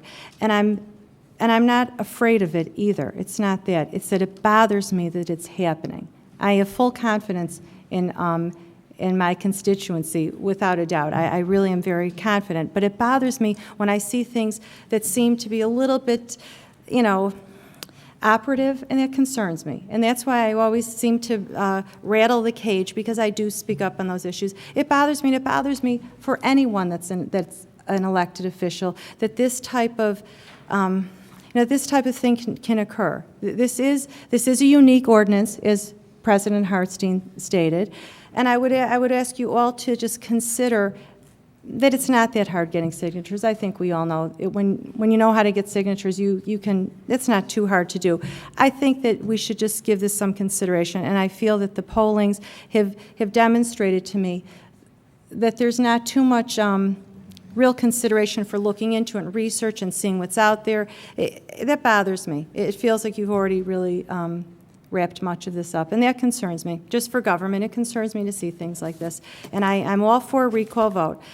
Very much. I'm more convinced tonight ever why I do believe in a recall vote, and this bothers me. I'm just going to say it clearly. I'm for the recall vote. I think it's important because there's too many bad things happening in government, and I do believe in that. And I'm glad to see that there's going to be a tool to correct things in government that are wrong. But when I experience the swiftness that at times comes about in my short period of time, it's concerning to me. And I think the community, there's a group here that certainly has an agenda, and we know that they made it clear. But we have to look to our citizenry and represent them as honestly and what, Dan? Do you want to have a conversation? Because I've got the floor right now. She's talking to me. President Hartstein, please, could you? I'm listening to you. I want you to finish your comments. But you're not asking Deanne Glover to please not interrupt me. She's talking. I didn't know that anybody was interrupting you. Yes, she is. She's speaking to me, and it's not right. I'm trying to finish. I was looking at you as I was listening to you speak. I did not. I don't know if there was anything else going on. To me, but I'm trying to speak to the public. I would like us to proceed. If you have some comments, I would like you. You have the floor, Trustee Stone. And President Hartstein, you're not the one interrupting me. It's now Trustee Trilling and Trustee Glover. The conversing is rude. It's rude to me. I'm speaking, and I would ask them to be polite. You have the floor. I would urge that everybody give listen to Trustee Stone while she has the floor, and we'll go on to anybody else. Please proceed. I'd like to just bring up this point. It's very important to me. The last time that I spoke out and I said I'm concerned and I don't like what I'm hearing, it was on May 4th when this board told the community that the text amendment was not about gambling. And it wasn't about, that's what they said, it's not about gambling, don't worry. We all saw the headlines the next day. We know now at times what can be said and how it's, what really it means. I'm concerned that this same type of swiftness and expediency is similar in nature, and I am bothered when I see in government, I don't care if it's about an issue that I'm pro or con. I believe in transparency, and sunshine is the disinfectant that's needed in government, and I feel that there is a quickness that earlier in the conversation, it was expressed by the board that we understand now we all have different ideas, let's think about it. By the end of the evening, we're making pollings that are substantiating Trustee Berman's Sunday afternoon drawing up the ordinance, and it's like a done deal, and that's what's bothering me. And it's not at all, it's not that I'm afraid of a vote. I'm not at all afraid. In fact, after the past month regarding the state representative situation, I'm quite confident in that I do a good job, and the people know that I'm a good representative for the people of Buffalo Grove. But I don't like to see government doing things like I'm experiencing right now, from Thursday night to right now. I feel that it's inappropriate. I really do. And I think that, whether we have a room filled with, a few people, there's however many citizens we have in the community. They watch these. We know they're watching these meetings. And don't think for a minute that they don't see what's going on. And it's very concerning. And I would ask that on any issue that is a large issue that affects our community, that we be good representatives to them and consider what we're doing right now. And I'm all for the recall vote, but I think it needs a little time, and I'm not comfortable with it. The pollings went forward after you said that we will take our time and we're not rushing into this. It seems to me like you're almost ready for a vote with a couple questions of constitutionality. We're there. And that doesn't seem genuine to what you were saying earlier tonight. So that's my position. I feel that on May 4th, we told the community, don't worry, we're not passing gambling. And today we're saying we're going to think about with what we're doing. We'll come up with a good tool. That's concerning me. Thank you very much. Trustee Brayman. Thank you. Again, I think it's been mentioned by the chair that we're continuing this for 2 weeks. We have to give staff direction on what we would like to see in it. It'll come back to us in 2 weeks, and at that time we can either vote for it, vote against it, or table or defer it again. Those are options we have. That's first of all. But I'm really confused, and I have been confused for a little bit of time, Lisa, because I remember our first Finance Committee meeting where we were talking about the red light cases, and you said, first of all, you said that the community can't understand why it takes us so long to do things, that things should be done immediately. Then you said about the red light cases that it's a no-brainer. It should be done, we should do it today. Okay, those are that's a big issue. But you wanted you want to do it then without any discussion for anything. Then last time at the last meeting regarding the dance club at Escape, which is also a big issue, you said we should do it right now. This is a no-brainer. It's important. We need to do it now. We don't have to go to public hearing. Let's do it now. Why is that different than this? Okay, we're putting this off. It came before us. Trustee Berman presented something. We've discussed it for 4 hours. We gave him direction to staff. It's going to come back. We're going to review it. Why is that different than what you talked about? And in fact, isn't this what you're asking, that we not take time, that we do things because it's important? Can I respond to you? Would you let, he has the floor, please. Yeah, we've talked about the fact about continuing it ad nauseum. Okay, it's been brought up by you 15 times today. We've voted on it. It's going to be deferred. What else is there to discuss? Let's move on. We have 4 or 5 other things. We got issues here to spending $1.5 million for fire department. That's important too. It's 11:30. Let's get on with the other business. Can I respond to the red light issue? I mean, he just said something that wasn't. Trustee Stone, you spoke. I will call on people. You will have an opportunity to speak again in a few moments when I call on you, please. Trustee Glover, did Trustee Brayman, you finished? I have nothing. Trustee Glover next, please. Thank you. First of all, the reason I was upset, Trustee Stone, is you disenfranchised a lot of people sitting in this audience tonight when you said they had an agenda. Now, if this audience was filled with people that agreed with you, they wouldn't have an agenda. But just because they might not think like you do, now you have disenfranchised them because you said they had an agenda. That is wrong. You've done it before, and you need to stop doing it. And that's why I was angry. Because those people have every right to come here, just like the people that you rounded up to get to the OTB vote. They have every right to be here, they have every right to speak, and if they don't agree with you, doesn't mean they have an agenda. They are just voters, and they have a right to speak, and you need to stop that. And that's why I was angry. And I'm still angry that you do that to people in this village. So I'm done. Trustee Sussman. I have a very important question. Can we take a 5-minute break? Let's finish this issue. Trustee Stone, you have anything further on this issue? Yes, I do. Two issues. First, let me respond to the red light issue. When we had the finance meeting, I think it was right when we were sworn in, or just before we were sworn in. It was a finance meeting, and I heard from the people that own the red light company how fabulous the red light was. And it sounded fabulous because you're going to save lives, and they had Amber Alert, which I thought was fabulous. And I wasn't able to hear the other side of the issue to start to understand that every issue has its pros and its cons. So being without even being a trustee yet, I heard the man that was selling his red light company, and I said, wow, that's fabulous. Why would we not have it? And then I started getting information from citizens and looking into it myself. But, so that was the reason on the finance meeting that I would say, wow, that's great. Once you get in government, you start to realize when someone's selling you something, they are going to only tell you the positives. So that was the reason. And I do feel like certain issues we drag along in the community. And other issues that I've witnessed, we are very, very quick to vote, which those are the ones that concern me. So there's no hypocrisy, Trustee Brayman. I do believe that there's things that have to be done without dragging on too long, and other issues that do need some contemplation.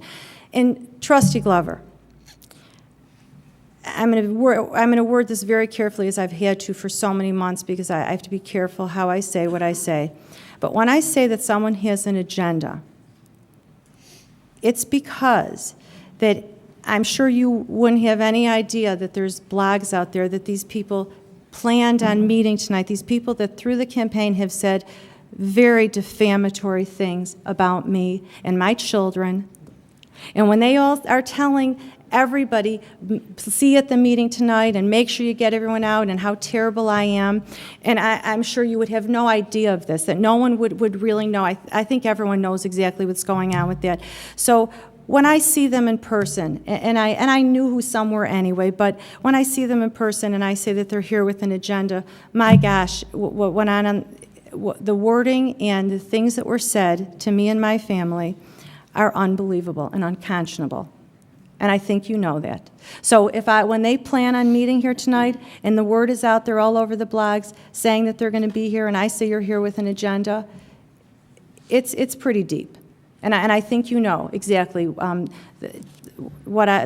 help that I've sought out regarding that. So if you want to talk about that, perhaps ever in public, I'm sure one day we will be talking about it in public, actually, Trustee Glover. So, yes, on any issue on the OTB, the people that were against the OTB, we let the word out in the 48 hours that we had to alert the public. We did, because that's what you do on a vote that comes railroaded in under the radar. You try to tell the people. So I'm just about telling the people the truth and being upfront, and apparently that's not the style of usual government. I'm unusual. Well, at least for me, okay? I tell the truth, and some terrible things have happened, all right? And that's just the truth to me. Trustee Trilling, please. Number one, I don't read any blogs. I don't know what a blog is. I wouldn't know how to find a blog if there was one out there. Number two, probably half the people that were out here this evening that sat in all these seats were people that I knew personally in some manner, because they have done service to this village in some fashion.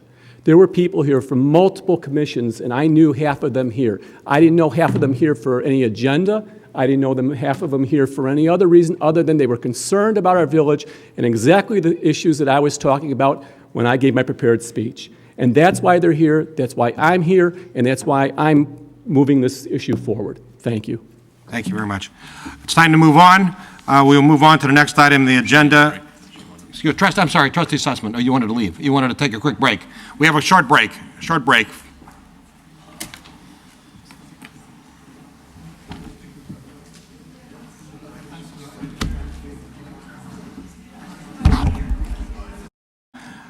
We move on to item D, which is Resolution 2009-36, Acceptance of Litigation Settlement. Trustee Berman. Thank you. I'd move approval of resolution number 2009-36, a resolution authorizing the settlement of Village of Buffalo Grove versus, or Village of Wheeling versus Village of Buffalo Grove, Cook County case number 07L13895, in accordance with the settlement.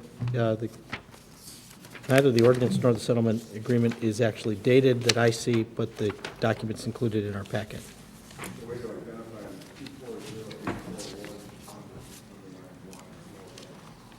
I don't know if the microphone picked that up. The identification on the settlement agreement is in the lower left corner of page 1, 240847, underline 1.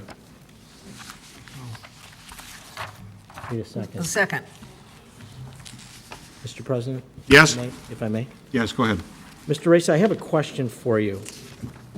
During the course of the discussion with the judge in connection with the pretrial conference in this case.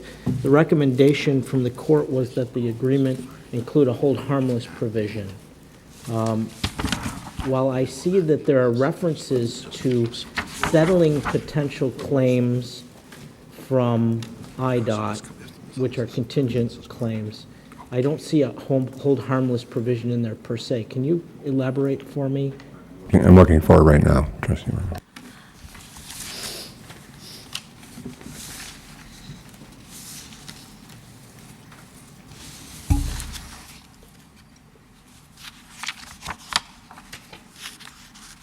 See the claims as you do, and I cannot put my hand on, cannot put my finger on a hold harmless right now. If it's not in there, it will be put in there. Okay, I would make my motion subject to that condition. Seconded, accepts that. Is there anything that village attorney or village manager would like to add as part of background on this particular motion? No, we have nothing further. This is in, furtherance of the board's direction to council and staff to mediate this matter and bring it forward to a conclusion and consideration. I agree with Mr. Brim. Thank you very much. Nothing further. Is there any discussion? There's been a motion made and seconded to approve the settlement. Is there any discussion? Will the clerk please call the roll? Raymond. Aye. Glover. Aye. Berman. Aye. Trilling. Aye. Stone. Aye. Sussman. Aye. Motion carried. Thank you. Thank you. Moving on to an item of old business, award of bid vehicle replacement Public Works Water Section Unit 421. Trustee Brayman. Defer to staff? Thank you. Let me just get myself back in order here. This is a matter that the village board authorized bidding on, authorization to bid on August 3rd, 2009. This is to replace Unit 421, which was a vehicle that was in the water department that was well past its effective service life. The staff proceeded to distribute bid packages. Those were received on September 15th, open and read publicly. The bid tabulation was reviewed and received and analyzed by staff and Fleet Manager Whalen.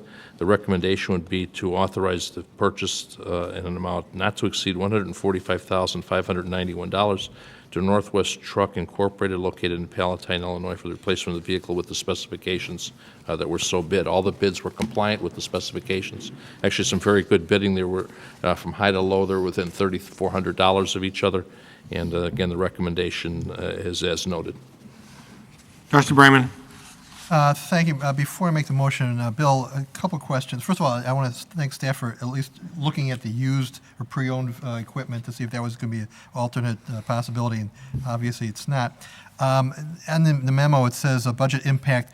The second sentence says this action is not covered in the budget, but then later on it says it's funded, fully funded through the reserve capital replacement. So we're not going to, their only funds are, they're already there, and that's the funds we're going to be using, correct? There's no additional funds? No, that's correct. There is no budget impact. All the funds have been provided in prior fiscal years. This vehicle was actually funded and should have been replaced in calendar 2000, 2001. It was deferral, so the money has been put in place as part of prior year budgets. Okay. I would move to award the bid of the vehicle to Northwest Truck, Inc. of Palatine in an amount not to exceed $145,591. Second. Thank you. The motion made and seconded. Is there for discussion? Trustee Trilling. Thank you. Do we know what the reserves are currently that we have put aside towards the purchase of this vehicle?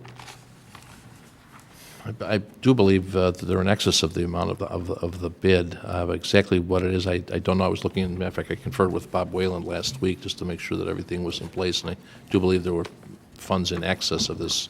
Not much in excess, because we'd stopped funding this vehicle all right. several years ago. I was hoping there was a lot of funds, but I guess. Oh, no. We're very precise, and if we have excess funds, we always redistribute. It's a deliberate process, and redistribute those to vehicles that are underfunded, so no. Okay, thank you. Is there any further discussion on the motion? Seeing none, will the clerk call the roll, please? Raymond. Aye. Glover. Aye. Berman. Aye. Trilling. Aye. Stone. Aye. Sussman. Aye. Motion carried. Thank you. Next, we'll move on to an item of new business, Plan Commission referral, Banner Plumbing Supply, special use. Trustee Glover. I'll defer to staff. Thank you. Mr. Ray Kingos was here with Banner Plumbing. He had to leave, and he apologizes for having to leave. But his petition is to, for the purposes of amending his special use to authorize and permit possible outdoor storage at the Banner Plumbing Facility located at 1020 Lake Cook Road. He is requested to go to the Plan Commission for the purpose of reviewing his storage and outside storage requirements. He has provided both a petition for concept and preliminary plan review and also a couple of photos where he would propose storing materials. As I read the petition correctly, just generally a pipe for his plumbing and construction related to plumbing. He again requests the possible variance to section 17.48.020C9 regarding enclosures for the plumbing material that he would store outside. And again, would like to discuss that matter and request a variation through the Plan Commission process. So he's looking for a referral. Trustee Glover. Thank you. For purposes of discussion, I'll make a motion that we refer to the Plan Commission, Banner Plumbing Supply Company, special use for outside storage in the industrial district at 1020 Lake Cook Road. Second.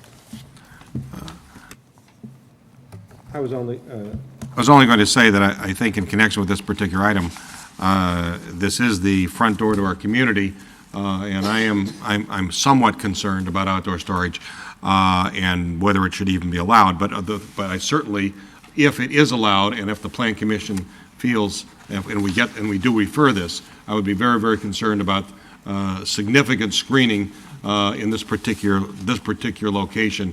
This is basically the entrance to the village of Buffalo Grove.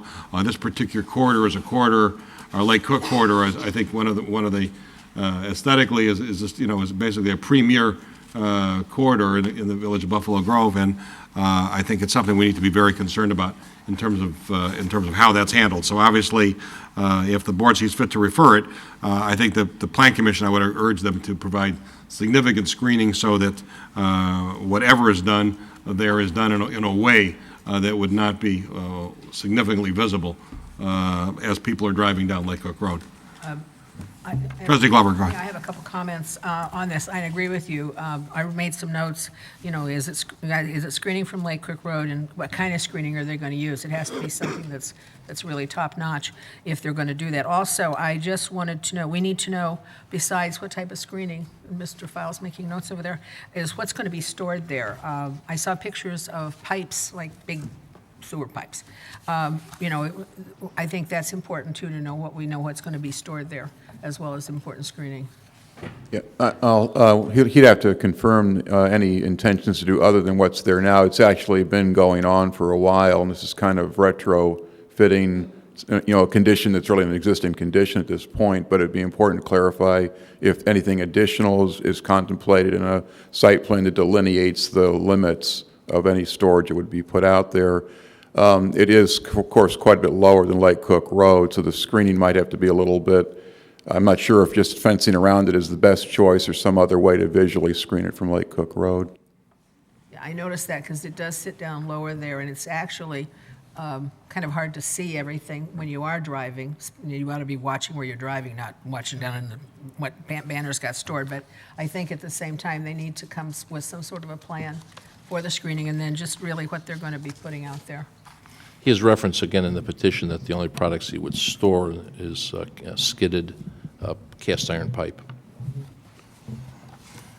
Any further comments, questions? What is the pleasure of the board? There's your motion. Yes. Been a motion made and seconded at this time. Any further discussion?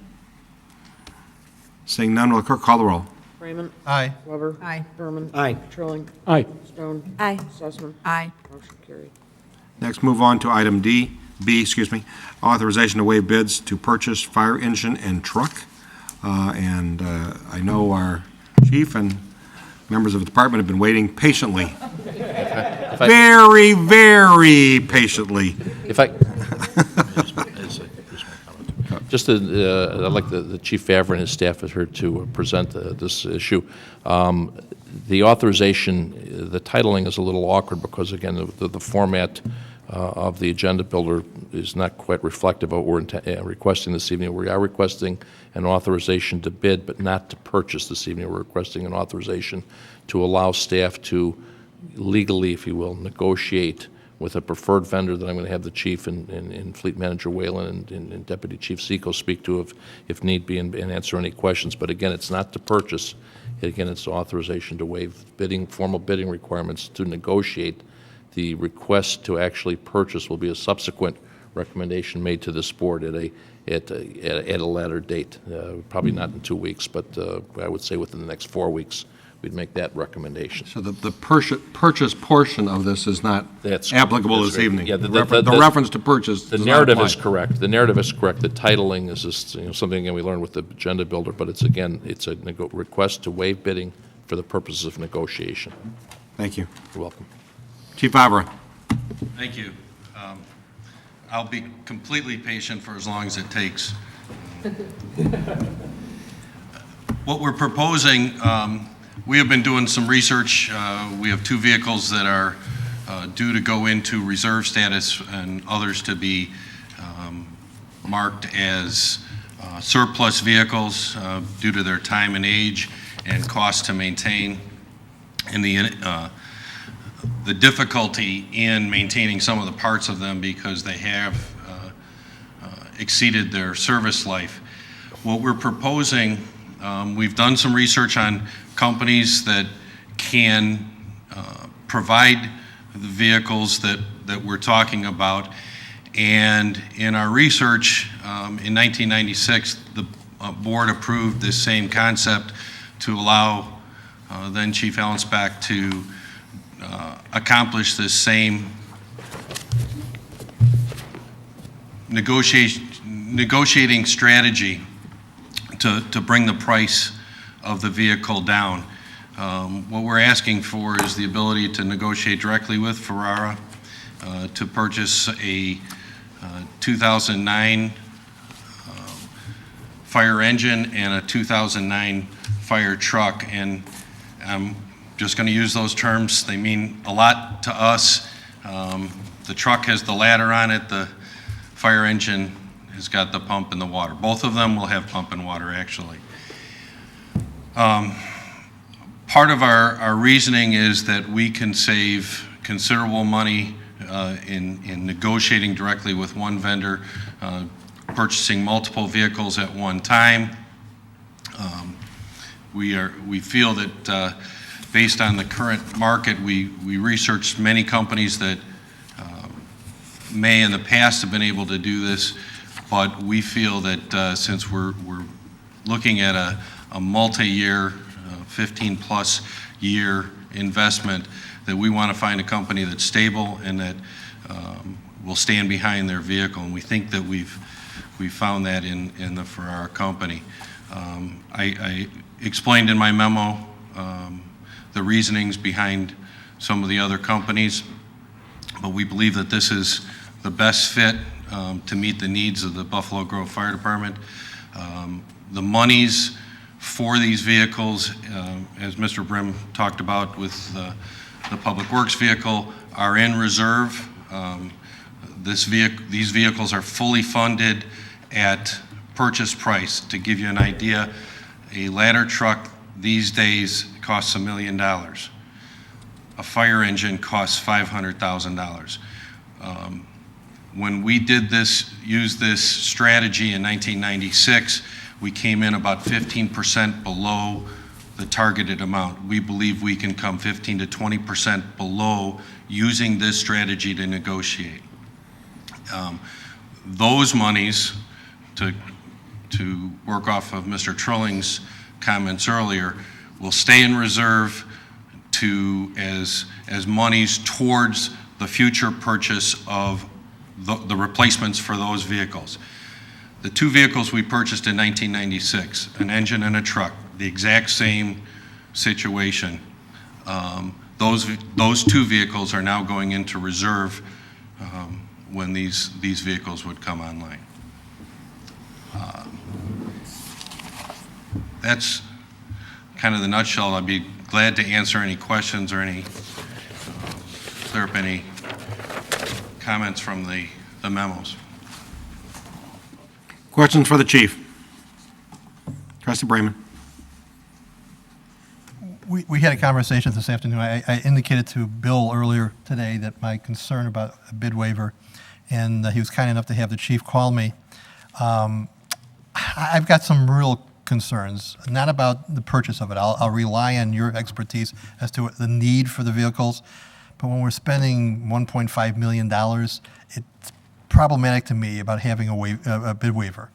It would be one thing if it was, a vehicle for $10,000, $15,000, maybe I could see it. But we're talking about big dollars here, and that really is concerning to me. I understand your reasoning to go after these people, but after our conversation, my thought process now is to allow you to negotiate. That's my impression. I would say it's okay to negotiate. I do not want to approve it tonight. Obviously, it's out for approval. But when you come back for approval, I want some background. I want some more information. I want to find out what the going rate is with other companies. I don't know how you can do that necessarily. Maybe going to other villages. I know there's a village on the North Shore that just bought a truck for 1.1 or whatever it is. But the point is that give me reason to accept your negotiated amount.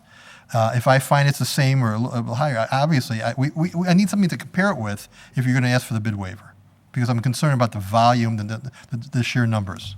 Well, and part of the reason why this company, Mr. Whalen can speak to the intricacies of the engines, but a lot of the changes that are going to happen in 2010, besides price increases, have to do with emissions and equipment that, although the theories seem to work, are untested. These vehicles, being 2009, are demo units. So Mr. Brim has the pictures, but if you can imagine, the front of the fire engine is already there. The rails that the body sits on are already there. All we tell them is, we want this pump, which we'll put a pump on it in both these vehicles that is the exact same manufacturer as the pumps that we currently use, so we save maintenance. Engines and transmissions and all the internal parts are there. The design of the back is the exact same design on the engine of the last engine we bought. Why? Because it works. As far as the prices go, again, these are all customized vehicles, but as I said, somewhere around $1 million is the list price for a fire truck. I understand that, and I'm not questioning your ability or your possibility of negotiating. What I'm saying is, when you come back, I want to make sure that we're getting the best price, and if we went to bid, we wouldn't be getting a better price. So if you give me other comps, if you will, what other departments have purchased recently similar, and maybe even go back to what the sticker prices on the other ones, at least give me some satisfaction that what we're doing is the right thing by not going to bid. I understand. Based upon that, I would move to allow staff to negotiate for the two vehicles as supplied in the memo with Ferrera Fire Apparatus, and to bring back a proposal to us. Second. Any further discussion? Trustee Glover? Yes, Chief, just one question. With negotiating with this one company, can you leave it open-ended so that if the pricing doesn't work out the way that we think it should? Or do you have to commit to them in order to start negotiating? I think we'd have to have a good faith, and I think I have that faith to say to Ferrara, we think we can sell this. Now, I think it's real clear, Mr. Bremen, it's crystal clear what you mean, and I have no problem providing that. We can do that relatively easy to show you what kind of a price this really is. And I think given that, the company we're dealing with wants us as a customer. I mean, it's kind of a nice position to be in, and from a negotiation point of view, knowing that they want us as a customer is also an advantage.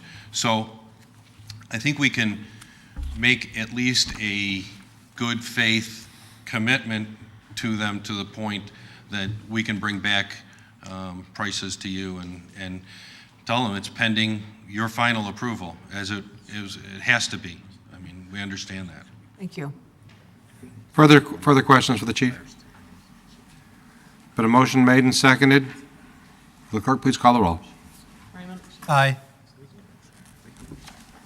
Glover? Aye. Berman? Aye. Trilling? Aye. Stone? Aye. Sussman? Aye. Motion carried. Thank you very much. Thank you very Thank you very much. We'll proceed ahead, and we'll bring back a recommendation to the board. In light of the action on Resolution 2009-36, there is no need for an executive session this evening. I would entertain a motion to adjourn. Second. All in favor? Aye. All opposed? This meeting stands adjourned. Good night. Or should-